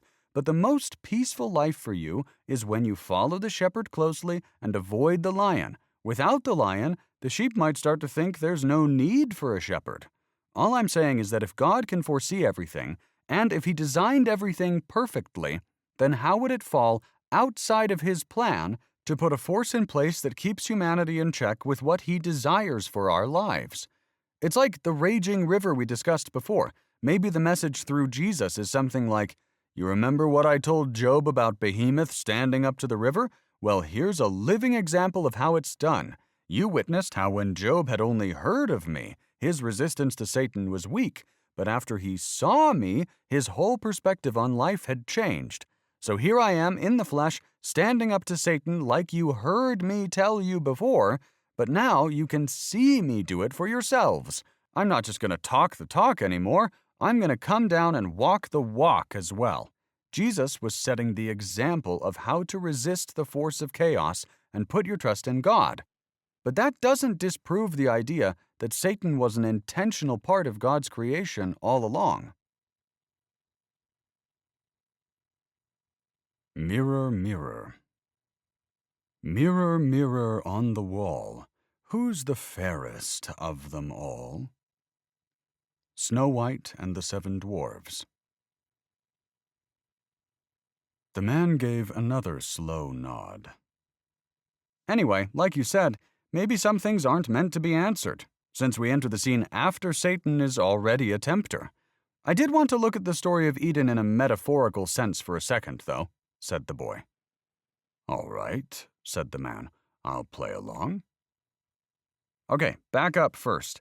I heard this phrase once that goes, "Hard times make hard men make easy times make soft men make hard times." With me so far? "Of course," said the man. "It's a cycle that can be seen throughout history, in the rise and fall of nations." Right. Then there's another concept from one of those yin-yang philosophies or whatever, that all people have both feminine and masculine energy. The man gave a nod. "While I'm unsure whom to credit the origin of that philosophy with, I do know what you mean. There's a natural fluctuation of masculinity and femininity in all individuals, due to hormones or even a conscious or subconscious expression or suppression of energies." Right, said the boy. Then I heard this third concept that feminine energy is chaos energy and masculine energy represents order. The man's pupils dilated. "I'd just be careful with the way you express that idea, and around whom. You certainly don't want to go around giving the impression that women are chaotic while men are calm. God knows I've stepped on that landmine." "Not what I meant," said the boy, "but good point. I just meant we all have the potential for chaos and order." "Of course," said the man. "So where are you going with all this?" Well, if we tie everything together, when society as a whole leans toward the masculine, then there's order, creating easy times. But if people allow their feminine energy to flow, chaos emerges, creating hard times. And the more chaos is on the loose, the more masculine energy is required to tame it. Hence the cycle. "I get it," said the man. "But how does this all tie into our story here?" Well, one time, I saw this girl with a snake tattoo wrapped around her arm, and I asked her why she got it. She told me that in some ancient cultures, the serpent represents the divine feminine, which I thought ties perfectly into everything we've been going over here. Back in the garden, God represents the divine masculine, while the serpent represents the divine feminine. This means that Satan himself, or I guess herself, is actually the feminine force trying to draw humanity into chaos, while God is the masculine force showing us how to remain in order. Like you said, fearing God, or respecting and following God, is wisdom, or the key to maintaining order. Turning away from evil, or avoiding a dominant feminine energy, is understanding how to resist chaos. The garden story represents a cycle as old as time. When man is born into a world of order, they become soft, so feminine energy emerges and takes the reins, creating chaos. Or in this case, Adam represents humanity's masculine, when all of a sudden humanity's feminine emerges to eat the apple. Once they fall for temptation, they lose the orderly world they had and descend into a world of chaos. From there, hard times have to create hard men in order to bring us full circle. This leads us back to God's promise that one day He'll defeat the chaos dragon and restore order. Eventually, He sends this masculine Jesus guy to show mankind the way back to order. People who are tired of living in chaos will choose to follow Him back to the Garden of Eden, or heaven, which isn't a physical place, but rather a state of existence in your soul when you choose to fear God or pursue order and turn away from evil or resist chaos. Kind of like Job, who resisted the temptation of the serpent of chaos and in the end was restored back to order. The man looked as though he was in deep reflection, so the boy continued. Anyway, the only missing piece of the puzzle is whoever leaked the events of chapters 1 and 2 to humanity. The man snapped out of his own thoughts and said, "What do you mean, leaked?" Well, obviously, some mortal didn't witness the divine cabinet meeting, so it must have been God or Satan. Probably Satan, as an attempt to reveal how God blamed him for the whole thing. But like I said, Satan gets tricked into doing what God wants anyway, so really, it was God acting through Satan. But then the question is, why would God want the reader to know that He was the one who orchestrated the whole ordeal instead of leaving us in ignorant bliss like Job? I mean, the whole story would have worked out fine if it said, "There was once a righteous and upright man who suffered, so God came down and told him there's an evil force out there, and then gave his stuff back as an act of grace." The reader would have walked away learning the same lessons as Job, so why give us the special insight that Job didn't have? "Well," said the man, "if the events of the divine council were revealed to Job, the book would speak less directly to the readers, who can relate to Job in suffering without ever knowing why. But the reader's glimpse into the great beyond helps them cope with the mystery, knowing God is always in control of their suffering. And more importantly, we get the sense Job must remain ignorant of what happened behind the scenes, or else the validity of the test's outcome would be compromised. Job's ignorance of Satan's accusations was what made his unconditional loyalty possible. Otherwise, Satan could have renewed the accusation in a slightly different form, saying Job only took back what he said because he knew God would restore his blessings. First of all, said the boy, I never expected God to come down and outright say, "Well, you see, Job, I was gambling with Lucifer and used your children as poker chips and—" But God could have revealed this whole thing as a test to Job after he was restored at the very end. But my question wasn't about why Job couldn't know anyway. I'm asking why God would reveal this to anyone at all. And I think God might have used this story to reveal his motivation for coming down as Jesus. The man raised a nervous eyebrow. Where are you going with this theory now? Well, I think God didn't tell Job that he was ultimately responsible for the death of his children because he thought that might change the way Job saw him. If he can take all the credit for the blessings and shell off all the blame on Satan, well, then people are more likely to love him unconditionally, the way he desires. It's Divine Politics 101, really. Look over there at someone else doing bad and notice how good I look in comparison. It gives the illusion that two mighty forces are at war, like you said. But that was never really the case at all. I think God just has to do hard things sometimes, and he was afraid Job wouldn't love him if he knew what really happened.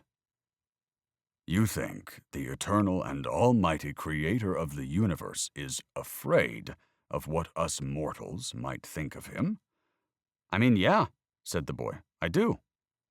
And how do you figure that? Said the man. Well, aren't there mentions where God gets jealous in the Bible? The man thought about it for a moment. Sure, in Exodus, for example. Why? Well, where do you think jealousy comes from? The man rolled his eyes. Do tell me, Mr. Psychologist. Insecurity, of course. Now you think the almighty creator of the universe is insecure? Why not? Said the boy. We were created in God's likeness, weren't we? What does that have to do with anything? It has everything to do with everything, said the boy. God gets angry, just like humans. God can be pleased, just like humans. God gets jealous, just like humans. We're a mirror of God in all emotions. What, except insecurity? Wouldn't a limitless being's inability to experience insecurity actually be a limitation in itself? The man leaned on his elbows and laced his fingers before his lips, so the boy went on. Imagine you spend a week creating this beautiful universe out of nothing, said the boy, and you have no other intelligent beings around to appreciate what you've done. Everything was good up until that point. The only thing that wasn't good was the fact that man was alone. But don't you think that could have been a subtle expression of how God felt about being alone? That's probably the reason he created mankind in the first place, so he would have someone to praise him for all the wonderful work he did during creation. This is entering into the realm of theories without scriptural support, said the man. I know, said the boy. But let me ask you something else. The man offered his palm in a go-ahead way. Did man bring himself into existence to worship God, or did God bring man into existence to worship God? The man raised his eyebrows with an expression of boredom. Well, obviously man didn't bring himself into existence, but that— Exactly, said the boy. And there are many examples of men who get along fine without God. Well, until the day of judgment, said the boy. We know. My point is that God gets upset when he's not worshipped properly, which I'm thinking means God needs man as much as man needs God. All right, said the man, sitting upright again. Now you're just— No, hold on, said the boy. Before creation, God was just out there alone, floating in a vacuum or whatever. That's no way to live. So he created a world that could host another intelligent life form. This life form was created in his likeness as a mirror to himself. But with intelligence came free will. So out of the insecurity of whether or not mankind would genuinely worship him, God tested them the way I described. But genuine worship matters so much to God that he's willing to break his own commandment in allowing murder just to teach Job a lesson about loyalty here. First of all, said the man, nostrils flaring, God hadn't given the commandments yet. But more importantly, the commandments are for man. God is sovereign and will rule his universe any way he sees fit. Yeah, God's sovereignty isn't the question, though, said the boy.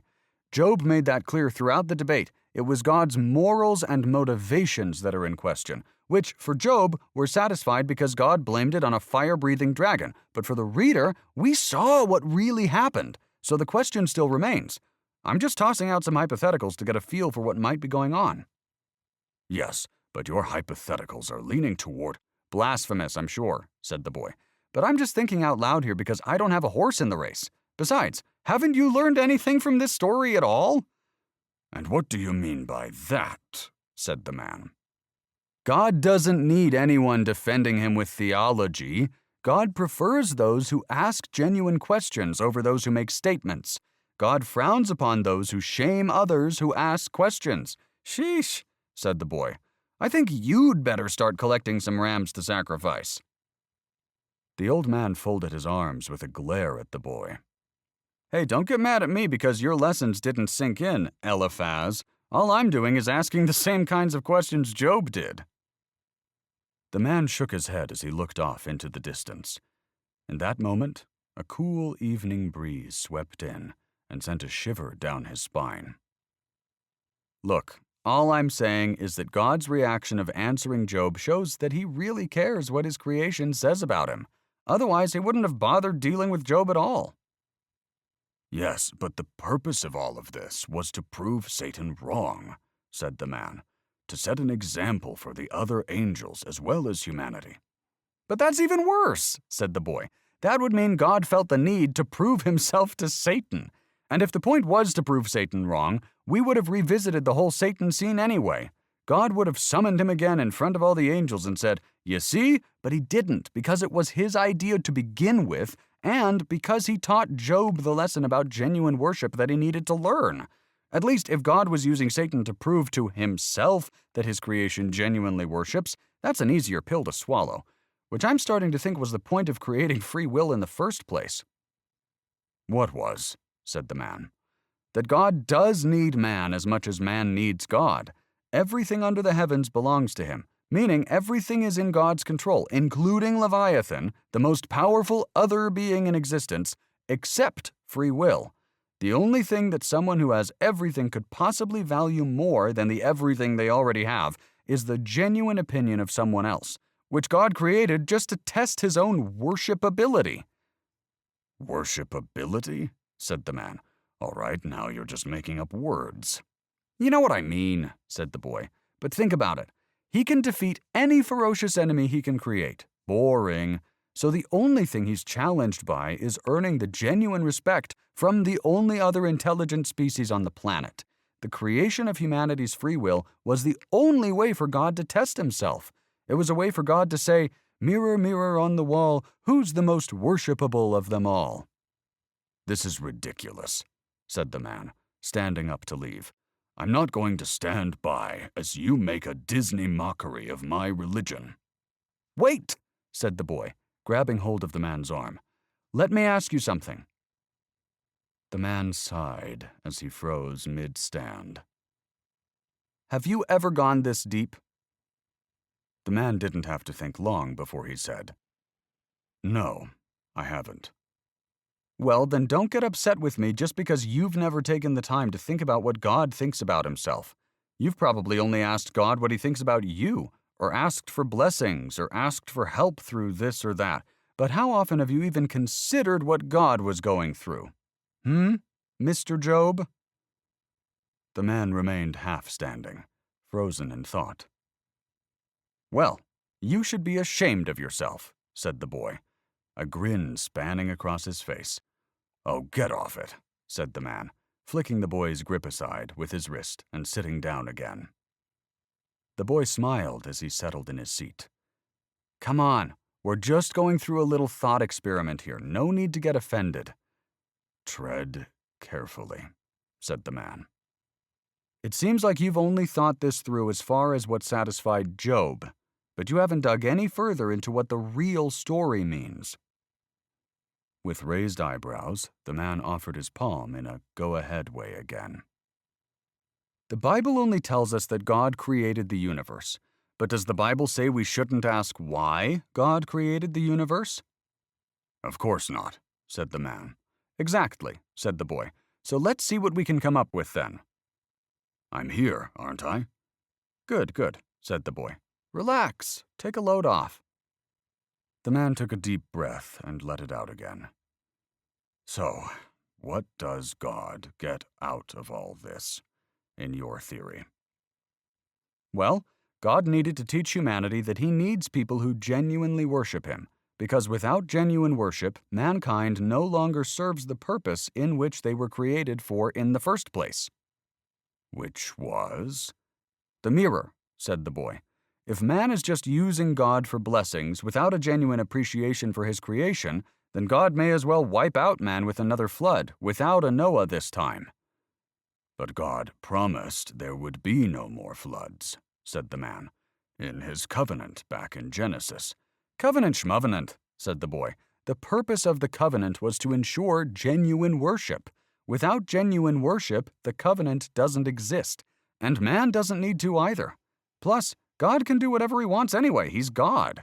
Speaking of which, the real kicker is that God is using mankind to benefit himself exactly the way he's teaching Job not to be doing with God. But as you pointed out with the murder commandment, God doesn't uphold himself to the same standards he holds man up to, because setting limitations on himself would limit his all-powerful ability to rule. And the biggest instance of this was back in the garden when God asked man if they failed to meet his expectations of following instructions. Then he threw them out of paradise when they blamed it on the serpent. Then what does he do here when Job asks God why he's failed to meet his expectations of a just rule? He blames the serpent. The man blinked with exaggeration. I think my head is starting to spin. Mine too, said the boy, but I want to spin back to why God wanted the reader to know that he's the one who orchestrated the whole thing in the first place, instead of leaving us in the ignorant dark like Job. Make it quick, said the man. I'm tired and hungry.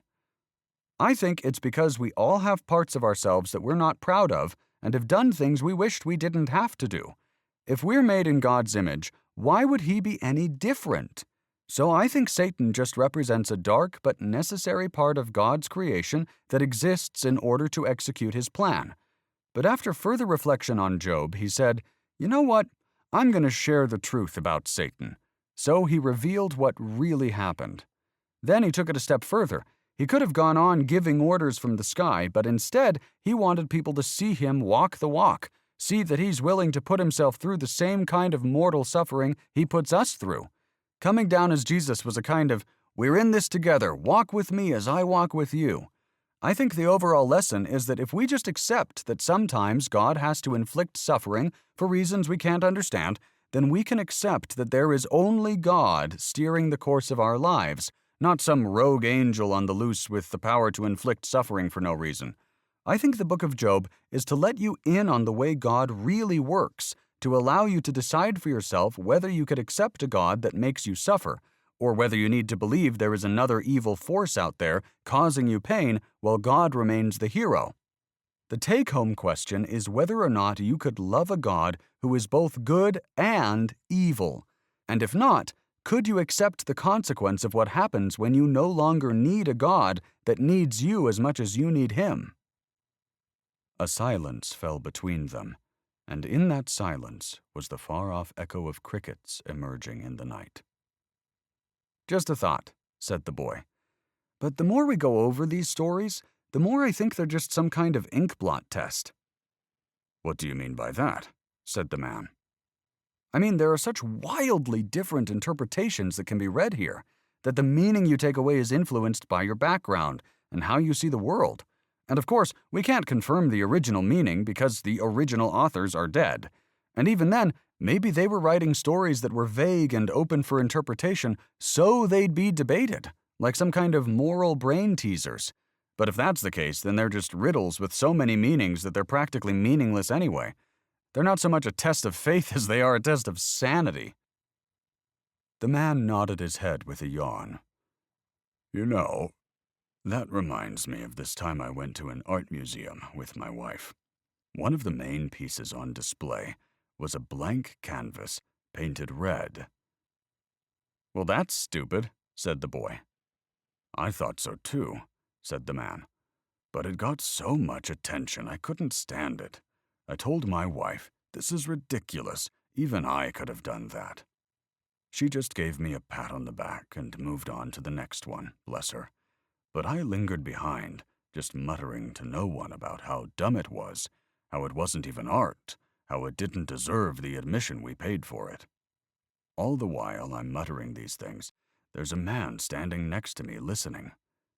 At one point he says, "So you don't like it then?" And I say, "No, I don't like it. It's ridiculous that it's even considered art." And he says, "So you're upset about it?" And I say, "Of course I'm upset about it, aren't you?" And the man says, "Would you say it makes you angry?" And I say, "I suppose that sums it up, yes." And he says, "Would you say it makes you see red?" And I froze. I turned to the guy, and he was wearing a giant grin. I said, "You painted this, didn't you?" And with a gentle nod, he gave me the same pat on the back my wife did, and walked over to eavesdrop on some other unsuspecting victim.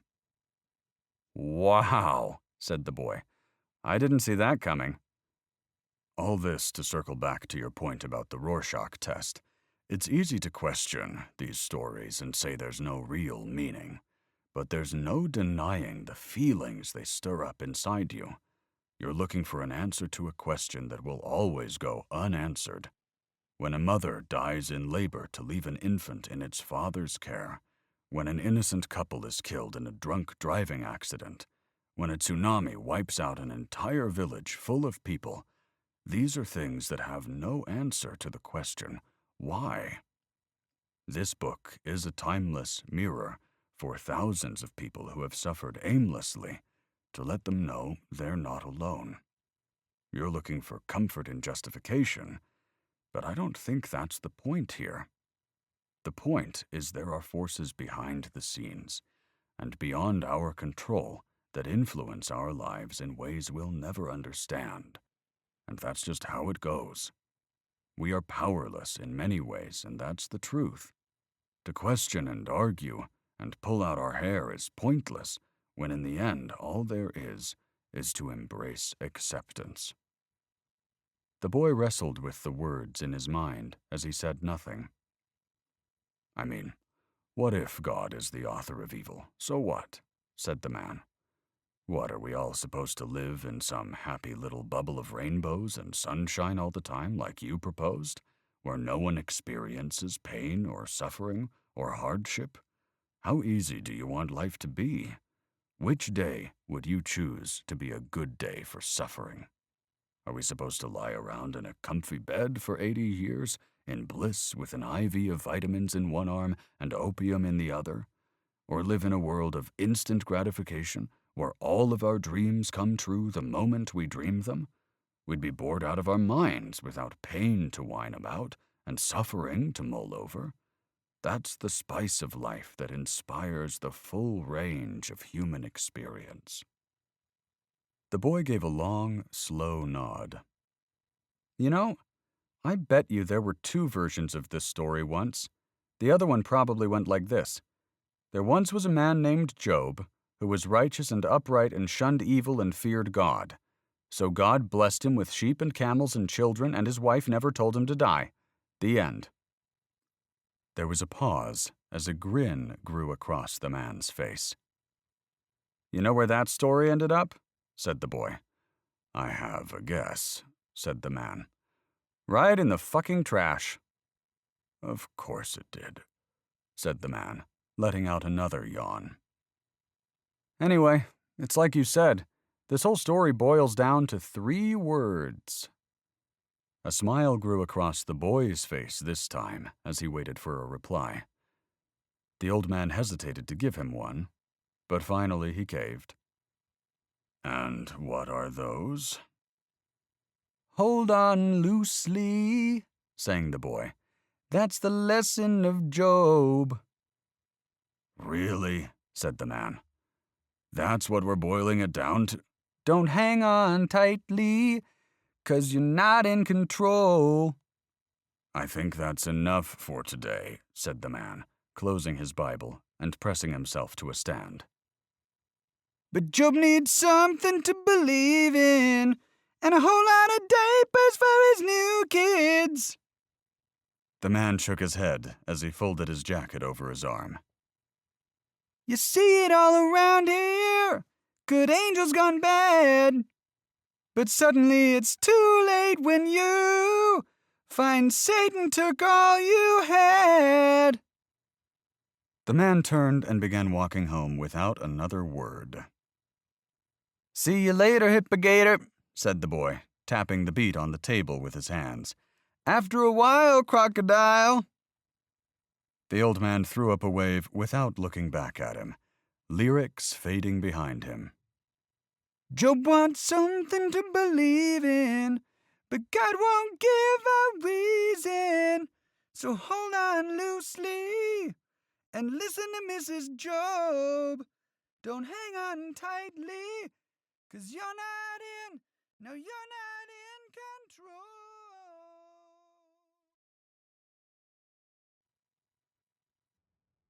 This has been Job, Biblical Commentary Through Dialogue by Kyle Woodruff. Read for you by Dallin Bradford.